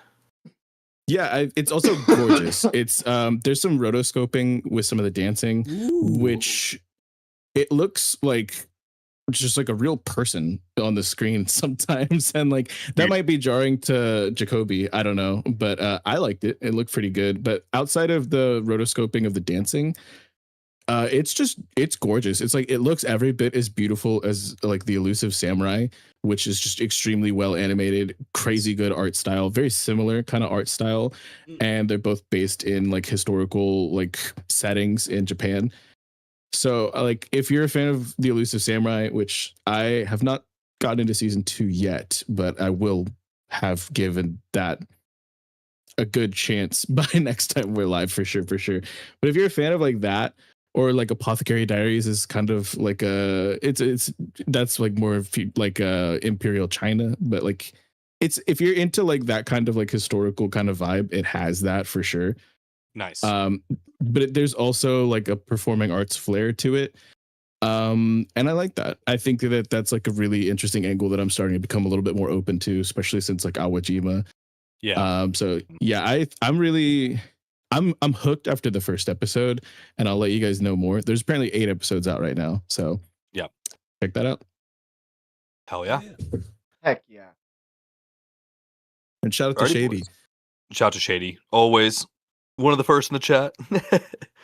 One of, not the. Where are we going next, boys? We're chugging on the train, it sounds like. Yeah, where we Yep, the train tracks of life. On the train tracks of life. Yeah. Oh my god. I think we can get into manga, right? Or talk about One Piece. Yeah, Ooh. I'm ready. Oh shit. Yeah, there's no One Piece anime to talk about, right? Our resident shill. There's some great One Piece anime to talk about. I don't know what you're talking about, but the last couple episodes have been pretty well, they've still been up and down because it's fucking Toei. But we've had some really, really sick moments in the last couple episodes.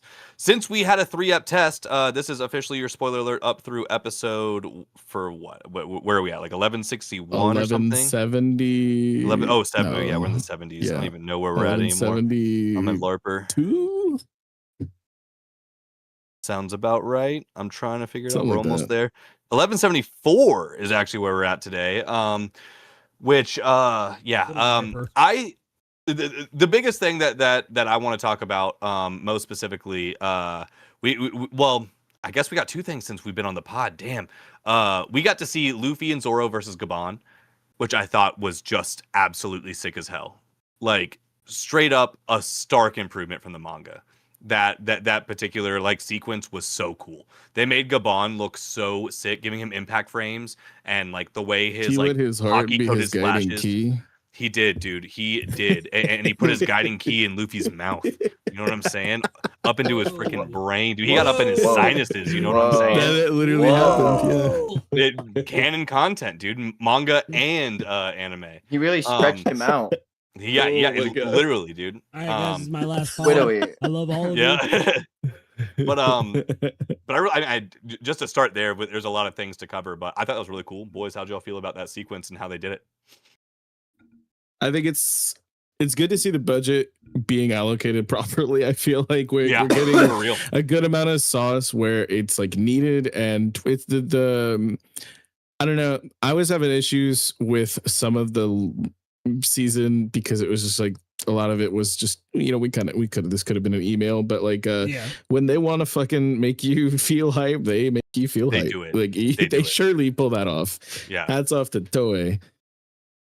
Wow. What a time, guys. He Clip said, "What a that, time! What a time." Clip that, yeah. I know there was a bit of conversation that was being had. If nobody else had anything they wanted to say about the Gabon fight from the anime a couple episodes back, there's the Sleeptids, like the dream monsters. There's a lot of people not vibing with the way that they were portrayed, but I know you loved it, and I'm a pretty big fan of like how it all came across. It looked pretty sick. It's really damn cool. Like, I think it's super creative. They are literally drawings from children, and like their title cards are the homework that the kids turned in of what I'm afraid of. I love like the way they adapted that particular chapter. I think that was actually like very specifically, I think that chapter was one of the better adapted ones of this season. Not to say it's rivaling the Robin moment, and there's definitely bigger moments, but I really liked that chapter personally when reading it. And I think they made these sleep kids look cool. I love that they distinctly look different than their environment. And it makes them like in a very rare instance, this is a place where Oda's goofy style still looks cool as opposed to goofy. Like these things still have cool factor for them. Like even in this most recent episode with Fenrir. Like yes, actually, though. Actually, yes. The Draugr is crazy. In just the anime alone, these things have more aura than the Gorosei. I was just gonna say it. Like, I think they look fine. I think that the funniest bit of discourse that I saw was somebody took like a screenshot from the SpongeBob movie. They're like above water. Like, check it out. It's the there were some good memes around it, but I don't know. I think they're doing. I think they've done a pretty good job with it. I definitely will say, I don't know which episode it was at this point, whether it was like 72, 73, or 74, but like one of these were super Toei-ified. I want to say it was 1173. That episode kind of sucked. It was a classic instance where like the back 2 minutes of the episode was just literal gas, like all heat, no breaks. But like, yeah, the first 18 minutes could have been an email slow creep up. It was a real slow creep. So like as someone who shills quite a bit, I will definitely say, since our last pod, there's been some episodes that sucked, or at least mostly were just uninteresting, especially as a manga reader who already knows what's going to happen. I'm going to say it. Yeah. I'm going to be brave. The episodes were fine. They just adapted what was not a lame chapter stellar in the first place. Like there were some chapters that were just this is all right. I'm gonna agree with you at this point. Like in this particular setting, I do agree. Now the chapters feel less boring to me because the read through is a much different experience than a watch through, and it's fresh, and it's fresh and all of that. But I will agree with you. Like them going 1-to-1, literally, and Oda's style of writing is the front 75% of every chapter is a lot of setup, and the last 2 pages are always crazy. And then we do it again next fucking week or in 2 weeks, So we definitely felt that a lot. But I think overall, I love the way the Gods Knights look. I honestly, the coloring has grown on me so much. I like it a lot more than I thought I was going to, based off of like the cover story that we got from Oda, or whatever that like official piece of art was that we got that officially showed the colors. I gotta say though, they cooked their life away on Loki's hammer strike to the that was insane. That was stupid good, dude.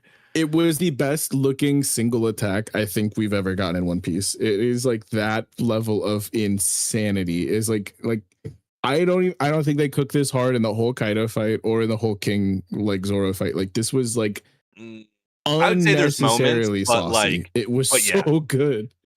But like the fact that we got that level of animation for an unnamed Loki attack is ridiculous, bro. This because was like what the hell is the manga stuff level literally of, like cook on just a normal swing of a hammer. Yeah, it was just fucking insane. And like the aura farming we got from Luffy and Zoro, like you have Hajridin and his bitch ass pirate crew be like, "Oh my god, guys, get down! Loki's swinging his hammer," and Zoro's sitting there, and Sanji's sitting there, and Luffy's sitting there, like, all right, let's see what this guy can do. Like, literally, that was such a straw hat flex. And I mean, I hate to say it, all of Elbaf makes all of the giants look straight bitch made outside of Loki. But Hajridin and crew, holy fuck, what losers after that shit, man. That was hilarious. All Hajridin does is crash boats into Loki and then cry about him. Like that is all Hajridin does this whole arc. -5 aura. Dude, and I think Hajridin's a cool character. I actually have no hate for Hajridin at all, but like it is funny to see how much the Straw Hats are just dragging nuts on the new giant pirates, even though the old giant pirates are still standing right there. But the Straw Hats are at plot percentage. They are at plot percentage. You're right. They're always at plot percentage, bro. Like, how can you compete? I gotta say though, for the anime onlys, while we're sticking with that, this most recent episode, 1174, was absolute gas, and there was a ton of lore drops. Like, we got to see or not necessarily lore drops, but like big setups. Like this episode started off with Vegapunk's 3,000-year-old building that they found. So like we can finally talk about that with the anime onlys, because even as longer we haven't gotten any more information on that building at all. But the Iron Giant is real in the anime, and that was cool as hell to see. I really liked getting an animated version of that to kind of see them jumping around it and kind of show its scale and stuff. And personally, I think that's one of the biggest lore drops we've gotten in all of Elbaf that hasn't been touched on a lot. You know, it's another one of those like little piece, like a little nugget that's going to pay off crazy. Yeah. Oh yeah, and all I gotta say is there's a lot of theories surrounding it. You guys, as you guys anime onlys, you just you gotta ignore all of those theories and just remember, if Frankie walks into a lab and there's a button, he's gonna press it. Baby. Press it. That's all we need to know. Real. Like so real. That's dude. how it's. That's. Don't forget that for a second. Yeah. When you're considering all these other theories. But also, this is the oldest dated thing that has been mentioned in this series with a number. Like we have the Void Century. Kureha? No, this goes 3K. 3,000 back. I don't think we have anything over 3,000. The tree of knowledge 5,000 years ago. Oh, okay. That's when it was said to be first planted. This was in like some timeline bullshit I think we got from when Robin was monologuing about shit. Okay. No, to that's Crocodile fair. Instead of like reading the actual poneglyph. Yes, but that is like one of the oldest things we get is there's like there's something, the temple from Alubarna I think was like a thousand amount of years ago, but I don't know if it was more than 3 or not. Yeah. But the tree of knowledge was 1,000. You know, the tree of knowledge was the oldest date we got pre Elbaf, which was 5K. Word. Well, then there you go, guys. Either way, this is something that I'm really excited to theorycraft with the anime side of the community with this. I love it when we have these crossover moments where at least with the style of content that I make, I'm able to like talk heavy and cook heavy with the anime community, because this is just something we have no more information on outside of literally that one chapter anyway.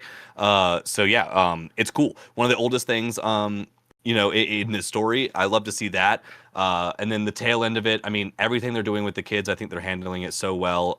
You know, seeing Saul try to deal with it. Fucking loved the moment with the side Straw Hats and Colin. That was like super freaking adorable. Like overall, like this is crazy. We actually got to see Dory and Bragi do like the one successful thing they can do with the Hakoku sovereignty. And Scopper Gabon pulls up being like, if you're not fucking wasted, you're not doing it right. My goat. And I mean, that wraps up the episode. But like, as far as an anime only is concerned, I feel like this has got to be a super gas episode, because this really set up a lot of stuff. Like all the players are there. Like it's war. It's bad. The kids are being taken. Everyone's like manning their positions. The firefighters already got mollywopped out of the sky by the Draugr.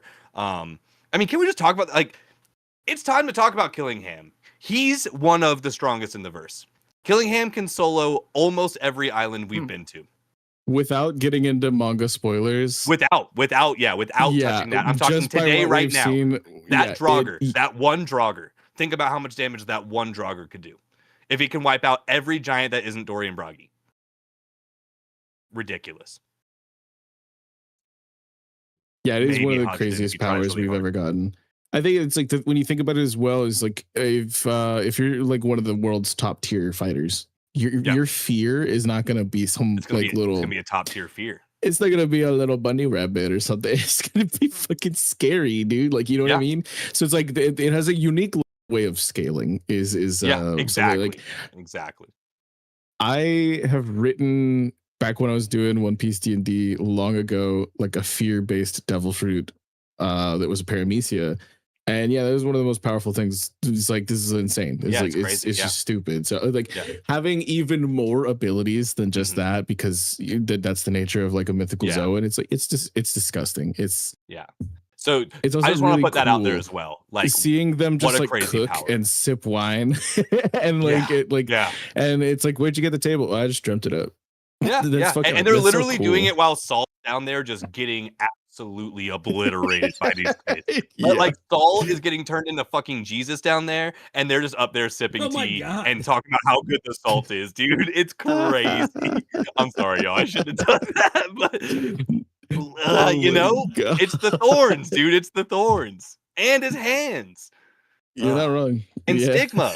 Yeah, That's coming up for the manga people. Stigmata is a thing, man. But actually, like as much as obviously we don't want to put respect on these holy knights, especially where we are just anime alone, they are ridiculously powerful, and I just think Killingham specifically with his unique abilities, not because of his own personal strength, but his potential scale. Yeah, I just want to say Potential man? for Potential man. for where the animes only are right now, when these chapters were coming out, people were upset because Yeah, people the were God's pissed. Knights looked like, not like appearance wise, but the way that they fought and it didn't seem strong enough, and that they were Yeah. just like relying on immortality or whatever, and like Yeah. like no, like Yeah. they You are guys are devastatingly strong. Yeah, no, they really are devastatingly strong, and that's with or without the Emu region, all the bullshit, you know.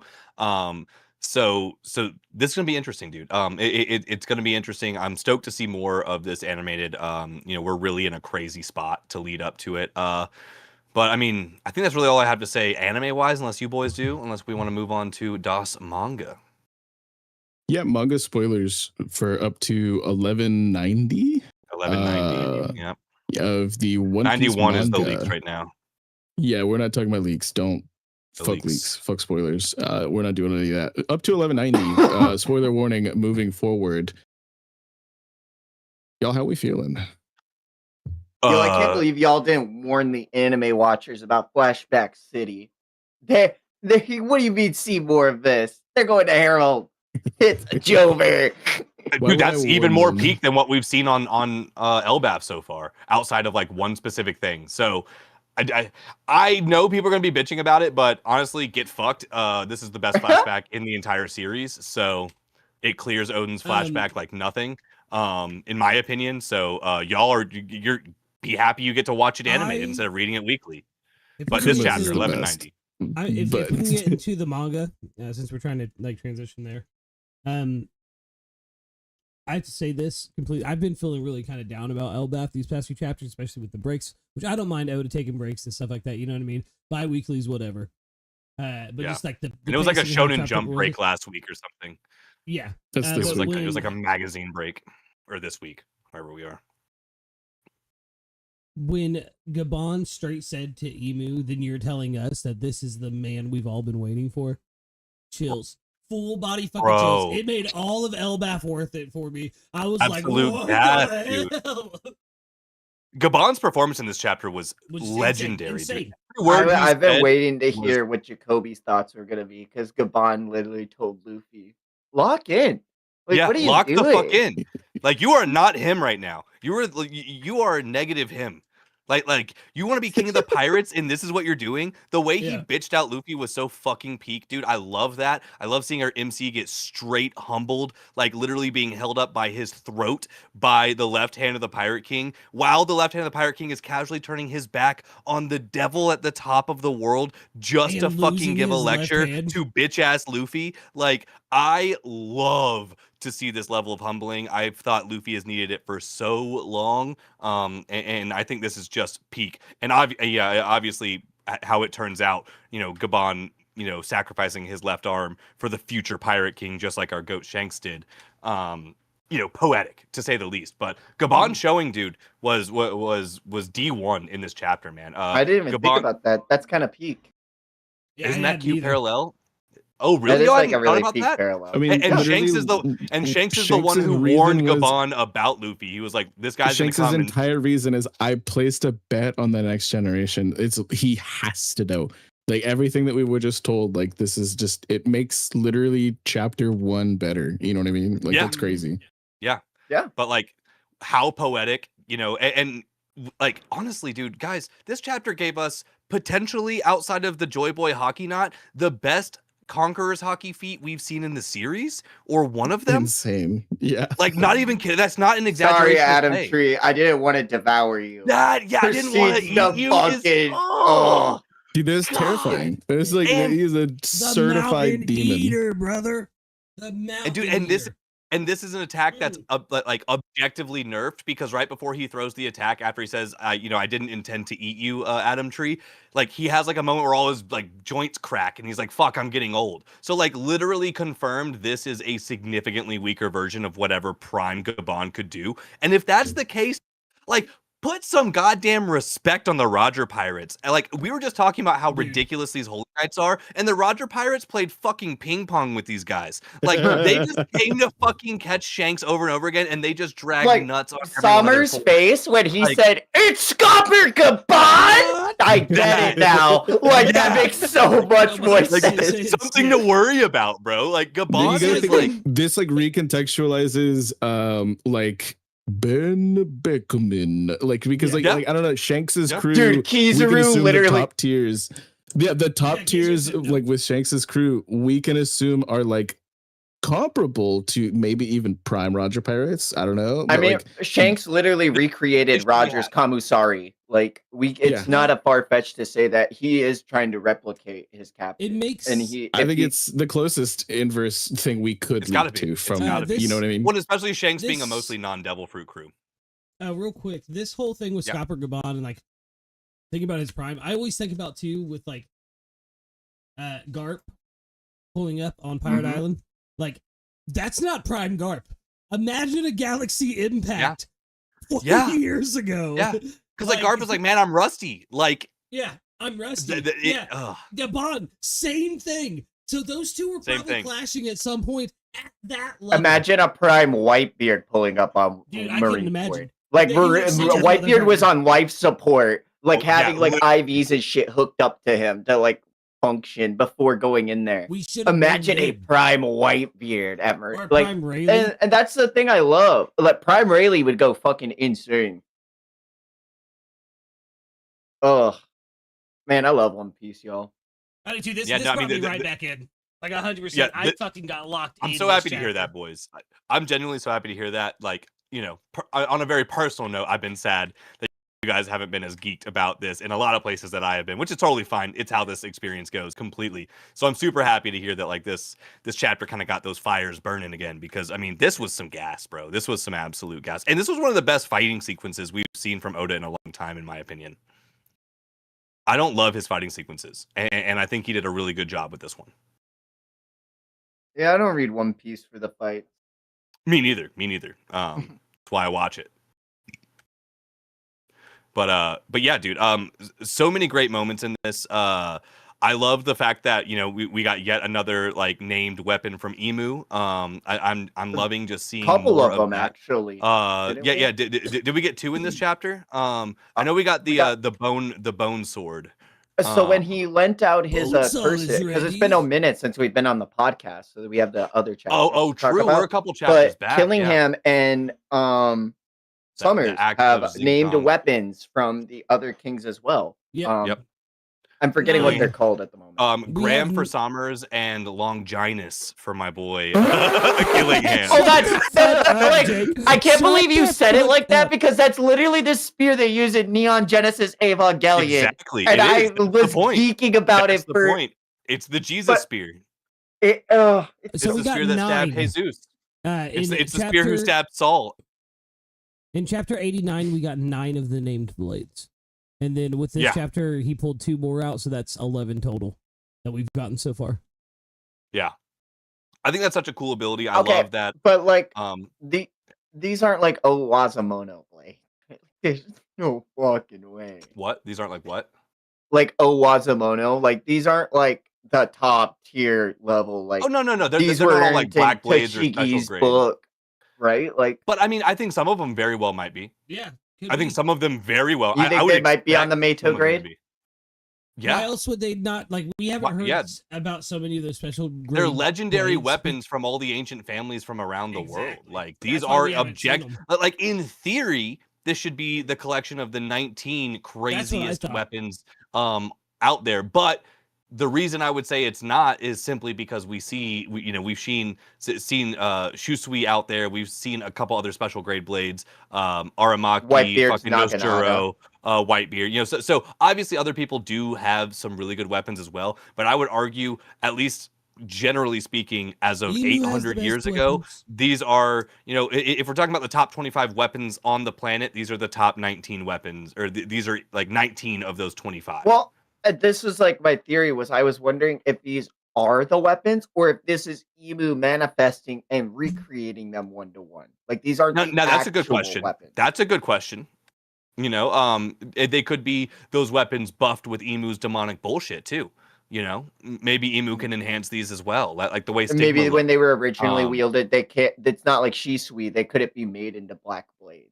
Like Yeah. there's like a trigger or something because we still don't have that explained to us. We know that we make it Yeah. black with hockey, but like Enma is still such an enigma of why the fuck is it sucking Zoro dry, for lack of a better term. Yeah. Yeah. No. I Me hear for you though, real. bro. Like genuinely though. I think those are good questions to ask, and It's I'm really possible not they're sure. even beyond supreme grade. That's a good point too, Kush. Is like there's another fact of Ooh. like what Pell didn't know. Maybe the people who wrote Tashigi's book didn't know that Emu has these 19 We super weapons. we already know So, these like, books are cap anyway with the gum fruit. Yeah. yeah, You absolutely. can't trust them in the it's first place. And Vegapunk even said, "I don't know everything. Like, there's never been a gum fruit. Like, Yeah. if Vegapunk's the one who wrote the encyclopedia, and there's never been a gum fruit, like, who put it in there then? Like, how did this come to be? How did this happen? Yes. No, we can't. Not while Vex is gone. He's got his headset on. He can hear us. I don't want to do the Chris Chan voice and torture him. Vex, let me tell you about Orange Phantom. What you gotta Stop. do with it. Probably So, best YouTuber in the do we think business. that Zoro and Sanji will reconcile their differences to come together to beat their opponents, or do we think Sanji is gonna fully unlock Conqueror's Haki? Because unless he does, I mean, they're in separate places on the map. They're not coming together to defeat their opponents. They're just I physically think it's separated. Conqueror's Haki for sure. He's gonna develop some crazy ass Conqueror's Haki. It's also he has to fight a woman. So it's that he's got to overcome the woman thing. No, he's not, because he already said he's like, I don't have to fight this Oh, woman. I'm he's gonna gonna fight the Killing I'm Him. gonna fight Yeah. the source. My question about this, He's gonna beat up to very answer your fuckable question Killing with a question, is, and it's another just really frustrating thing that we just haven't gotten the answer to, and you know, we got this Toei pacing for the manga right now, but like, will Zoro and Sanji have time to defeat Killingham and Sommers before Emu does whatever Emu does? Because we now have, like, Loki mostly down for the count, but obviously injuries don't fucking matter, so I'm sure he'll be back since Gerd's just in his vicinity. So he's probably back to 100%. But in theory, Loki's down for the count, Luffy's down for the count, Gabon is now down for the count. We all fucking know Dory and Bragi aren't doing a goddamn thing here, because the Giants are straight fucking fodder per Elbaf standards. You know, that leads us to the time limit issue with Emu, Princess Shuri, and what the fuck is going to happen with her when we actually get whatever is going to fucking happen with her. And then, you know, potentially Zoro and Sanji as the third option, defeating Killingham and Sommers, which obviously will injure Emu immediately. And then that kind of helps force Emu off the island. The question is, what happens first? Does Princess Shuri fuck shit up first? Does Zoro simply killing Sommers fuck shit up first? Which also, granted, we saw Zoro throw his strongest named attack at Sommers, and Sommers casually blocked it. Literally casually blocked it. So Zoro's in for a fucking fight. As much as I want Zoro to just fucking drag 3 nuts on Sommers and it be nothing, it's not going to happen. Like, yeah, 3 nut style. Just teabag him thrice. You know what I'm saying? I after that showing, I don't think it's going to happen. And on top of that, so once you take that, and like Sanji haters going to hate this, but Sanji is objectively behind the fucking curve compared to Zoro when it comes to dealing with Conqueror's Haki. Zoro's already used it and knows how to output it and is already not doing enough to fight Sommers. Sanji still has to fucking learn to use it, let alone learn how to like control it, you know, force it straight to the heart, you know, hit the actual spot. So like, as much as I think Sanji might get to the point where he unlocks it, I don't think Sanji will have time to successfully deal the finishing blow. So I feel like it's possible that Sanji still fails just on a timer basis and Emu says, let's pack it up and leave.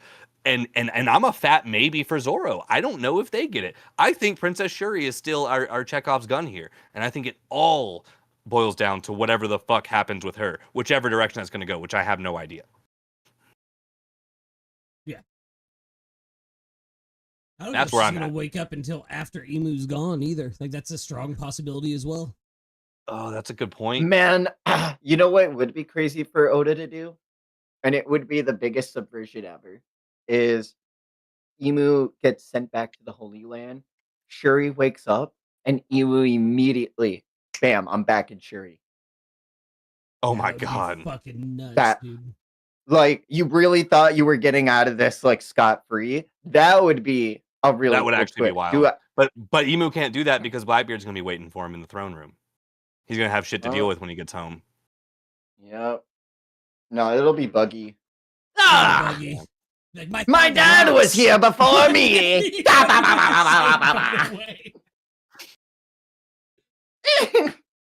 I love you. Yeah. Overall, But, good set of chapters. Like I said, I'm kind of over the break weeks. I understand completely though. It's I'm over it in a reasonable level. I'm not like some of the other guys out here that are like Amaterasu would go crazy. Yeah, no. Super fair, dude. Super fair. Yeah, like- and that's totally cool, dude. I obviously I'm disappointed just because I want the homies to fucking love this all the time as much as I love this all the time. But I also have my ups and downs, same way I was feeling about Daemons and shit like that. And it happens here. I'm really fucked up on the stakes for Elbaf. They pissed me off. You know, if Loki just jumps up and comes back next chapter simply because Gerd was in the fucking room with him, like, brother, Emu needs to learn to land a decisive blow. And by Emu, I mean fucking Oda. Like, either don't let your characters get 3 laser beams through the chest, Nah, or man. have it Luffy's kill gonna them. bounce back from this because he ate food last And chapter. that's what everyone says. I mean, dude, so many people are like, rubber bounces back. I'm like, yeah, of course. But, like, come on. If Luffy gets no consequences for this, like, you know, I want to bring this Luffy, up. I do want to bring and this up, Harden actually. are gonna team up together with the power of friendship, and they're gonna hockey knot This blast isn't fucking Emu fairy back tale, to the dude. Holy Land. Fucking hang me from the they're rafters, gonna bro. fusion, huh? So I want to ask y'all this, and this is a theory, and I'm like unironic actual theory that people are standing behind, not something I'm standing behind, but I have talked about it and opened up the conversation, and I want to see where you guys feel about this, especially based off this chapter. What do y'all think about Luffy potentially having imagination healing, i.e., if he wills himself enough to heal at least enough to be able to continue going, do you think that's a possibility since he is a zone and we know zones heal faster? That's a big core of this theory. And then B, not only is he a zone, but he's the imagination fruit, you know, and he can change the world and stuff around him. So in theory, maybe he could imagine that he's healthy and that be enough for him to keep going. I think how do y'all Luffy feel is about gonna. that? And how I would went you his feel to body. happen? For sure. With the goggles, we saw him literally take his hair and make it into goggles. So if he could do that, Yeah. he could probably mend his flesh. Yeah. Yeah, Cody, you feeling the same way? You No, think it's I possible? think Luffy is gonna imagine devil fruits. He's gonna imagine about how all of these other powers would help his friends so much more, and he's gonna imagine a way to like, well, if you eat this, then you can. Yeah, Jibe, I remember this So guy who Luffy's can the swim through progenitor of devil anything. fruits. Maybe the I sun think god Nika actually created devil fruits because maybe of his he'll make sun imagination powers? fruits or sun god fruits. I don't know, but it's like, so we're why getting can't Jin Luffy cloak? just imagine a way to give like these powers to his friends that could obviously help them? Like imagine Nami with like the climate But- attack, or like Yeah. you know, Nami with the power of NL, or I could see that. Usopp with the power to get big, or you know, I think Luffy like his imagination is the biggest thing holding him back, and until he fucking like actually starts like, I can really break the world with this shit, we're at a standstill. Yeah. But all right, so I mean, so you don't think he'll bounce back next chapter? Oh, he will. He'll come back because he ate food. That's how Oda does it. Come on now. If he leaves the That's fight the again to thing eat is- food and then comes back, fuck this, dude. this has been a thing though in shonen forever now, and it's not just One Piece, but like it's something that we're seeing currently and I think it's worth bringing up as well. But like, this is not anything that's new No.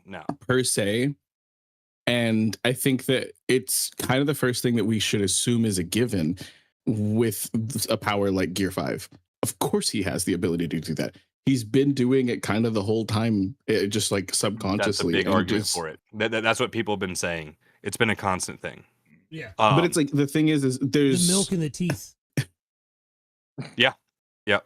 There's like a level of training that comes to being able to actively do this, like consciously, versus it just being like a subconscious thing. And like that's what I think.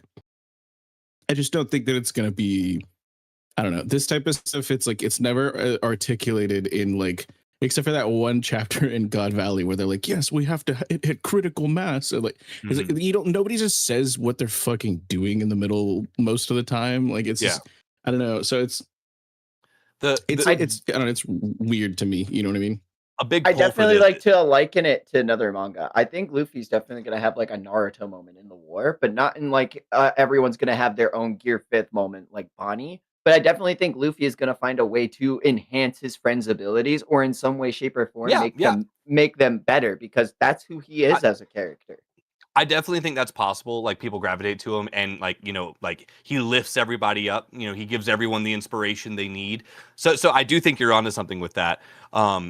Just to hold on to the healing bit for just like another second. Cause like, I'm so conflicted on this. Like when I made my video about it, like, I feel like it'd be such a cop out, but this also comes from my disappointment of this story inherently being a cop out with every injury. Because like you said, he can just go eat food, drink a glass of milk, he'll be fine.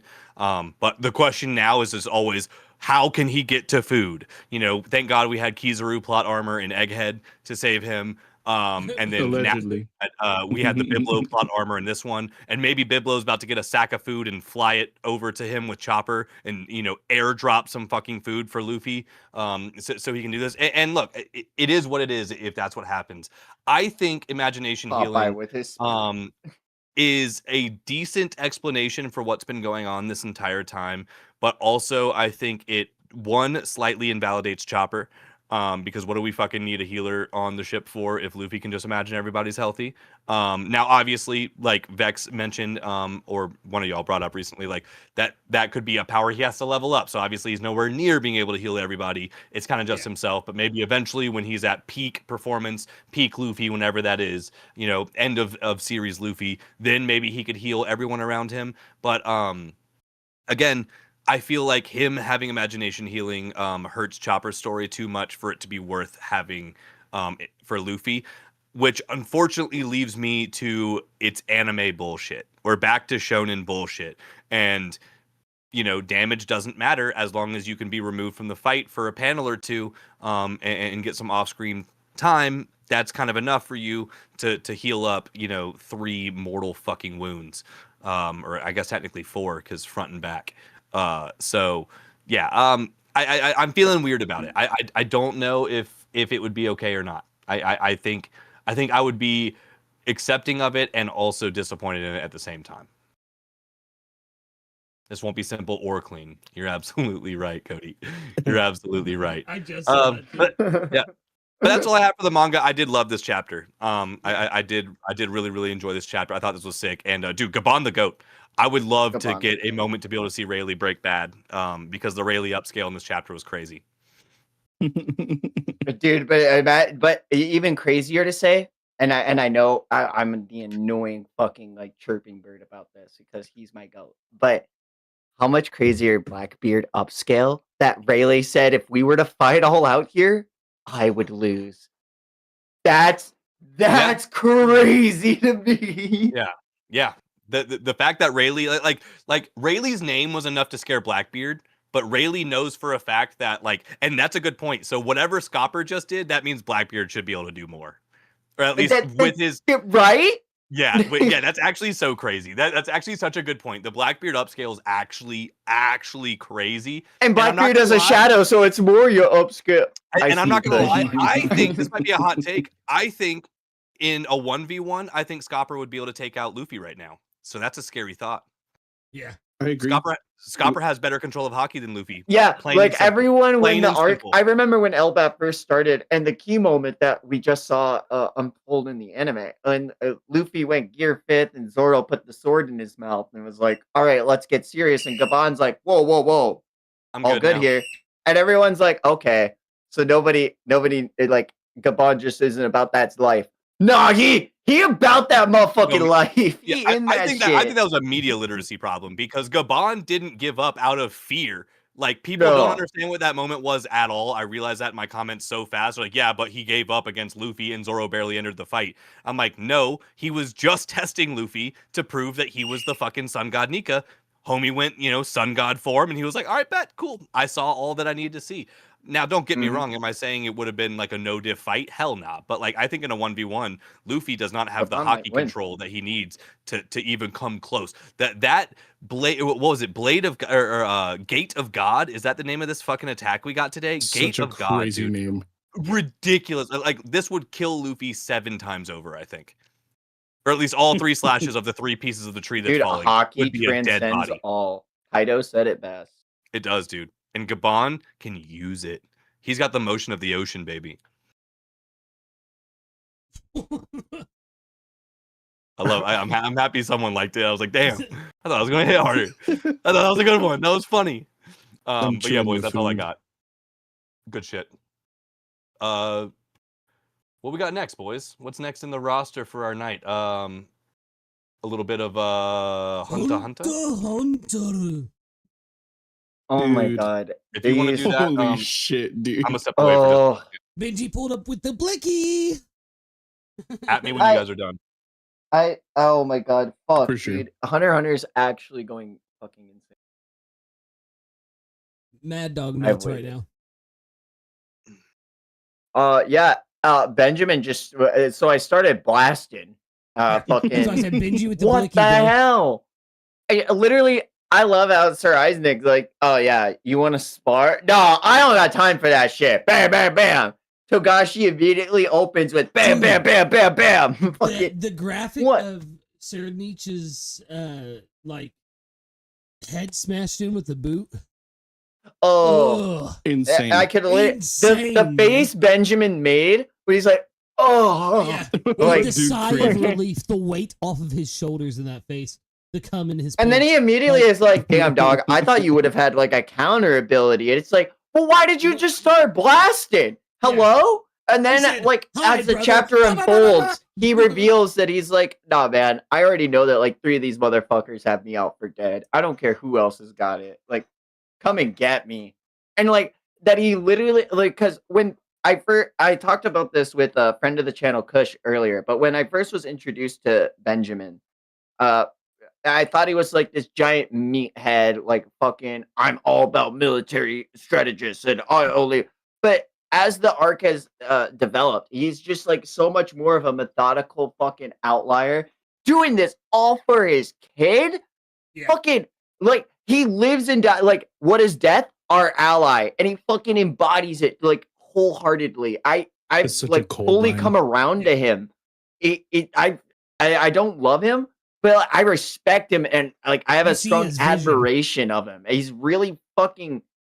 I don't want him to win. Yeah, I No. think it's like top Well, I 3 mean- like worst case scenario if he wins. But like, damn if Beppy he's baby, not bro. about it. He's poisoned so many of the other princes by this point too. Yeah, poor Tebeppa. But I think That's what she I'm saying, might, Tebeppa if baby. she realizes she's been Mm. poisoned, I think she might be the one to create the cure for it. But we also have to Mm. remember that it's not a bacteria, it's a virus. Virus, So you yeah. can't, but she also has her Nen beast. So it's like, If anyone, it's her. Yeah, I if- see what if you anyone, mean. it's her. Yeah, I agree. and so many of the fucking Nen beasts, like, earth-shattering. don't even have like an ability like attributed to them yet, that like we don't even know how TSK would even interact with Nen, because I mean, is could viruses learn Nen to adapt, to Ooh. survive and reproduce themselves? Is that not so? Terrifying. Am I crazy? I mean, it just feels like some dark continent ants. shit. Yeah. Ants learning Nen was so fucking scary. And like we're on our way to the dark continent, and this is like, I don't like this, guys. It's such Yeah. a scary thought of like, man, nobody's making it off this fucking boat alive, it feels like. Dude, not only that, but like just the announcement of fucking martial law being declared, opening up these past 2 chapters. What Mhm. a fucking way to go. What a fucking way to start. Like, that's fucking insane to me, man. Like, ugh. You said, how could I stop? I don't know, Vex. I don't know how I was a chapter behind still. Like, oh my God, man. Just things have turned up to 11, it feels like. And then it seems Karapika might have figured out a way for Wobble to not be eligible. So It would be really funny Pretty if fucking cool. what is the Sixth Prince's name? Tyson? Tyson? Yeah. If Tyson is able to overcome TSK because being infected doesn't fit into the role that their Nen Beast has attributed to them. And so, Yeah. like, Mm. oh no, I can't be sick because that's not who I am. I have to be happy-go-lucky healthy. Like, that Yeah. would be fucking that.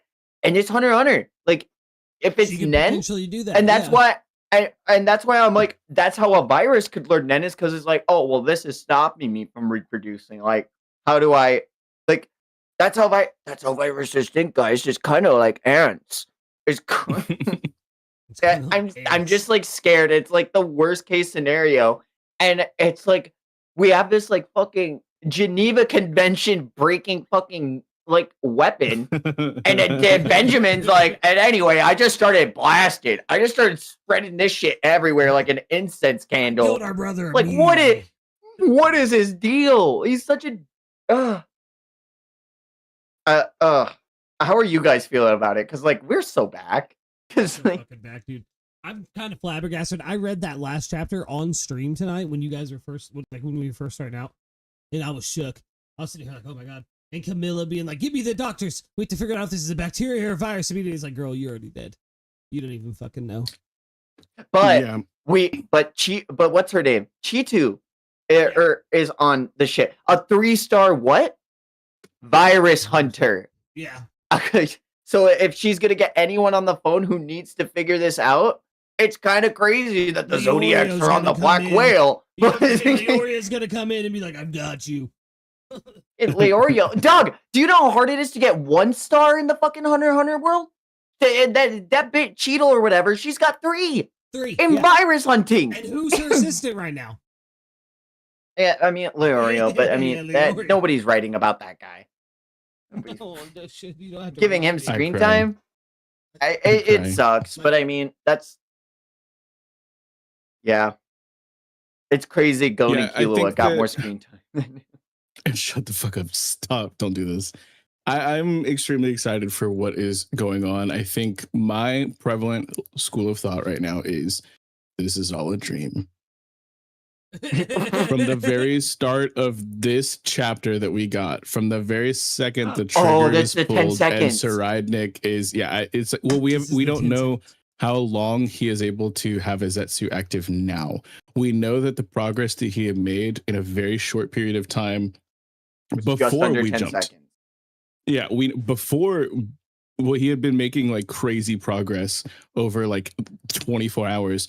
We've skipped to day like 11 since then. So we have had at least another 48 hours worth of him training his Zetsu. We have no idea to what extent he is able How many to people pull it he off can to now. hit. Yeah, like And he might be able to just have Benjamin in a sedative like state for basically until his TSK takes him. So it's like he'll reveal himself. I'm assuming this is all just like Benjamin's like pipe dream because it's Well, and going it's too like- smooth. And Sir Isaac even told that one guard, he's like, "Hey, Benjamin's gonna come in and kill me. Do everything that he asks you Act to, normal. and do it, and put my body in a coffin so no one sees it. It's all gonna be fine." And then Benjamin reiterates the same thing. You are going to tell everyone what happened here, and you are going to be a witness, and I'm going to make sure judicially you recite everything. Put his Why you body giving in the him a coffin German now. accent? I That's don't how know. Benjamin sounds in my eye. Hey, how does he sound in your fucking head? Like this. He Does he not sound like the Terminator? Like He he's sounds like this. Joe Swanson. Yeah. Peter. What do you? Oh, Like- hey, like- Peter! I just released the Hey, TSK Peter. 17, and That's what he I sounds gotta- like. Look at his That- face, and then Go ahead. I think of the T800. Like, hello, we have to get to the chopper. It is me. I am Sir Benjamin. I have crushed you underneath my head and come the buckets. Oh, like that's how he So sounds in Hunter my Hunter's head.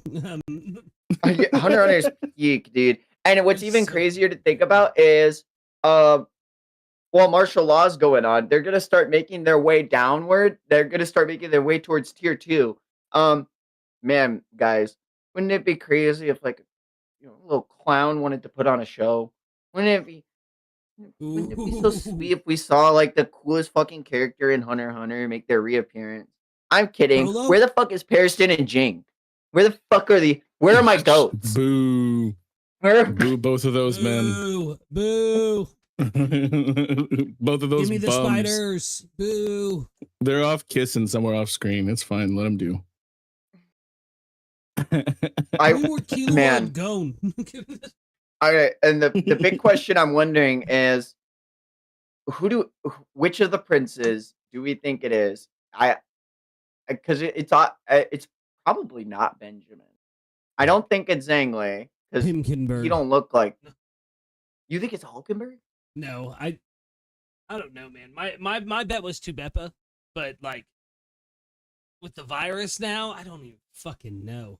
But she seems. The I most thought it invisible. might have been Sir Eidnick for the longest time, but it's like it wouldn't make sense because if you've had your Nen awakened as a baby, you would have already known about it. And on the first, like, the thing about him being so cracked about Nen is like when he got his guardian spirit beast and learned about Nen, his Nen created another guardian spirit beast. Yeah. His mom I let mean- him have two.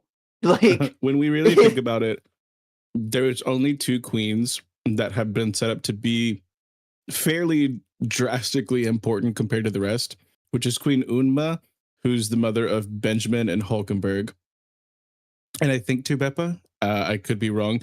And then there's Oito, who's Yeah. the mother of Wobble. Name one other queen. I fucking dare you. I can't. Yeah, I know you can. I was like, Unma. Yeah, Unma's the one who is set up to be most important right now. And so if it isn't Oito, I think it's got to be one of Unma's kids because we don't know any other lawful queens. Oh, all right. That's the We're- easiest like line of reasoning that I can draw without getting hella crunchy and sweaty over this. You know what I mean? Oh, I wonder. Ugh. I wonder who Furikov is like directed to kill with his curse, and I'm wondering like who else is. Imagine it's just Benjamin. I think He's That would be just so lying. shady. He's I mean, I can lying. see him doing. It's the shystiest move of all time because like you He can't is trust. beyond, like, He's literally Go not on even and kill trusting his mom. yourself. Like He's he- literally not even trusting his mom. He's just like, we'll find out, you know, your love for my brother or for me. And I'm like, Yeah. dude, you got issues. You got it bad right now. That line sent chills down my spine, man. It really did. He's had such good characterization. I love him as an instant villain. Yeah. Like just add a little biochemical warfare and he becomes a whole different fucking character, you know? Mhm. He's just not. And like truly, which one of us in that position wouldn't? It like legitimately feels like valid. A lot of the actions He's that he's doing taking. it to put his fucking kid on the throne and make himself the god of fucking cocking. He's like, kind of sick with it. Yeah, Yeah. like he's like, cool, I'm setting up a man. Like lineage to take the throne, not just myself. Like, and it's like fucking Benjamin insane. Baton goes with him when he like all those. It's fucking insane. Genius. to think about. generations upon Like, generations.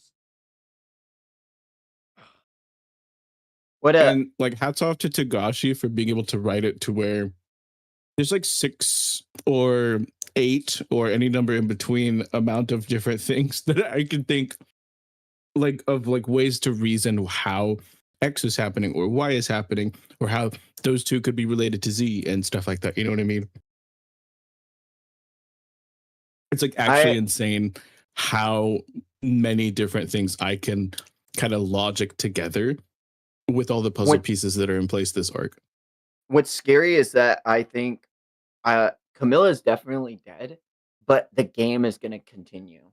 Yeah. Like someone's gonna hit 100, and they're gonna be able, I maybe to convince some of the spiders or like I don't know, but the game that Camilla's started with her ability, I forget what the name of it is, but I know that once you reach level 100, you can have 10 other people like get into the game with you, and then like start the process over, essentially like turning the whole world into a bunch of killers. So it's like I'm I'm nervous for how that not what is it called? Chekhov's gun is going to be triggered because a prince is gonna have to die for that ability to like really fucking trigger because you get 50 points for killing a prince, and there's a couple people we've seen now that are up near that time where if they were to off a prince right now, boom, instant 100. So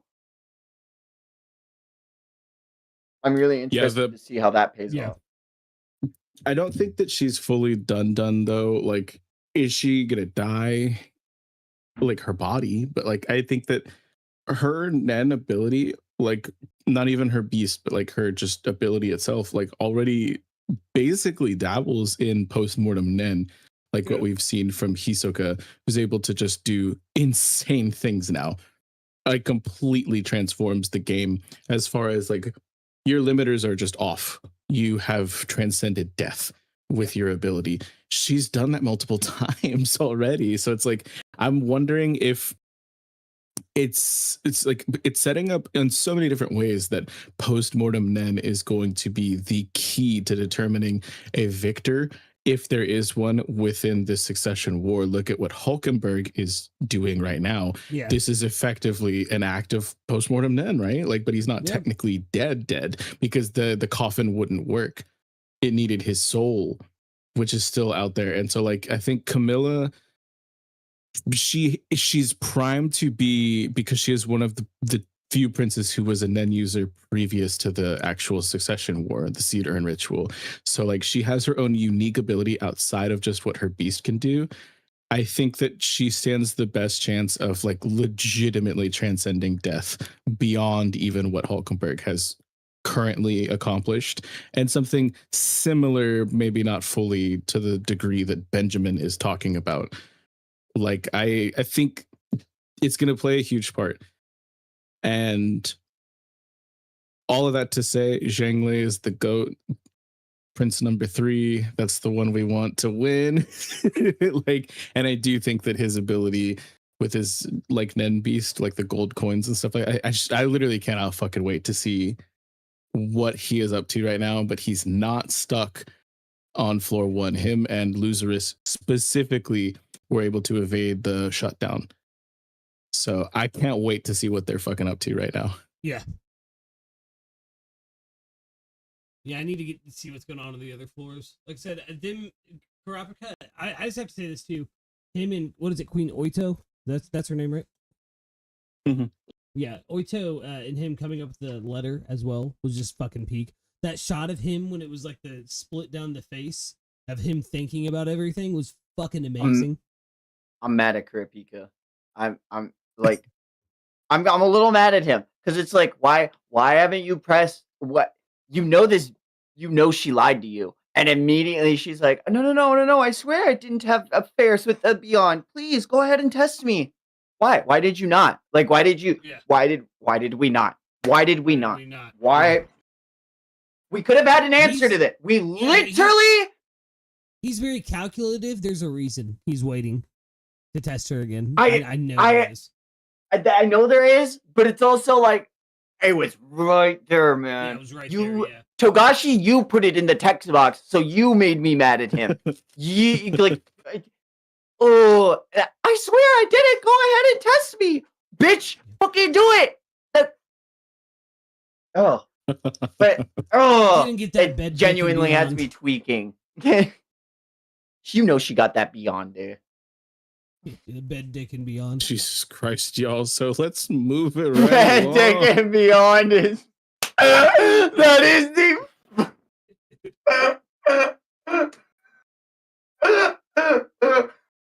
I killed Cody. So anyways, let's fucking change the damn subject from that. Yeah, so all I got out of that was Hunter x Hunter's mid, and No, we were talking Just about skip some this fucking fucking peak, guy. and you're a scrub for not being caught up. That's okay. I gotta be a Us scrub in every something, time right? we talk about ReZero in front of you. To me, No, I'm happy you my boys are Jacoby. thriving. I'm happy you boys are thriving. It's sick to see that. How many more weeks of Hunter x Hunter do y'all have for now? We don't One. know. Don't We ask don't us. know. Don't ask. It No, was we 11 don't initially, know. right? It was 11 chapters. So Should be one. getting to I think it's only 121. one more chapter left. I'm Or pretty sure. 421, right? Right? We don't know. I'm almost positive we haven't gotten like a legitimate amount of like what's confirmed or not. And I'm nervous. It keeps saying Yeah, new so chapter probably coming in. one for keeps- the next you the know next what I 2 mean? years. But you never know. Yeah, good shit. Togashi seems to have a little bit more of a fire under his ass. There's at least one coal down there. I think that brings us to our homework, though. Yes. Mushishi. Mushishi. Something that I recommended to the boys. I hadn't watched since I was like in college. And I really, really, really personally enjoy Mushishi. And this rewatch for me reignited my love for the series. And it's definitely something I'll be going back through again. But boys, how we feeling? I think it was cool. I think it's a lot better than I thought it was going to be. It was really cool to see like how many big named actors had put their voices into this. Yeah, yeah. Star-studded and- cast. I did not fuck with episode 3 and the ear goo. I don't.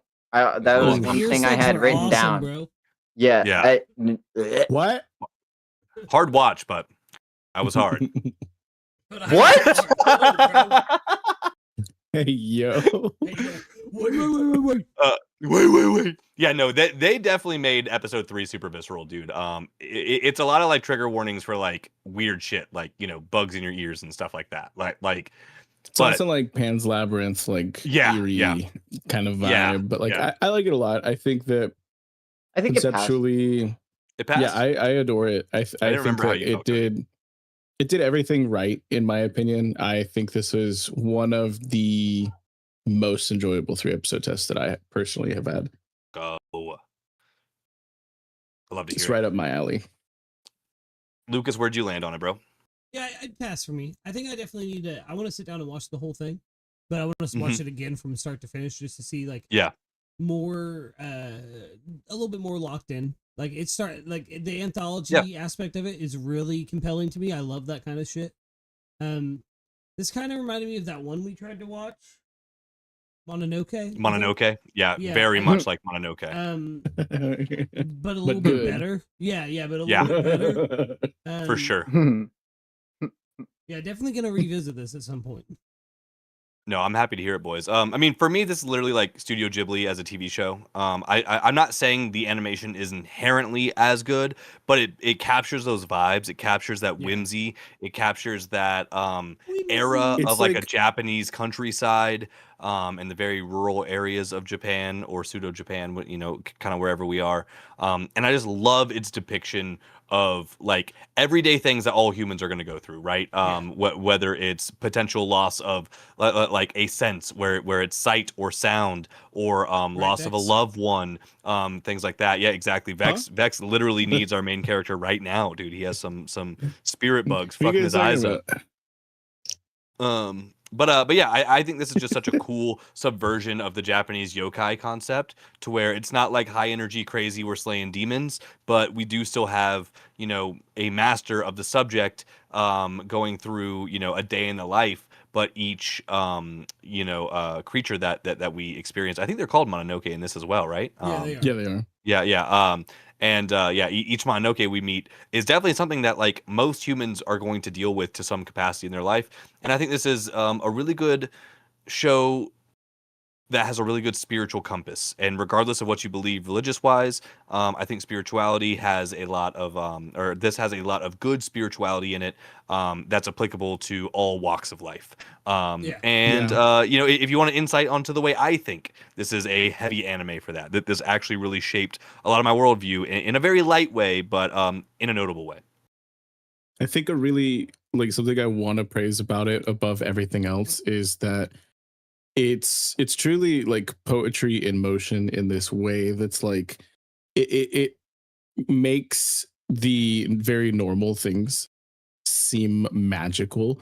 And it Yes. makes these magical, crazy concepts seem very normal. And I think that there's like just a really interesting, like delicate balance between how it all is executed.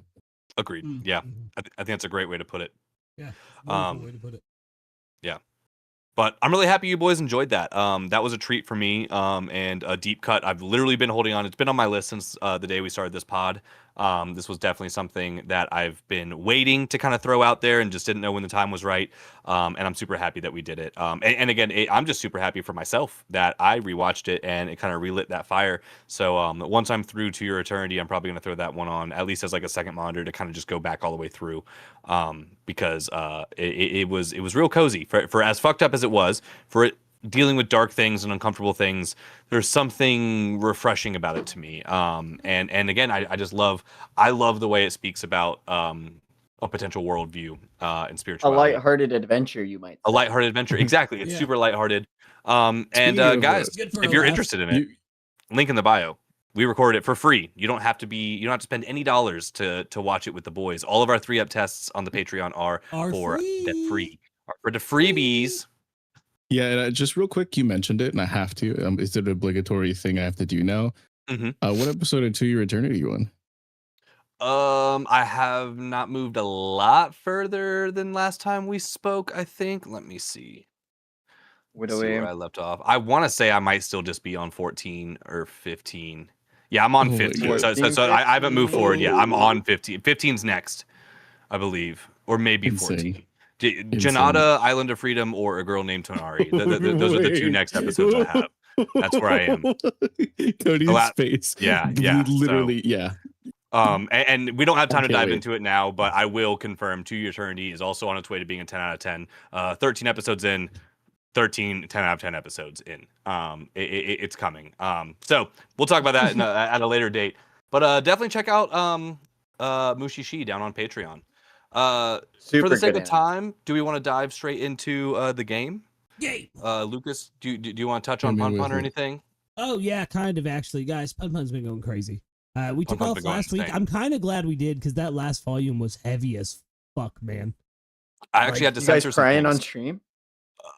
We're Yeah, having something. difficult conversations on stream is what we're doing. We're having very difficult conversations. Yeah, Pun Pun. Also talking about 10 out of 10. This is probably gonna end up being my favorite manga of all time. At this rate, but holy shit, and I love it for it. It does not pull any punches. Like generally speaking, if it wants to tackle a tough topic, and it does, that's all it does. They will. And outside of Pun Pun being this weird bird creature, which I actually think is such a crucial thing, and I love that they don't display Pun Pun completely humanoid just for the things that he unfortunately goes throughout this series. But I think this is just the best handling of some of the most difficult aspects to talk about in life. With abuse and SA and trauma and just family life and all of these types of things that everyone goes through to some degree, obviously in varying forms, but we all have our things that we're carrying with us. It's one of those things that it shows it and it's visceral, but it's not for shock value. It's for understanding, and it also is from a place of understanding, which I'm very worried for the mangaka for that, because of how good they are at portraying these things with, I think, a careful hand or a gentle hand for all intents and purposes. But some of the best artwork I've ever seen. Some of probably the best character development I've ever seen in anything. Yeah. And some of the best IRL commentary. It's one of the darkest pieces of media I've ever consumed, and I'm not going to deny that it's a tough read in a lot of places, but doing it with Lucas has been such an amazing experience. We've also done all of this on Patreon. This one is behind the paywall, but I will tell you, if you're ever interested in Pun Pun, do it with a battle buddy, and we will gladly be your 2 battle buddies, because it's tough, but it's so good. I'm curious as to what you censored. Is it the Midori stuff, I assume? Yeah. I blurred those particular panels out. our reactions were enough to explain what happened. And it made me uncomfortable. The truth of the matter is, it made me uncomfortable. It truly made me uncomfortable. And I'm not saying it to there's a moment, say like I that, said, man, in a reaction where you're talking highly about this character, this specific character, and all of a sudden you see my face kind of drop, and I'm like, yeah.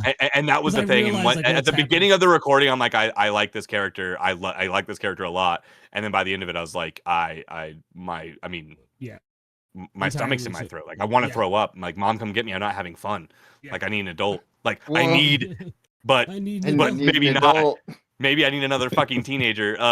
Like at Pun's point of view. Pun's point of view. He doesn't. Oh, yeah, I was just saying, whoa, where are you going with them? No. What island are you flying to? Yeah, no, but And I'm 12. I'm in.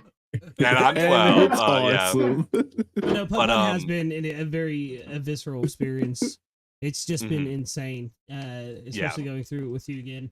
I urge everybody to get over there. We'll have another one out this week, I assume. Yep. That's the plan. Yep. It'll be up by Thursday.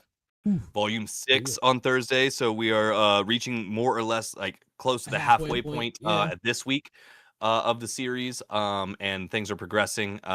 It's a tough one, guys, but honestly, like, it's been so therapeutic. As weird as it is, reading some of the most traumatizing stuff of your life with your homie, and then also recording it and doing this with you guys, and the future patrons and stuff like that. It's a place that I was able to be vulnerable. That's what I wanted for the Patreon in the first place. So I think this is prime Patreon content. And also it's got me reading manga on Patreon, which I love to do. And I've mentioned a couple times, but Centuria is going to be next as far as a read on there, because I'm really enjoying kind of doing some voice acting low key and just like kind of getting better at like reading out loud. I think I'm harnessing some skills outside of just enjoying this media with the homie. So hopefully this leads to a lot more stuff that you guys can enjoy. But good night, Pun. Absolutely legendary series. Only 5 volumes in. It's peak. It's actually wonderful. Peak. Wonderful. In the worst way. And literally in the worst way. In the worst way. Yeah.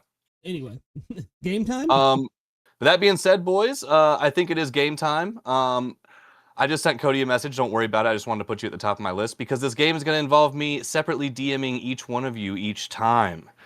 Because today, guys, we are playing Imposter. This is going to be interesting because we're not all on camera together. But it's going to be a fun one. This is the simple thing. Obviously, I'm not playing. I'm the proctor for this. But I will be DMing a anime character. This is all anime, but we are sticking to anime specifically. We're not going to go outside of that. I'm going to DM each one of you the same character, but one of you is not going to get the character, but you will get a hint. And what we're going to do is I'm thinking 3 rounds, but we could end up dropping it down to 2 just for sake of time. But what's going to happen, it will start, I will spin a wheel, and it'll be a random person to start on each time. So I'm going to make it totally random. And you just say one word that has to do with the character. I recommend it not being too obvious, but also you want to make it obvious enough to clear yourself. So like you obviously know who the character is, but it still has to be kind of like an innuendo. And for the imposter, obviously you have to do your best to figure out who it is based on their context clues and get away with it. So I think it's going to be a lot of fun. And I think it's going to be fucking hilarious seeing you guys do this. So do y'all get the rules? Y'all understand it? Should I explain it any better or anything like that? No, I understand you, Poppy. I'm locked in. All right, fantastic. I'm going to go ahead and send the DMs out for the first one right now. You should have just named this game just Gaslight Cody. That's Yeah, all fact. we're gonna do. That's all we're going to do. The whole game. We've never done that before, so it'll be really good. We've never done that before, though. Not once ever. I was there. I remember. Oh my god. I'm figuring out the way to type this to y'all. This is gonna be a fun one though. And chat, I want you guys to play along too. Try to figure out what the word is. Your chat is also the imposter, but also see who the hell was definitely capping down this whole time. Yeah, I have now sent a DM to all three of you. Hey, We good. should know. Check again, Lucas. You were the last one. I will say that. So I got it. I was fucking around. you got it? Yeah. Okay. Okay. All right. my So that being said, we're gonna spin the wheel as to who starts first, and we're gonna go for 3 rounds with one singular word. Try not to do or like concept. But it looks like Lucas is starting us off. We'll go Lucas and then Vex and then Cody. Lucas, what can I get? Or let me hear a word for the boys. Strong. Strong. Okay. Okay. Vex, let's get a word. Handy. Handy. Interesting. All right, Cody, let's get a word. Shonen. Shonen. All right. Round 1. Boys, any commentary, any things to say about this? No, I have my suspicions. Where's it shonen? That's Yeah, Cody was real broad. And look, he's got for the a first- wide net. yeah. What do you So mean did by I. handy though? Like handy Manny? Like Yeah, that's what is a little handy? suspicious as well, Vex. I'm trying to think like outside of the box because I don't want to just give it away to Cody, obviously. Can't be too bait, right? Alrighty, boys. Time for the next one. Lucas, let me get a word. Versatile. Okay. Okay. Versatile. Vexy Wexy.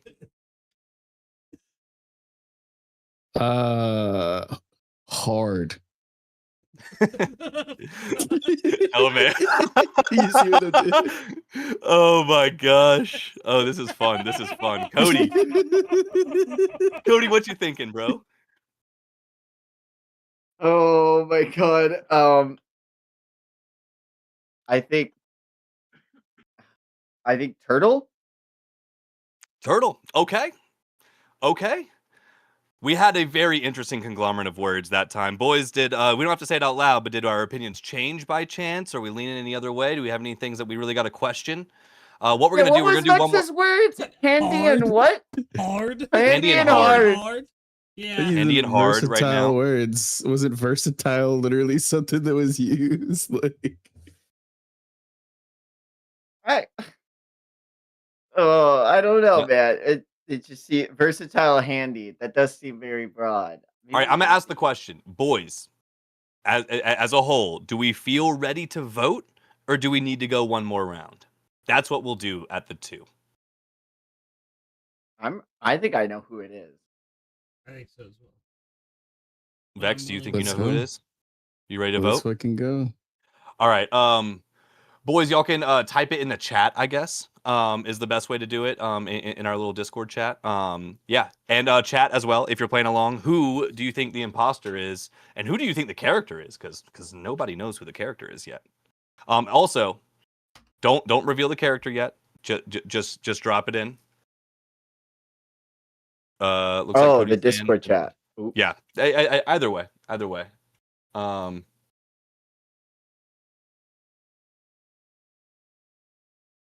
Bruh. Where are we at? Did you drop it? Which chat Yeah, are we? we Or all- are we? Are we in the We all regular dropped chat? it. Yes, yeah, dude, we're in the 3M test chat in the VC. He said drop in the chat, didn't know what It's chat not going to be drop in. simple or clean. Oh shit! It just didn't refresh for me. It just finally came through. I didn't know why. All right. So Oh, I was Lucas about is to tag voting. you.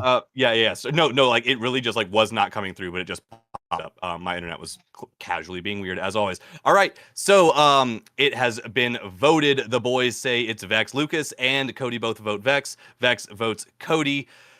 The imposter was Vex. Vex, any idea who this character is before we say the name of the character?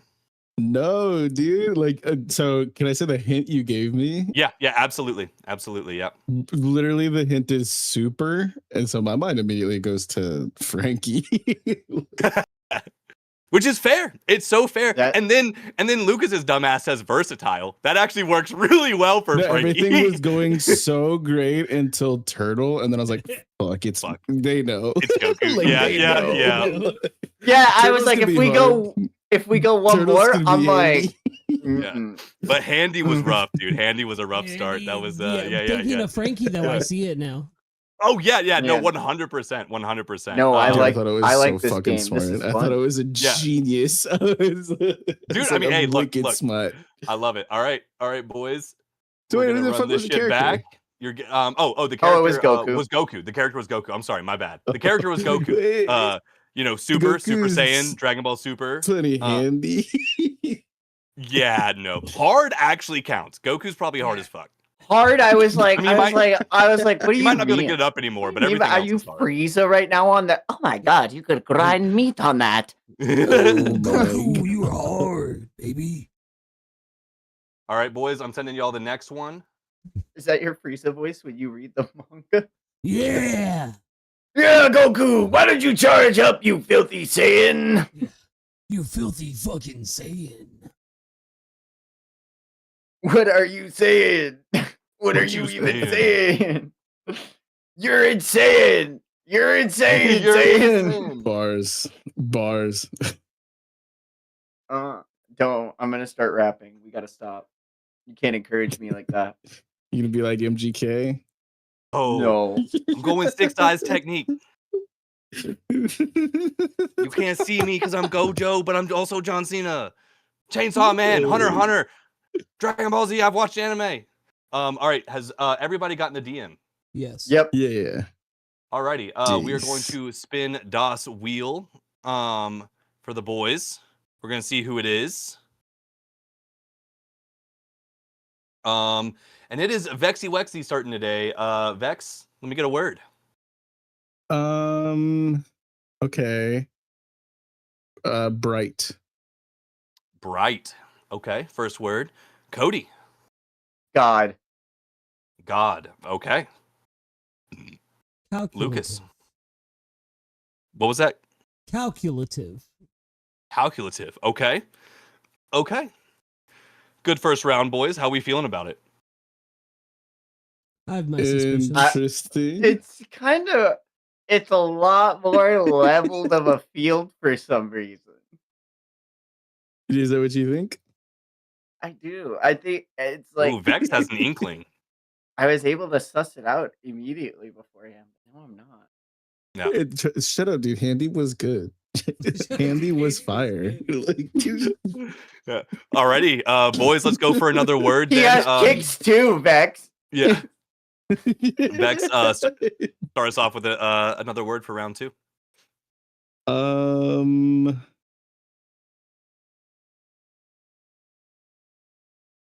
Okay, I'll say lie. Okay. Lie. Yeah, that's Cody, a what word, you got? right? That is a word in the English. It's a single dictionary. word, right? It is just one, not Correct me 2, if I'm wrong. not 0, but could be 0 because that's a word. Well, okay, but I don't want to give it away. But like, it's also like, You got to clear yourself, but you can't be too obvious, man. Which path do you choose? chip. Chip. Interesting. Okay. Lucas, what you got?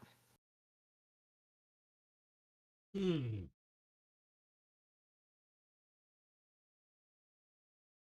Oh, man, you guys all chose really good stuff. I know, right? Fucking Handy. Cunning. Fire. No, Andy was not good. Cunning. Dude, it was so Cunning? good. Cunning. Okay. Boys, we're at the end of round 2 here. How are we feeling? Are we ready to vote? Do we need one more round? Are we struggling? I'm ready. For sure ready. Vex is Tone Tan fit and ready? Okay. Oh wait, how are you ready? How are you not? Uh-oh. Okay, I think I'm That's a ready. little sus, Cody. Lucas, are you ready? How do you feel? Yeah, I feel good. You feel good? What? Okay. Well, look, Cody, if you're struggling, we can go one more round. We can do it. We could go I'm one down. more, I guess. I'm down. All night. If you feel like you need it. I think you're fibbing. I don't think there is a fucking imposter this round. Oh. I genuinely. How are you gonna look at me with this stone cold face and lie to me, Jacoby? Dude, You know we're what? Fine. playing a game. Yeah, I'm ready. It's All right, no all right. one. All right, call him out. It's no one. Okay. Give us Typing a all. book. Cody, you got to pick. You got to But pick. yeah. You got to give me a name. You got to give me a name. Play the game. Oh my god. You got to pick. Lucas, guys. You're absolutely right. It was Lucas. It was Oh. Lucas, and he cooked. He cooked. Did Lucas, you figure out who you know you who the think it character was? is? So I thought it was Usopp with the lie thing, right? And then Cody said Chip. And the only person I could think of with Chip is Light Yagami. Yep. Dude, Chip was the most bait thing you could have said. Cody's like, I don't want to give it away. I'll take a chip and eat it though. It was like such an easy dead giveaway. Like I immediately knew. I'm like, it's Lucas. It just has to be. Like my first word was bright because light, and then I wanted to throw off someone by saying lie, and I think mission accomplished. I don't know. Yeah, better than Handy for sure. That was much better than Handy. Dude, Handy was fire. Handy was fire. That Handy was so great. fire. Alrighty. Goku's Handy, Yeah, okay? so obviously it was Light Yagami. And the hint was smart for this one. And my goal was to like make someone hopefully think like obviously like Shikamaru. Oh or well, why something would you like think that. Like, Usopp? That's the first Jacoby thought would I never thought. glaze him like that. Shikamaru that's was the insane. first thought I had actually. I was like, Jacoby loves Naruto. It's probably gonna be. I think I legit cooked. That by was saying literally my goal.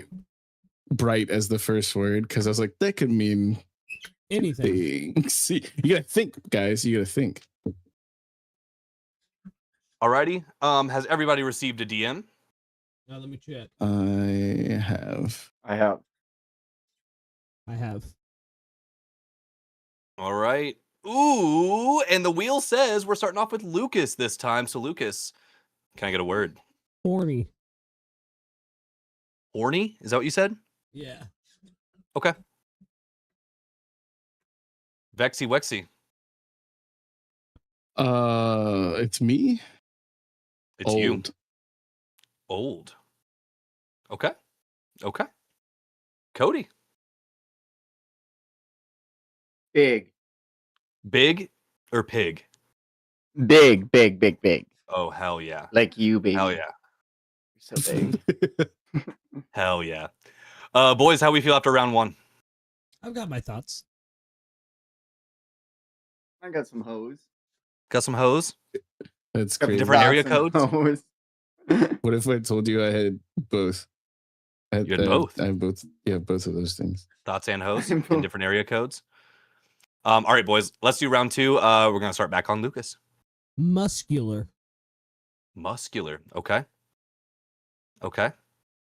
Vex, where we at? Girth. Curse? No, I said Okay. girth. Oh, girth. Oh my Yeah. god. You know the word. Yeah, You I've know heard the it. word. I've heard it. Yeah. Some might say. Cody, where you at? Fraud. Fraud. Okay. Okay. Boys, after round two, are we feeling confident? Are we feeling like we might I'm need feeling another pretty round? Feeling Lucas, confident? Yeah, pretty confident. I could go for another. Incontinent. A Incontinent. little bit. It's too girthy. First of all, watch your mouth. There's no My such bad. My bad. Boys, we want to vote? Or do you want to do one more round? I feel like we're a little indecisive. Maybe one more round? One more round's fine. Let's do it. Lucas, let me get one more word. Let me think.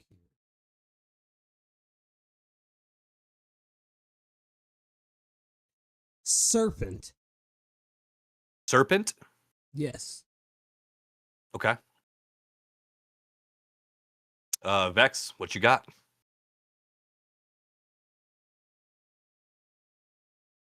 food. Food. Cody, where you at? Chains. chains. I'm Yeah, All right. 100% chain. confident. Percent taints. Chains. No. Like chained up, Daddy. waiting for something girthy. I'm ready to vote. I'm ready Alrighty, to boys. vote. It's time to vote. It's time to vote. What do we think? Put it in. No pun intended. Put it in is crazy. I'm putting it in. Still waiting on Vex's. That's Yeah, fancy. yeah. So there it was. Vex, do you have any idea who this character is? No, I have no fucking clue. Well, okay, hold on. I was about to say, you have a clue. You literally have a clue. You have several. I clues do as think well. I think it's a One Piece character, but I don't Okay. I don't know. Yeah, I gave you a diabolical hint for this one. I will say. The fucking hint he gave me is tongue, and so based off of What? the things that you guys Tongue. have said, I'm gonna guess Loki. You're absolutely Yeah. right. It's Loki. Yep. God damn it. Yep. He's girthy. I mean, He's yeah. horny. He's- He's got horns. Yeah. He's horny. He's girthy. He's got he's serpent muscular. eyes. He does have serpent eyes. The serpent was such a good throw, Lucas, because like Thank my goal with this Yeah, was well, obviously to Luffy get Vex gave on him the food. Orochimaru track. Yeah, So the food worked actually. The food one worked, and that was one where I was like, okay, Vex, that was good. You know, like there's easily an argument, and there's another way we could do this as well, where we have to explain each one of our words to try to like prove our point without giving the character away. But I feel like that's too much for oh this no, that's version of too the game. hard. Yeah. That's too difficult. Too hard. All right, boys, time for the next my one. I'm God. sending DMs right now. Right, meow. Right, meow. But are you handy, Cody? I'm feedy. Ooh, feedy. Let's go. Are we doing one more? Oh yeah, for sure. Okay. If that's okay. If you got the time. I know you're getting close. Yeah, yo. I can go for one more. Okay. I can get Hey close with it. yo, I can edge there. guys, we're live. You think I'd give a damn? I'll make beautiful love to this man over the internet live. All right, boys, we all have DMs. Cody's Yeah, we do, showing the and they're foodies. open. DMs and they're open. The wheel says that we are starting off with Cody. Cody, let's get a word. Best. Okay. Lucas, next up. Beautiful. Okay. Vex, Clap. clap. Okay. Boys, solid first round. How we feeling? I have full confidence. I feel good. Yeah, Full I feel confidence, says Lucas. Okay. Feeling good. Vex is feeling good. Cody's smiling at me right now, so I think he's feeling good. Always feeling good, Cap. That's hell my yeah. secret. Damn right. That was great. All right, boys. Round 2. Cody, start us off. I'm gonna say lobotomy. Lobotomy. Okay. Lucas. Scar. Scar. All right. Vex. It's technically 2 words. Ping pong. We'll allow it. Yeah, I'm confident. Boys. I think I'm ready. I'm fully Are we confident? as well? Yeah. All right. Well, shit. If 2 out of 3 are fully confident, boys, drop some guesses in.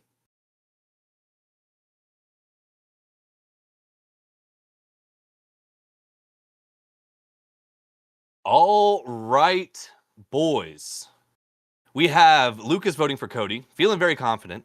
We have Cody voting for Lucas, very confident. Vex voting for Lucas, very confident. Now that being said, someone is right and someone is wrong. And that's pretty crazy, right? That's pretty crazy. This is the first time. Imposter, would you like to show yourself? I knew Boom! it was Cody. It's Cody. Lucas was cooking Cody, who is the character. I know you It's figured it out. Toto. It's gotta be I knew Toto. it was Yeah. Toto. The clap was such How a did he sell, know? Vex. The How clap did he was know? such He a said sell. best immediately, and I was like, He just knows. He just knows.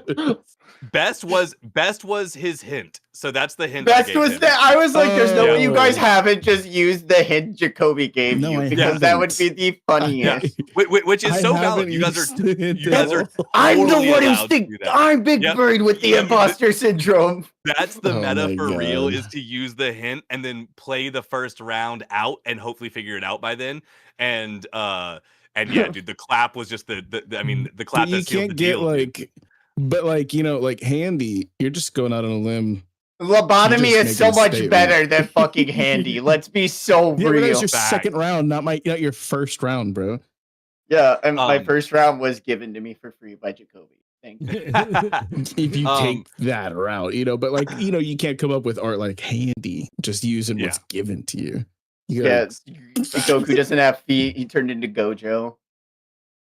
Oh my well, that being said, if we need to cut it short, I have a lot more for this game. I had like 10 planned out, so we could definitely run this back at any point. But I know Lucas This and was fun. honestly all of us This are was on fun. a bit of a time. Did y'all enjoy this? Y'all like this game? Yeah, this was fun as This- fuck, dude. Yeah, I feel like dude, this is Handy one was fire.